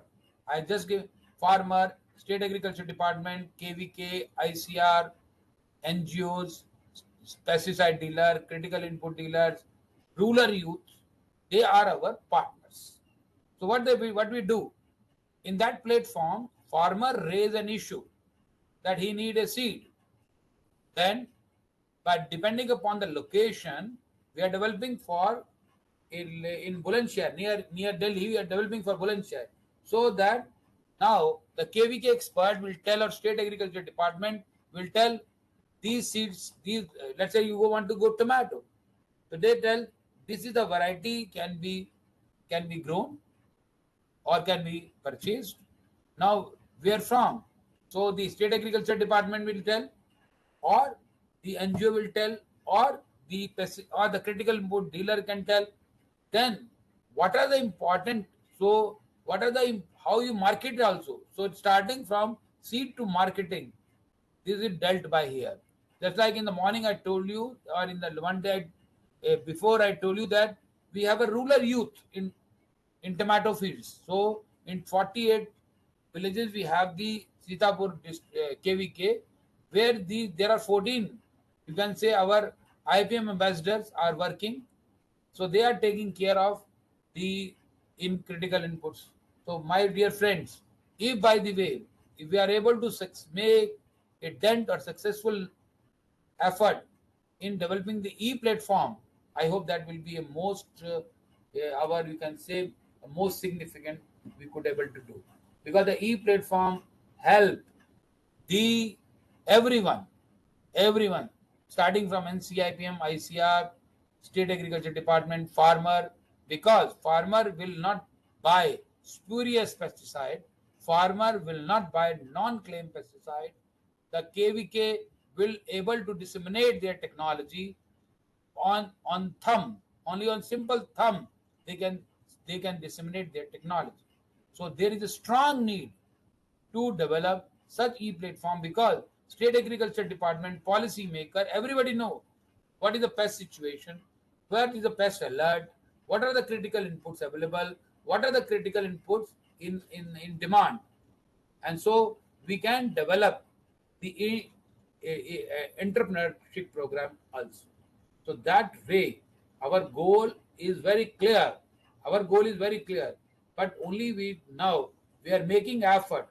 So we are collecting the list of pesticide dealer, critical input dealer, farmers, state agriculture department officials, state KVK and ICR and NGOs what are working nearby. So to help the farmer in enhancing the income. So I hope that is. I hope this is the last slide I have to show. Next.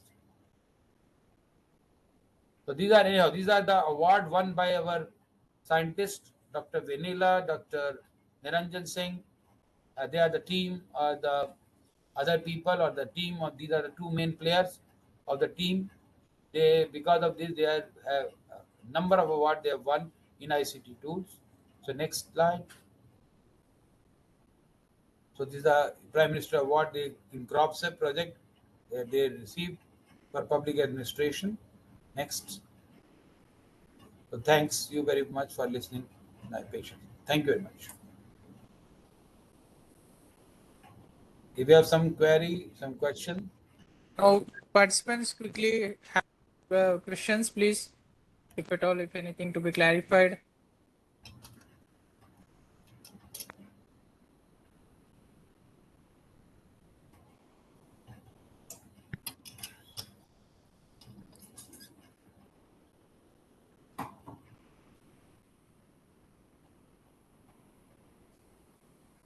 Okay. If there's no questions, Segal sir, Krishna Kumar sir is there. Is there? Krishna Sir. Kumar sir has joined. Good afternoon, sir. Good afternoon, sir. Sir, we are not audible.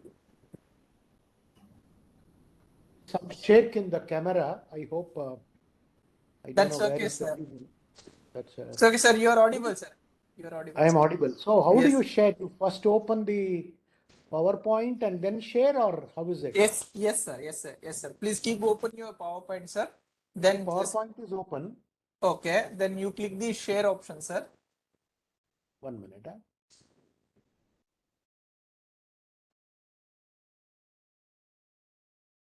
Okay. And you select the PowerPoint which is open.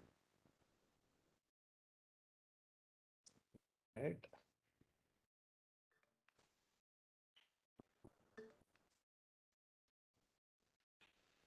Now I say share. Yes, sir. Please share it, sir. Share and yeah, this one. Shall I click on that? Yes, sir. You just select that. Yeah. It's okay. Yes, sir. Please put into presentation mode, sir. Yeah, I'm doing. Okay. Okay. Yes, sir. Perfectly. Yeah. Okay. Thank you, sir. Yeah. How How many minutes do I have? Sir, you have 45 to 1 hour, sir. 45 minutes to 1 hour, sir. Yeah, I'll quickly run through that. I feel bad that many of the participants don't even have 5 minutes break. So how will they take? So, good afternoon, Okay? sir. We are very fortunate to have this afternoon with us Dr. N.K. Krishna Kumar. Dr. N.K. Krishna Kumar had a last assignment in biodiversity, international regional representative in South and Central Asia. He is a well-renowned entomologist. Before joining to the Biodiversity International Regional Representative in South and Central Asia, he was the DDG, Deputy Director General, ICR, and he worked in ICR approximately more than 40 years in various capacities. And before joining to the DDG Horticultural Sciences, he was the Director NBIR, insect in Bangalore. and acting director and principal scientist at IHR, head of department entomology and nematology. He contributed significantly in horticulture pest management strategies and insect छोड़ vector देना, study. छोड़ दीजिए, ये सब And छोड़ दीजिए. the most important is his uh, most we will feel that we're learning many things from you, sir. I hope my career started with Dr. N.K. Kishankumar when we have NAD project. So, Thank you. so I don't take much time, sir. I request you to share your experiences. Today is in Thank you very invasive pest much. in Thank agriculture. you very much, Sehgal and all the others, respected director in CIPM and many of all the other scientists. So I'll be just briefly touching upon the problems associated with invasives in agriculture, horticulture, and forestry. But when I would just tell, this is a moment when we have to retrospect that how probably in the last 1,000 years, nothing changed the world as much as one COVID, which was an invasive, came from somewhere, took the entire globe. So while we see from the human health perspective, many things that are happening are not very different, even in the field of agriculture. And there are many aspects that this country, which is predominantly agriculture dependent, and so also the world. We have seen the Ukraine, where the problem that India has to become the supplier, then many other countries losing their agriculture. At this moment, all the countries should a little bit critically look into the aspects pertaining to new pest entering their territory and creating a havoc. Historically, we know that the invasives, whether it was the late blight of potato, the history is well known, which changed the very complex of the European migration to United States. And many of the presidents, John F. Kennedy to many others, were immigrants who came because they lost their everything. We also know how the phylloxera beetle, basically the management through rootstocks, made the Europe survive. The grape industry survived in Europe because for them wine is a part of their life. Similarly, the rice blast created a havoc of unprecedented proportion, which resulted in giving more impetus to agriculture in the country. And so also when there was a Sri Lankan problem, Tamil versus Sri Lankan ethnicity, the migrant laborers who came along with them. Now this is shifting of coffee cultivation is due to the coffee leaf rust, which was associated with severe losses in Sri Lanka. Now in cricket we say there is a tea break. It was never tea break earlier, but only because when coffee became a short supply to the Europeans playing cricket, they called it as a tea break. So many times the invasive, if it is in the form of a parasitoid or a predator that comes with it, could also be a friend, which I'll be going, but in most cases they create havoc in different parts of the world. At this point of time, I would like to say that the Directorate of Plant Protection and Quarantine Order in 2003 nearly designates about 250 insects, nematodes, more than 400 are pathogens, and 57 are obnoxious weeds. So these are all some things which we should be aware of when we are talking the invasive pest. It is not just the invasive pest, it is also a question of our agriculture trade and marketing. Now, there are pest category means anything that in this lecture, though I'll be talking only of insects, invasive pest includes the insects, diseases, weeds, nematodes, and all other things. And as of now, there are 54 territorial plant species, 25 pathogens, and 22 insects, which we consider as potential alien invasives. Many times the word is used invasive alien species, which also we call it as IAS. In many a times people say IAS is also an invasive. I will not go into this. Very recently, after 1936, we had one of the most devastating incidents of the locusts occurring in many parts of the world, made an entry into India, though it cannot be truly called as the invasive, but though I would like to, for many of you, if a pest disappears for about 70 years and all of a sudden it makes an appearance where it can threaten your food security, it is something very near to an invasive, and accordingly have to be done. This country is not very new. We also had the fall armyworm as much as in 2018. You will see the price of the fodder, many of the uh, animal, livestock food has actually gone by, leaps and bounds because of the one particular fall armyworm on maize, and maize forms 50% of the poultry feed basics a year. So as a result, you can imagine the spiraling effect. The rugose spiraling whitefly that came in on coconut, even today it is causing extensive loss, but thanks to biological control, it is being managed. South American pinworm, tomato pinworm, Tuta obsculata. We had, many of you may not know that the invasion of western flower thrips, very few persons know about its severity. It has got a host of more than 1,000 plants and can transport almost any of the taspoviruses, which is one of the deadly vectors to enter into this country. There are a series, if there is one serious threat to this country much more than anything else, it is the phytoplasma. And hardly after Roy Chaudhary left this country, very little work is going on in phytoplasmas. This is something where woody perennials are left and right imported. We have to be constantly update ourselves, and I would request NCIPM to start a small lab which is exclusively dedicated to the phytoplasma work with regard to the imports and other things that are happening from the Kadayam region. And we also got some chrysomelid borer on some of the popular trees which I'll be coming. Nematodes and weeds, I have already indicated how much loss they cause in different parts of the world. Now, very briefly going through, I am not going to all the historical background because we cannot be talking too much of history, but I would like to focus more about the present. We had the incidents of the papaya mealybug in about 2007, and around 2010 when I was the 11th, when I was before me Rabindra, and after that when I took over, that was the time when we have introduced the parasitoid, and as a result we were able to successfully manage the papaya mealybug, save the papaya industry. In addition, it also saved the mulberry, which is the basic food material for the mulberry silkworm, which many of us do not know.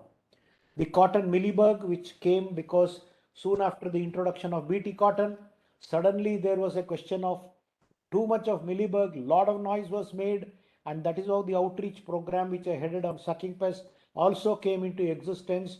And luckily we were also able to manage because it was a single clone and which can be managed. Eucalyptus gall wasp is another important pest. Many of you may not be knowing. The paper industry of this country was under threat because eucalyptus forms a very significant proportion of the raw material, and at that time they were literally pressurizing. Eucalyptus is not typically considered an agricultural crop. They went to the Krishi Bhavan, pressurized the minister, told how many farmers are dependent on eucalyptus, and then at NBAER we imported the parasitoids and from Israel, and then we supplied, and eucalyptus gall wasp has nearly come to the country. We have literally saved the paper industry, but many of them do not know the significance, and we have not even quantified how much of benefit this nation has accrued because of this. Similarly, the B type of Bimisia tabaci, now they don't call it as A type and B type, but they call the serogroups, which is the recent classification. We all are aware of the eriophyte coconut mite. It came in the late 90s, and then what really happened is, even today we have not totally recovered from the damage of coconut eriophyte mite. We don't have good number of natural enemies. It has become, even today it continues to damage wherever coconut is grown across the length and breadth of the country. Same thing applies to spiraling whitefly. The coffee berry borer which I am talking is actually a pest which came to this country along with Tamil refugees from Sri Lanka when there was a problem between LTTE and the Sri Lankan government. So when there was a mass exodus of Tamilian to India, they brought with them certain coffee seeds infested with berry borer, and that is how this became a problem. And it is not that we are the only angels where we are getting all the invasives. We have also been responsible for the introduction of, or accidental introduction of, the psyllids and other things to, it is called the Asian psyllid, to Florida and many other countries, which literally threatens because it transmits some of the greening disease associated with citrus. So the emerging crop pests, I will share the list. We have not, see, long back myself and Dr. Raval, we had predicted the possibility of the, we could have iris yellow spot virus at least 8 to 9 years before, because we import the bulbs. And being a vegetatively propagated crop, right, true enough, now iris yellow spot virus is causing quite a lot. Papaya ring spot is an invasive in the sense it was only limited to Ranchi and many other parts of North India, but now rampant across south and wherever papaya is grown. So an invasive can be not necessarily from one country to another country. In a country as geographically large and extensive as India, it could be even from one region to another region. And there is a lot of fruit fly complex, and there are many other things which we'll discuss as we go further. Now, this is in the last maybe about 15 years. I don't want to go into this. Eucalyptus gall wasp, Erythrina gall wasp. Why are we interested in Erythrina gall wasp? Erythrina is the shade tree for growing cultivation of beetle vine. And if the Erythrina gall wasp is very severe, the beetle vine started drying.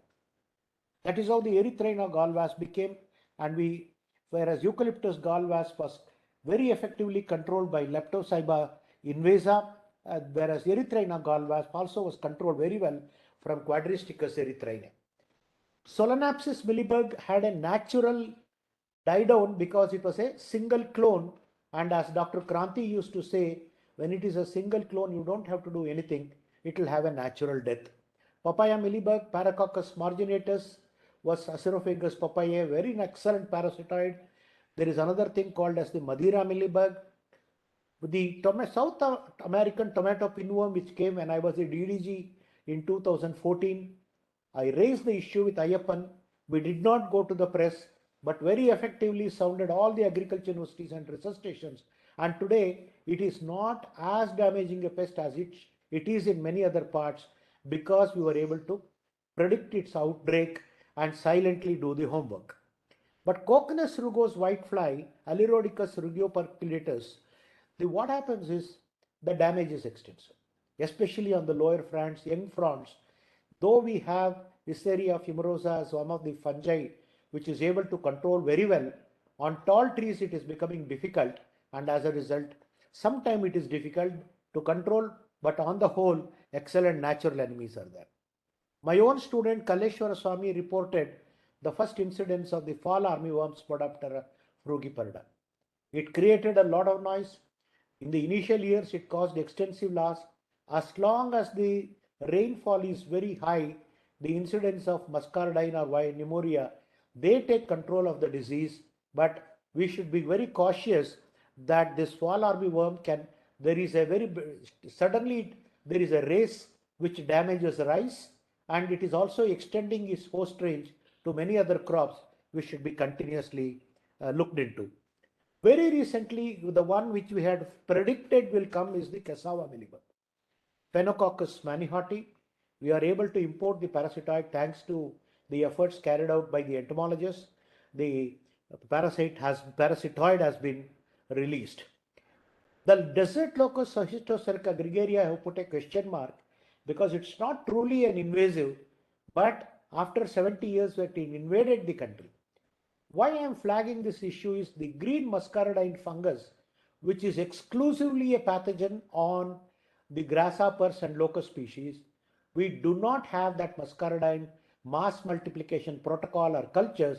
As a result, we have to still depend on aerial spraying of insecticides. If NCIPM has to take certain very thrust areas where I think you should really look into mass multiplication of the green muscardine fungus, which is very, very ecologically safe, only destroys and very effectively can be aerially sprayed. But most of you, I do not know how many of you know, the National Research Center on Citrus started because of the incidence of citrus whitefly, or you can call it a citrus blackfly. The incidence of this pest became so high that ICR started thinking of starting a research station. That is how NRC citrus started. But the The problem with many of the invasives is suddenly they appear and after a few years they disappear. And even today we are not sure as to why citrus fly, black fly, which became so rampant, now is almost very much manageable, excepting for small one or two applications. Some crosstalk is going on, please. Serpent and leaf miner, I would like to flag certain issues. The leaf miners, basically the world authority is one Kenneth Anderson Spencer. In 1990, or no, not 1990, in the year 1981-82, he predicted this pest is going to make an appearance in India. Dr. K.L. Chedda, who was the director of IAHR, said that no, we don't have this problem, you don't have to worry. He was not given the due respect. And as he told very clearly, because I received him in the airport, he told, tighten your belts. I have seen Bolivia, it is going to come. And as he said, if this pest came, when he had even predicted, we were not cautious. And the failure of the horticulturists to recognize an invasive created this problem. Otherwise, we should not have had this pest. Coconut mite, even today we are still struggling. I'll just run through. Citrus scilla. Citrus scilla, another became a devastating pest in 1991 because subabul was being, Lucina or subabul was being planted everywhere, but it was thought as one of the most promising plant species to be grown. But the psyllid really became a problem. But what happened was the naturally occurring Curinus species, which actually when I was studying in Hawaii, the Curinus species was released for the control of the sugarcane mealybug. Somehow it did not do its work, it disappeared.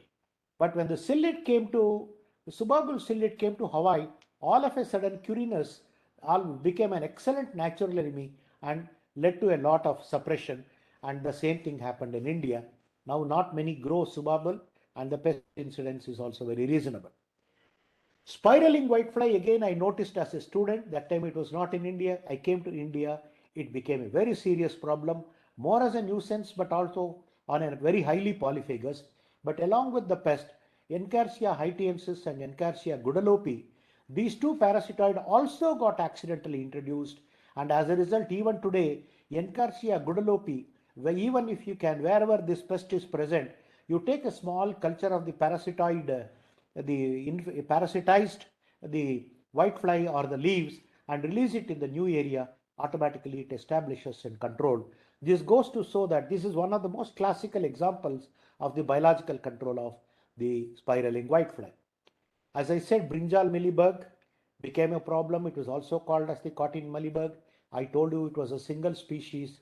There was no need to do a lot. On its own, it died. So that every biological control every invasive need not raise the heat. This coffee berry borer, as I said, there are certain pests which affect the leaf stem, but this affects the berries, which is the final. And coffee is what we call it as small quantity high value crop, and especially it comes on Arabica coffee, which is the most precious coffee. This year the berry borer has been quite on the high because of the little bit of dry weather prevailing, and if you don't clean the base associated with the coffee stem or the coffee plant, the berry borer can again reinfest if you don't even pick up the fallen berries. So this is something which has to be, and the coffee is one of the most important commodities traded, and Indian coffee is also day by day it is increasing its presence. And it is the way coffee berry borer, luckily we were able to get some, but even today farmers use endosulfan because the parasitoid has not been, and this is a crop which is high economic value and farmers will not try to take too much of risk. Now this is the one which I was talking about, the eucalyptus gall wasp became very severe. This actually got introduced because when some new animals were introduced into the zoo, they brought certain, along with its certain plant material infested with the galls, and that is how it spread. I had to face the heat as the director of NBAIR at that time, but today they used to call it as UPMA, United Paper Manufacturers Association.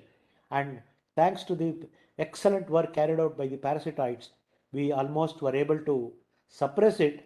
The only the sad factor was whatever the money they had agreed, the paper manufacturers did not even give the entire cost of our work. And accidental transportation of the plantings led to rapid spread of the gall wasp. I will not go into the some of the other things about the there are always outbreak of the invasive gall inducing wasp. One of the first reports came from us, and this is the, so I won't go into this. This is the Paracoccus marginatus infesting papaya. You can see that how serious it was, and this is the type of damage on the right bottom that you see.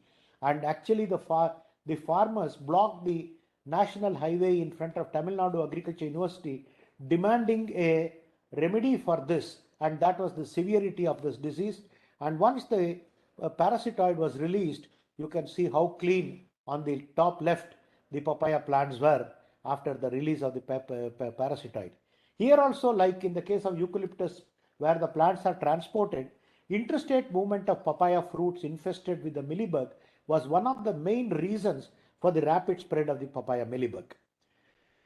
But not only the mealybug, it was problem on papaya, it also was a severe problem on the mulberry, and the same parasitoid, Asterophagus papayae, actually saved the papaya industry. This is the parasitoid on the Quadristippus erythrina gall wasp, and this particular wasp was so successful in reviving the erythrina, as a result of which farmers were able to go back to cultivation of black pepper and the beetle vine leaves, for which erythrina is a shade tree. So this was the type of damage that it was causing, Quadristippus erythrina gall wasp damage. Now, it is not only the diseases that are associated, many of the invasive insects, for example, there are incidences of new mosquito-borne diseases. We had never heard of very severe incidents of chikungunya and others prior to 2000, but because of the extensive incidents and the small, maybe accidental introduction of Aedes or Albopictus, we are having the problem of many of these. Now, this is one pest which is called as the glassy wing sharpshooter. It transmits a disease called as the Pierce disease. The whole xylem is blocked and the grapevine suffers. If you go to California, everybody knows about Pierce disease and the glassy wing sharpshooter. Luckily, our creation of awareness has resulted this pest not entering the Indian subcontinent. We are also partly responsible in the lesser grain borer, because of the Rhizoporta dominica contaminating even the flour and many others, our export of grain. For example, India has said that we will export the shortages of many of the cereals as a result of the Ukraine war. But if countries say that you are infested with Rhizoporta dominica in your country, we do not want, to a great extent, we are going to very difficult. No, there is no grain for export in the coming years, and also because many countries will not import because of this pest. Similarly, there are also diseases which you should be very aware of. For example, the emerald ash borer. They are all some of the trunk borers which can cause the very serious damage. And this particular one was first accidentally introduced from the Indian subcontinent and is causing extensive damage in the India. So when I say invasive, it is not only preventing the invasion to our country, we should be equally cautious in supplying the pest-free planting material to other countries. Otherwise, your trade will suffer a lot. So this is the adult of the emerald. You can see how the damage occurs between the cambium and the xylem. Now this is the citrus scilla that from India it went to, and you saw the citrus greening. In fact, this is a serious problem on citrus, which can contribute. We call it a citrus trisreza virus, whereas in other parts of the world it is called as Blanc, and many persons it is bacteria-like organism. Earlier it was thought to be Phytoplasma. There are many other threats which I will not go into, which I want. You can, if you want, I can share the presentations. This so far it has not occurred. But Alerodicus dugesi, these are all some of the giant whitefly and the previous one which I showed. Another pest which we are expecting anytime to hit the country, because it is also there in Sri Lanka, is the Brontispa. This is a very serious pest on coconut. It is present in Sri Lanka and all the rim around the Indian Ocean. And luckily, our quarantine, our molecular preparedness with regard to MTCO1, etc., we are keeping very thorough watch on the entry of this pest. But there are two pests which extremely appear very similar. One is Brantispa, another is a Plesipa. And the right one is not a serious pest, whereas the left one is. This goes that very difficult to differentiate between pest A and pest B when only one of them is serious, and the answer lies in molecular biology, whereby we can easily identify whether you have the severe pest species or the one which is not a severe pest. And this is a distribution of the Brontispa in different parts of the world. We are expecting that it could come to India from different sources. I may warn here that today all invasives are not accidental invasive. Many invasives are intentionally introduced in order to create havoc in many other parts of the world. So one should be, those days of everybody is an angel are gone. If somebody wants to destroy the industry, they can certainly play these kinds of dirty games. We are also looking into the type of damage. As you can see, the kind of damage this Brontispa larvae can cause on the fronds and the type of damage. And of course, I will not go into this. When it comes, let us see into the picture. The same thing occurs with regard to the root mealybug, especially in case of banana, where it is transmitted through the rhizomes from one to a field to another field. Very quick spread of the root mealybug can take place. But fortunately, we have the tissue culture industry, which is robust. Nearly 65 to 70% of the culture in this country is through tissue culture, and thereby to a great extent this could be prevented. Now we import, this is the different kind of fruit cultivation in different parts of the world, and India is the second largest producer, as all of you are aware, of fruits and vegetables. The world is eyeing our market, whereas they also would like to threaten some of the species, some of the successful growth of our crops. In fact, we are seriously watching the incidents of codling moth in our border areas with and the defense ministry is interested to watch to whether cross-border influence can play a significant role in the incidence of certain pests. For some reason it's not moving. 1 minute. Okay.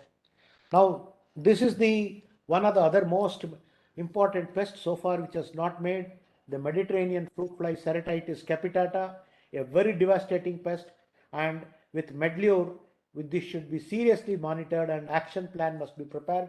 I would request NCIPM to prepare or to organize a national day on or a national seminar on invasive Mediterranean invasive fruit flies, their potential threat and preparedness, because these are all of extreme use to this particular country. And I can help in any way in organizing these kinds of thought-provoking talks, thought-provoking plan for further actions. Similarly, we have been able to successfully prevent cotton boll weevil. We are one of the largest producers of cotton. We are exporting a lot of cotton, and as a result, we should be very careful about the prevention of such problems that occur into these countries. And with regard to this is all about Brontispa. This is one attention I would like to draw, though it's a disease. This is the tropical race 4 which damaged the UP, Bihar and other regions of this country. Timely action taken by ICR in collaboration with Biodiversity International, we were able to successfully educate the region. We have been able to contain this pathogen only into the 1 or 2 or 3, 4 districts in the UP, Bihar, and it has not spread extensively into south, which is the bowl of banana cultivation in this country, which goes to show that the science is the answer for many of the things which we have to go forward. This is with regard to the Varroa mite, which is one of the most severe pests affecting the honey Apis indica and many other species. And I am told that this has made a small entry into the Himalayan regions, but we should be extremely cautious because the Tay-Sachs brood actually spread from north to south because of the an introduction of aliens from one region to another, which created the Apis cerana indica to be devastated by the thigh sac brood disease. Same thing should not happen, because the loss due to varroa mite, which is a very tiny mite on the pollinator, can be very, very serious on Apis mellifera by varroa mite. And this is the loss in different countries. And in India, in real terms, it could be much more, because Indian, one India is equal, dollar is equal to 75 rupees here. The new pest that we are selling here, I have said new pest likely to enter, but it is already entered into this country about 2 years back and is causing extensive damage. Just hold on for a second.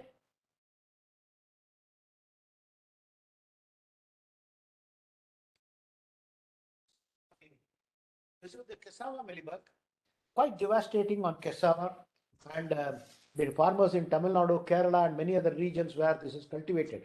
Cassava, by the by, is one of the most important food crops of the African subcontinent.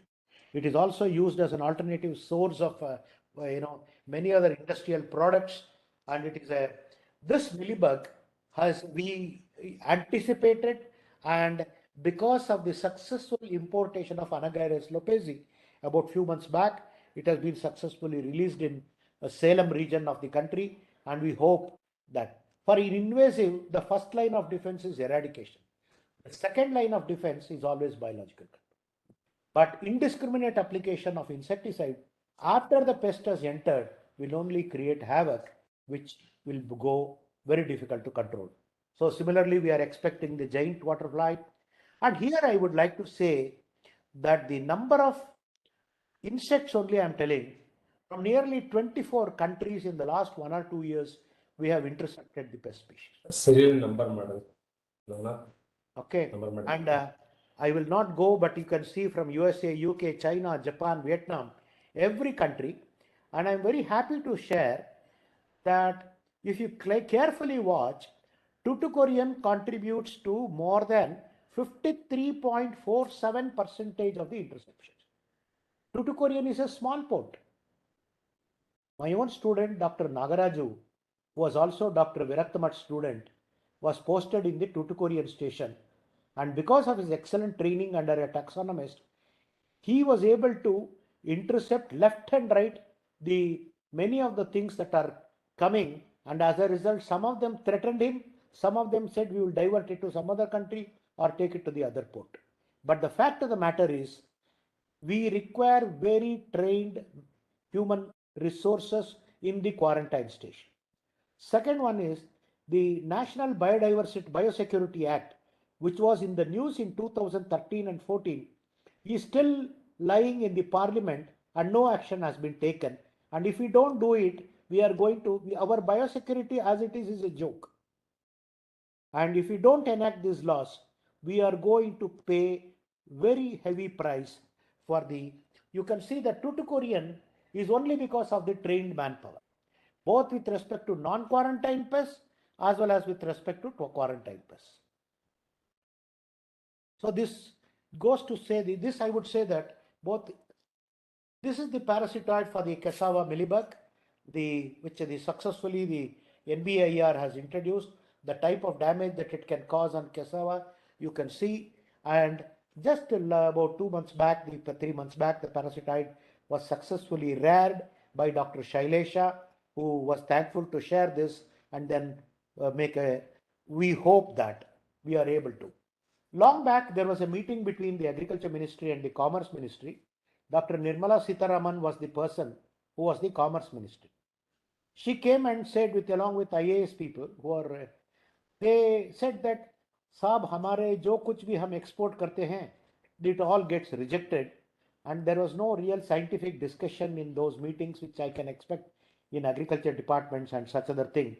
The actual truth was, the packing material that goes with many of our export is infested by many of the borers, including the short hole borers. And when they go to different countries, or we import infected crates from other regions, the rejection of not only the packing material or the entire consignment takes place. One of the most introductions that are taking place is through unhygienic wood which has been used for packing and for shipment of many industrial and other products. And along with this, we can also import termites, because not all the packing material, and termites, you know how devastating it could be. Termites, there are, at least we are expecting, this is also work of my another student, Dr. Kaleshwar Swami, who reported a new species of termites which was intercepted through the quarantine measures. So when we wanted to publish these papers, many of the foreign countries don't want to publish any paper which says that these countries are ones who are exporting this kind of material to other countries. They are very cleverly, they'll say that this paper cannot be accepted or something like that. But we saw to it, some of these papers got published in good Indian journals, because they should come into the limelight, and we can use it as a kind of a bargaining chip also in our trade. So he did a beautiful, wonderful work, because he worked on termite systematics under Dr. Viraktamat. So Dr. Kaleshwar Swami published. And here, what we are telling is, there are very few taxonomies even in for termite identification. Molecular taxonomy should be strengthened very, very effectively across the quarantine stations, across the research to institutes, so that we are able to, in a jiffy, identify the pest species. This is another species. We imported a lot of popular logs. This paper came very recently and published in PMHE. And this is the paper I was telling, when it was sent to foreign publication, they didn't want to publish, because it says that from Germany and Belgium, whatever you are importing has been contaminated with this insect. And immediately we saw to it that this paper gets published, and it has been published. So there are many ways in which an industry, an agriculture, and many other ways of life can be totally damaged by these kinds of subtle interceptions. And this is just to show Australia, Canada, one of the largest interception was from Canada, and some interception through Sri Lanka is because first line of, they send it some of the things through Canada. So the entire scanning electron micrograph of all these things was done. And this is with regard to the weed species that also come through many of the imported grains. And they don't want to accept it. So these are some of the things that we should be very careful about. And this is just with regard to the interceptions from different apples, the different fruit fly. We import a lot of apple. Is always a highly traded commodity. Australia wants to put pressure on us. Canada wants to put pressure on us, because our own apples are excellent. But then they would like to say our apples are the best crisp.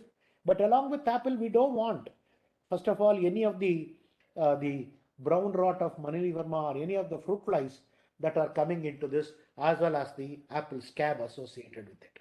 Now, this is another species which in the last year, Thrips parvispinus.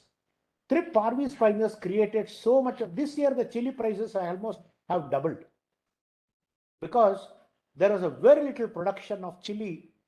Even this, the peculiar aspect of this chili thrips is, it actually congregates on the petals.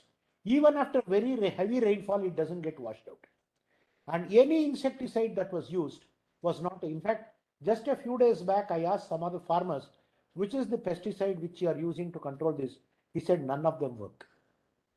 Is rainfall a detrimental factor? No, for this thrips, which is totally different.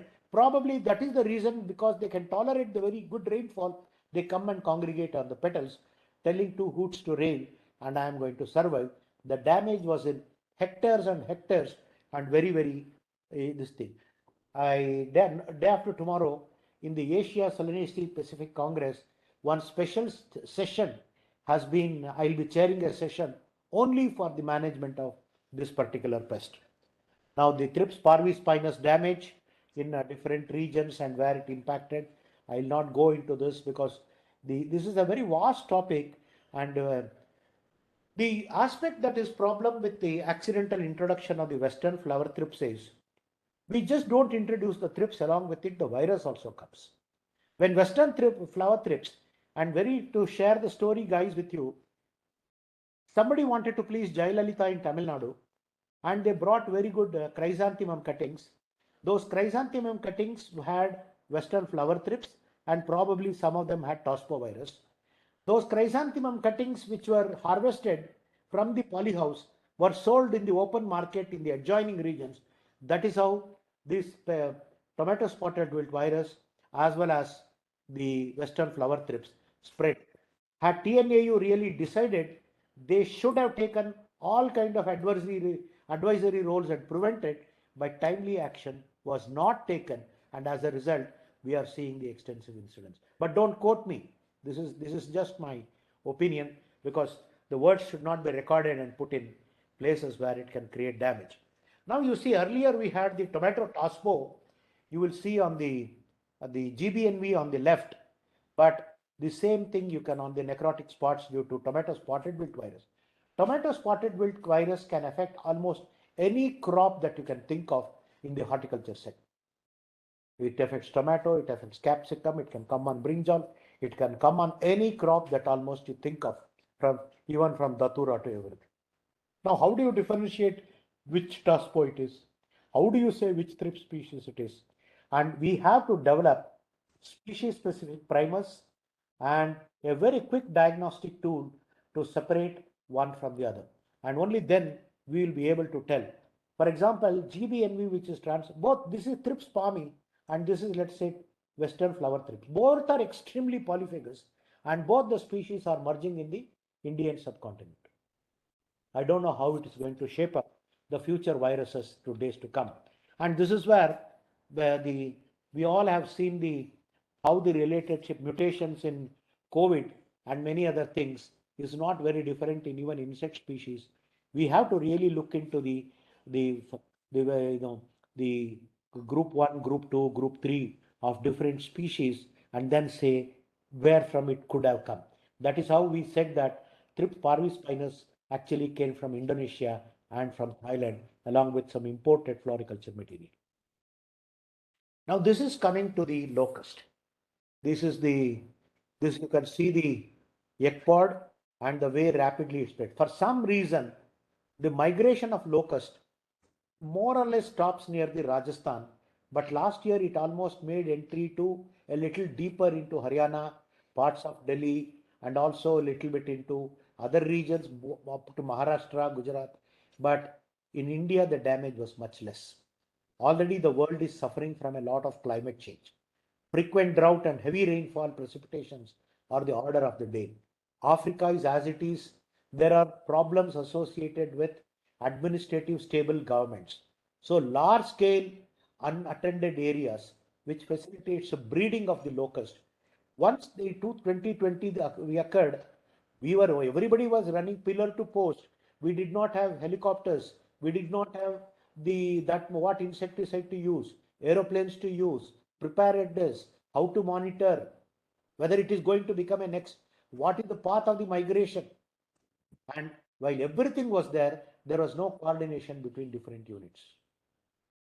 The locust monitoring center through the FAO and the local quarantine and plant protection, the officials sitting in Delhi, each one doesn't understand the other. Everything for us, it has to, when locust comes and it is in Pakistan, Iran border, you cannot be waiting for the file to move. So suddenly, which aircrafts to be used? And again, the question is also that we have to now look through ecological. You cannot simply play chlorpyrifos across lakes and mountains and everything. And this is where the green muscardine will come very handy. And when I was working with for a cabby for some time for this project development, the only FAO expert of the world, he said that from FAO, unfortunately, none of the South Asian countries had green muscardine fungus to take.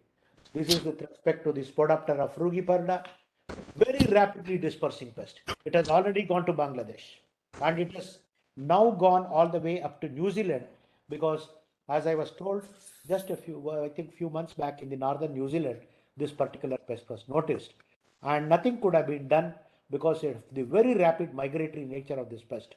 But what we should do is, we should be able to, this is the time to take a very holistic decision with regard to the transgenic maize versus non-transgenic maize. These are all policy decisions of very significant magnitude. One of the crops which is very, very rapidly expanding and profitable to the farmer is maize. cannot be maize to the farmers, and they cannot suffer. So a constructive policy decision, BT maize, which not only protects against helicobacter to some extent, but certainly BT corn would be of very use, not only in this crop and also on many other crops. How do we fight an invasive? Any invasive has to have, this is a very important diagram which you develop. There is a center oral which is the blue. That is what we call as the epicenter of where you notice the infestation. There use any insecticide, any fungicide or anything, simply eradicate at the first notice of the epicenter. What entomologists will do, they want to publish a paper. So till they want to publish a paper, they bring the specimen to the laboratory. Each one doesn't want to tell the other because who has to publish the paper? By then the pest has already spread. So that epicenter has to be destroyed, blue. But as you destroy the epicenter, the yellow has to be very, very strictly monitored because that is where the spill off can be there. And the green is non-infested region that needs to be monitored in the, a little slower, but the yellow has to be monitored as soon as in the epicenter the pest is noticed, and in the epicenter you have to do the quick eradication. As I said, one of the most severe of our security threats for the invasives is the phytoplasma. Phytoplasmas, believe me, they are there everywhere, whether from bitter gourd to any crop you go, I'm able to notice phytoplasma.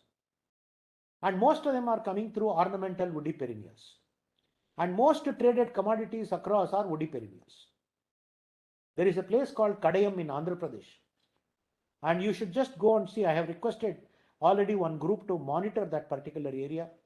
And unfortunately, when the phytoplasmas enter, for example, in coconut, the major threat is phytoplasma. In citrus, bacteria-like organism, which earlier thought is phytoplasma. There are many crops where citrus greening, there are bacteria-like organisms or phytoplasma or which are threatening the edifice of many of the horticulture crops, including ornamentals. And you can see in the ornamentals the discoloration that takes place, but it's a wonderful candidate for molecular biology. What we are talking as in mostly the gene silencing, probably the phytoplasmas are making it or playing it their molecular role in many ways, which could be is something for area for basic research. Unfortunately, while most of the phytoplasmas we are able to understand molecularly, we don't know the vector status. And in the vectors, most of the phytoplasmas are transmitted by leaf hoppers, plant hoppers, psyllids and others. Whereas the aster phytoplasma we have in India, we do not have the same vectors which are presented abroad. And this is something called as, I do not know how many of you understand, this is called as heterologous encapsulation, where the one phytoplasma which is abroad can even be picked up by other vectors present in this country and transmitted to new crops with new symptoms. The left one you see chrysanthemums, which are becoming absolutely green, and also the marigold, where the green ones are affected due to phytoplasma. Phytoplasmas, once they infect the plant, after that it reverses the floral parts into vegetative parts. Now I will not go into this. These are, I think, a repetition of what has happened. Sorry.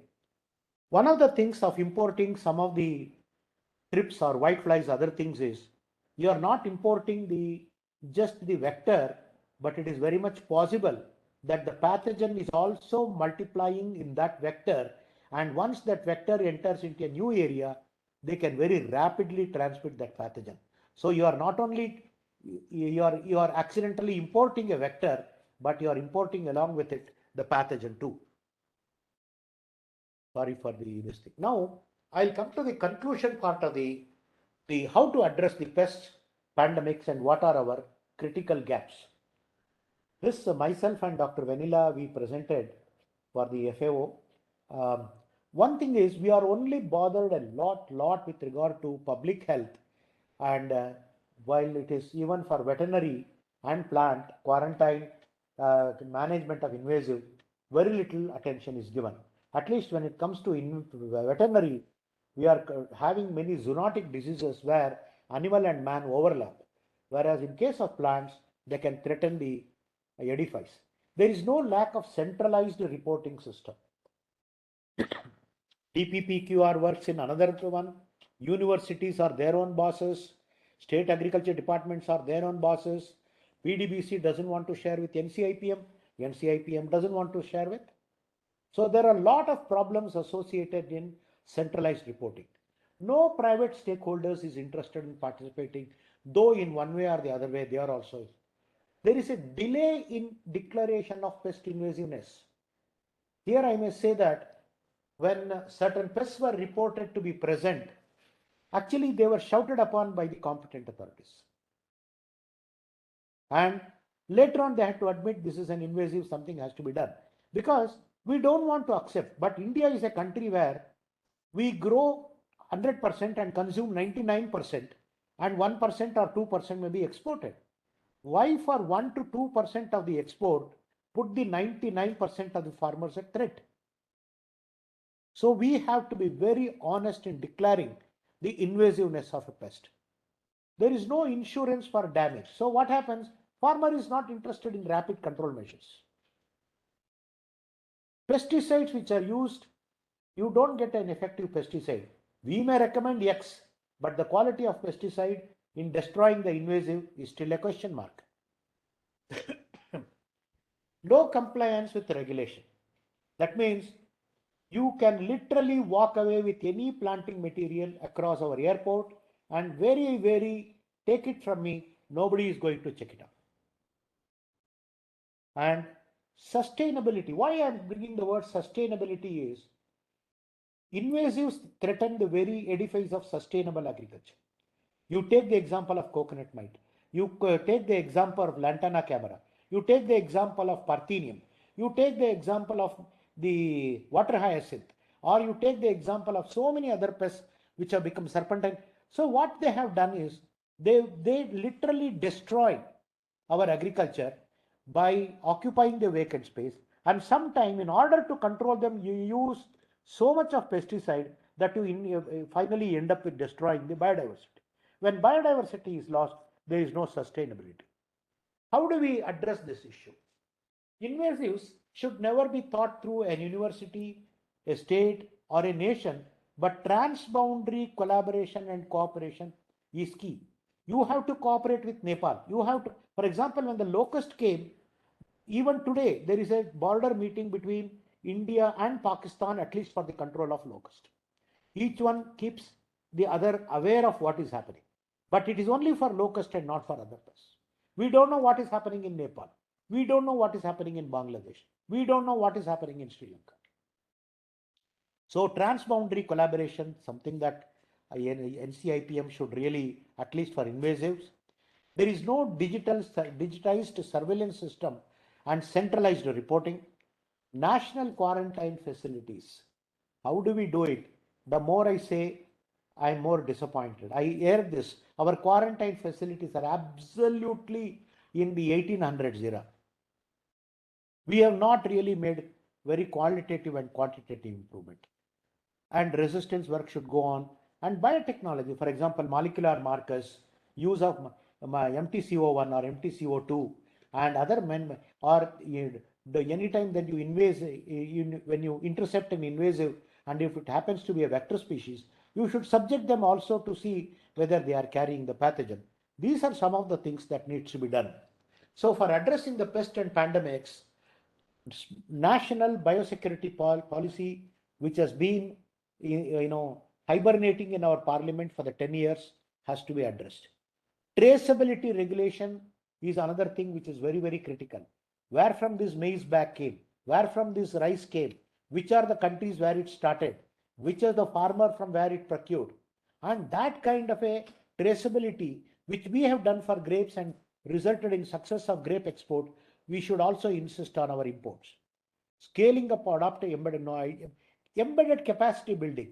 We do not have the human resources in every port, in every center, in every national institute to make a very quick, rapid diagnosis. But even I'm a little bit sorry to say, even in IRI, even in NCIPM, even in many other institutes, the many universities, the requisite My own student, Dr. Rebjit, is quarantine officer in New Zealand, and by talking to him, what I hear is they are at least 70 years ahead of us. Quicker registration and quality regulation of biopesticides. For everything, whenever there is an invasive, for example, to get pneumonia relay, or Escherichia fumorosa, or many other things, our process of biopesticide registration, we are still struggling, something that needs to be done. And regionally coordinated cooperative management is something which is very critical.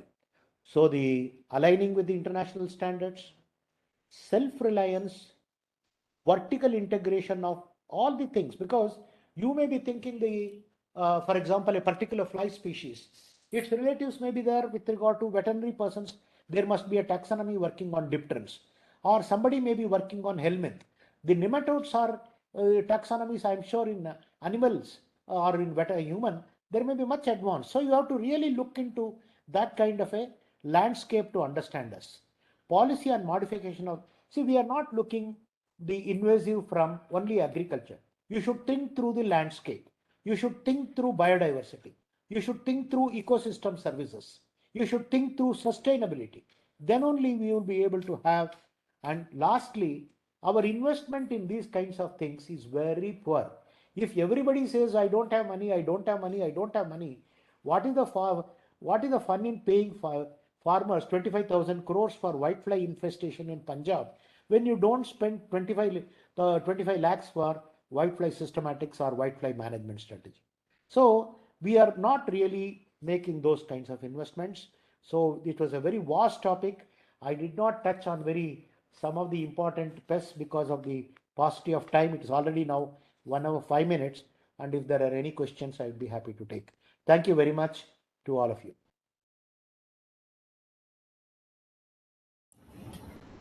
Over. Thank you, sir. Now it's open for discussion. Any question? Good evening, sir. Good evening. Sir, in our India, is there any system or any online platform is there so that we can collect the information about upcoming insect or pest in our country? Is there To a any great portal or extent, any? see, there is only for agricultural pests or including horticulture pest, our NBIR is doing to some extent. I may add NBIR and NCIPM, the biotic stress. You all have to float a project on invasives, and all the three of you, along with selected universities, should be partners. There should be a national grid of systematicians along with molecular systematics, so that we in very quick time. Third one is we should have, like how we did the what we call as the prediction models for the spread of the invasives, how much it loss estimation. For example, loss estimation through the drones and many other things will really help repayment for the farmer. So there are many other dimensions. But what ICR should do is, first is to commit money. Second one is collaboration. Second one, we have SARC. And what are we really doing in SARC?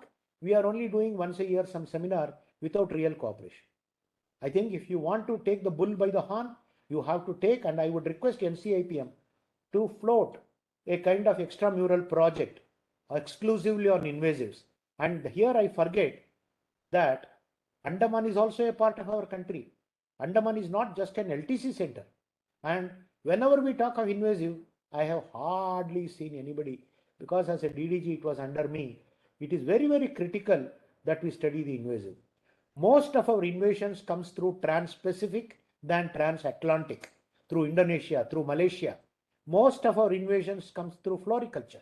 So what is happening in those countries you study and prepare a line of preparedness. Then only it has to be addressed at a national. That's why I said master plan for preparedness of invasive insect pests. I am not touching nematodes and diseases, which is, for example, UG99 we did pretty well with regard to UG99, but we have not done with regard to many others. Codling moth, if it comes very seriously, what are you going to do? Many, many things are actually waiting to come into this country, some to be introduced. So some as vectors, some as diseases. So this is something that all of you should put together in your head, work out with a extramural project or an ad hoc scheme, and really work, identify people. We don't have experts in cerambicids. We don't have experts in squalatids. We don't have experts in so many groups. And what are we doing? So this is something which all of you should seriously think about. Sir, there are two questions. One Yeah. is there any examples of accidentally introduced natural enemies, whether only pests are introduced from other countries? I told, right? In the case Yes, of sir. Rugose spiraling whitefly, not Rugose, Rugose spiraling whitefly, this, what is that species? Two parasitoids of the whitefly also were introduced. Just 1 minute, let me go to that slide. Not quadristigus. No, not quadristigus. Sometimes it's Yes, sir. It is there in your mind, but suddenly.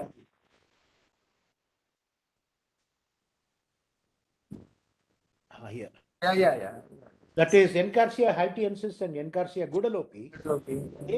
It's a classical example of how these parasitoids also entered. Nobody introduced the parasitoid or anything else.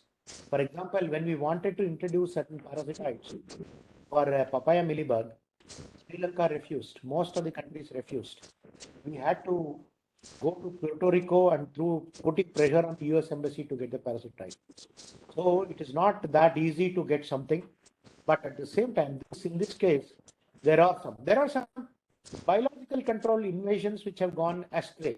For example, in the case Hawaii, they introduced mongoose, thinking that it will control rats. Mongoose are not nocturnal.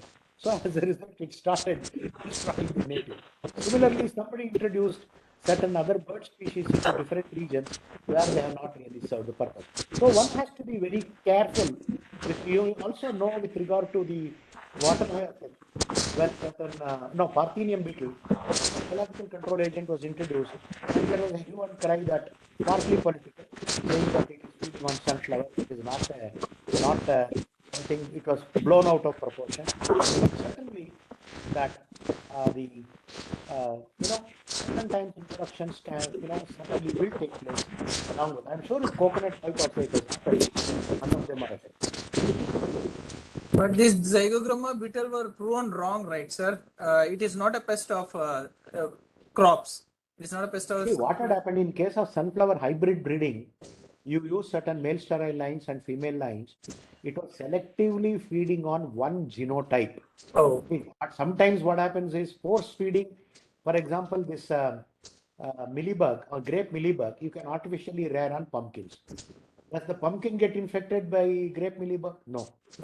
So artificially many things you can do, but the thing is, it was a one genotype. It was some accidental feeding, and then only to personal animosity should not go to an extent where we kill the science. But when you asked about it, why many times biological controls are successes, we are looking at biological control only from a biological control perspective, not through an ecological and a mathematical model. In case of pests, there is something called as R, the reproductive potential, and K is the environmental resistance. Yes. Now, how much you are able to make an impact in nature is R into K. If Parthenium reproductive potential is 0.9 and its environmental resistance is 0.9, now 0.9 into 0.9 is 0.81, let us say 81%. Zygogramma beetle, its reproductive potential in comparison to Parthenium beetle, Parthenium is, let us say 0.1, and its environmental resistance is also 0.1. 0.1 into 0.1 is 0.01, and that too it is there only 3 months of the year. 3 months of the year, it is there. So 0.01 divided by 4 is equal to 0.005. That means 0.005% is the efficiency of zygogramma versus 81% of the Parthenium. Now, this is the kind of mathematical calculations that you should come in order to understand the ecological pattern in which the dominance of one over the other, like we did in the case of COVID and many other things we should do. but we don't do mathematical modeling. Makes sense. So we released and it became success. Next So there's question, another question. There's another question. Why most of the invasive species first recorded in South India or I Peninsula? don't know. Most of the invasions are trans-specific. Most of the, because it is a landlocked. Second one is our transatlantic, as it is our Pakistan border is our whatever the North India, extreme weather of summer and winter itself is detrimental for the mass multiplication of many of it is not very salubrious. Second one is South Asia is more landlocked. South Asia is mostly tropical region where crops are grown all through the year. As a result, it is much easy.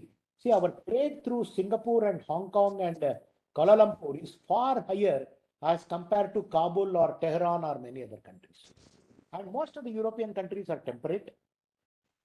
So, in order for your other question is that I have a feeling that the many times our germplasms that we are importing, especially in, they only look at the germplasm and not the pests associated with the germplasm.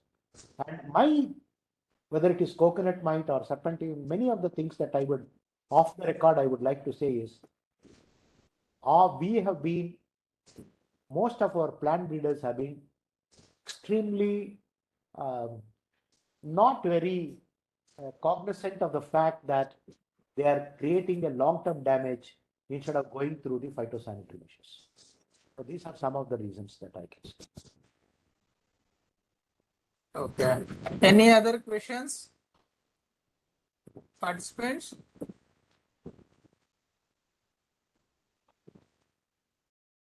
யாரோ வந்திருக்காங்க பாருமா யாரோ வந்திருக்காங்க பாரு. Sir, this is regarding something not with regard to this training. Sir, as you were mentioning, like organizing one webinar on invasive fruit flies. Sir, can we have you in that regard with us in this month? There are many things that I am really looking forward you guys to take. Well, that is, the first thing is yourself, NBA, IR, National Institute of Biotic Stress Management, and all the concerned persons, plant protection and quarantine, all of you have to come together. Right. And then only a commitment must be made with regard to a commitment must be made with regard to that. See, DDG Crop Science should certainly attend this because he knows the value of many of these problems that are associated. Second one is that a roadmap for the next 10 years has to be done. We have to get a promise of. So, what is it that we are expecting from? For example, there should be a school to develop molecular systematics. There is a school of, grid of systematicians across the country. The systematics grid contributed immensely. My outreach program on sucking pest contributed to. The outreach program on sucking pest, which we at least we published about 60-70 international papers, and many MScs and PhDs who are serving elsewhere.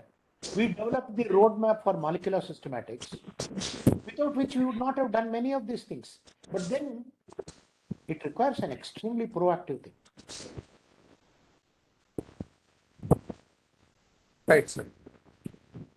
If you are for anything that you want, I am certainly ready to do. For example, you have to really look into not just the fruit. You can do exclusively one for fruit flies, not just invasives, but general.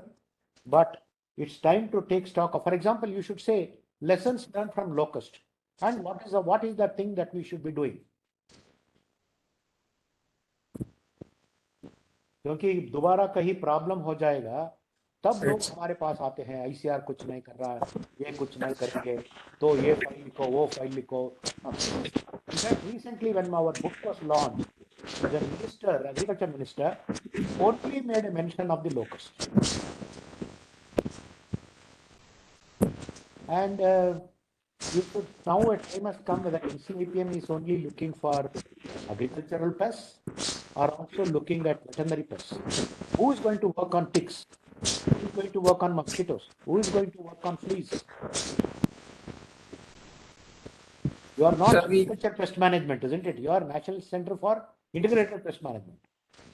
But we are bound to work in the mandate assigned by the council, sir. We are also then flag the question because these are all problems. For example, tick fever recently was rampant. Zoonotics are becoming very rampant. Ebola will become rampant. There are so many other things that are emerging. Okay, I'm not telling you if agriculture crops only are your mandate, let others do their job.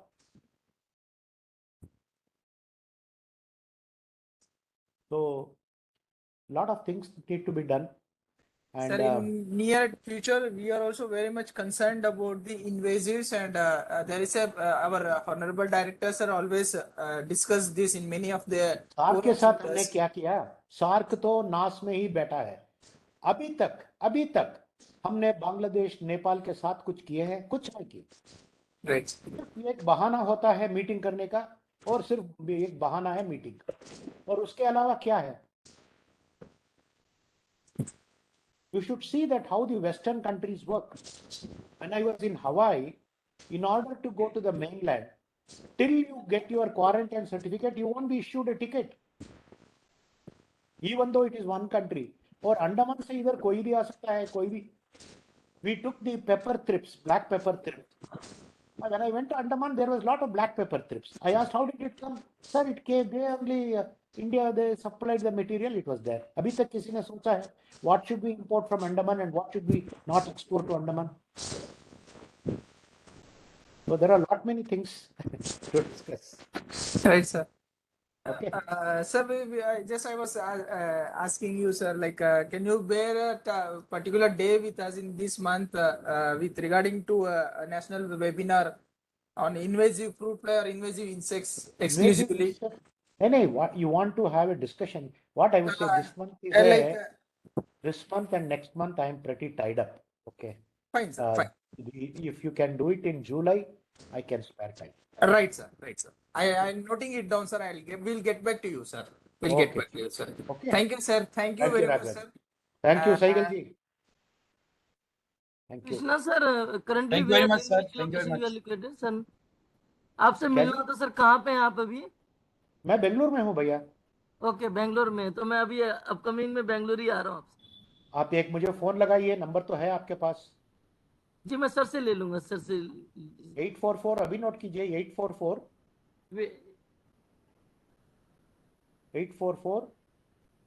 728 844 728 728 4636. 4636. Okay sir, thank you so much sir. हाँ, मिलूंगा मैं. But I would like to, there are a lot of things that are really pressing that if we don't do it at this time, we are really going to be, if FAO can organize a meeting on pest pandemics, why have we not done? Sure. Right, sir. Right. Thank you very much. Thank you, sir. Thank you very much. Thank you, sir. Thank you for sparing a valuable time with us. And thank you, sir. Thank you so much, sir. So nice of you, sir. Always you are there for us, sir, to guide and to enhance our knowledge. Still, we feel that we are students sitting in your school, sitting in a classroom. Thank you very much, sir. Thank you so much, sir. On behalf of ICAR-NRIIPM and all the participants, we thank you from our bottom of our heart, sir. Thank you, sir. Thank you. Thanks to everyone. Thank you. Thank you. Dear participants, now it was supposed to have a panel discussion on IPM and future perspectives, but keeping time constraints in view and also the ASRB exams which are going on, our panelists are busy in that particular exam. So probably this panel discussion will continue tomorrow in the last session, and tomorrow by 9:45 I request all the participants to present over here. And I also again, I'm sorry to say the total participants today present in this training is hardly 80 plus, and the attendance is seriously being taken care of, and those participants who have participated actively and who is present throughout the training program in all the sessions only will be provided with the certificates. And if in near future, if somebody asks for certificate without attending the program or training program, we are certainly not, we may not be in a position to give them a certificate. Please keep this in mind. We all request all the participants to be in time in the training program, actively participate, interact with the speakers, and get your doubts cleared. This purpose of training is to create an awareness on IPM, and all the sessions which we have planned, it is tailored in a way that each and every session is very much important as a IPM a whole. So this is for the day, and today we are winding up. Tomorrow we'll meet you by 9:45 sharp. Thank you very much. Have a good day. Sir, with your permission, I'm closing the meeting, sir. Dr. Sehgal, sir. Go Hello. ahead. Yeah. Close Thank down the you. meeting. Thank you. Thank you. Thank you. Thank you so much, sir. Good discussion.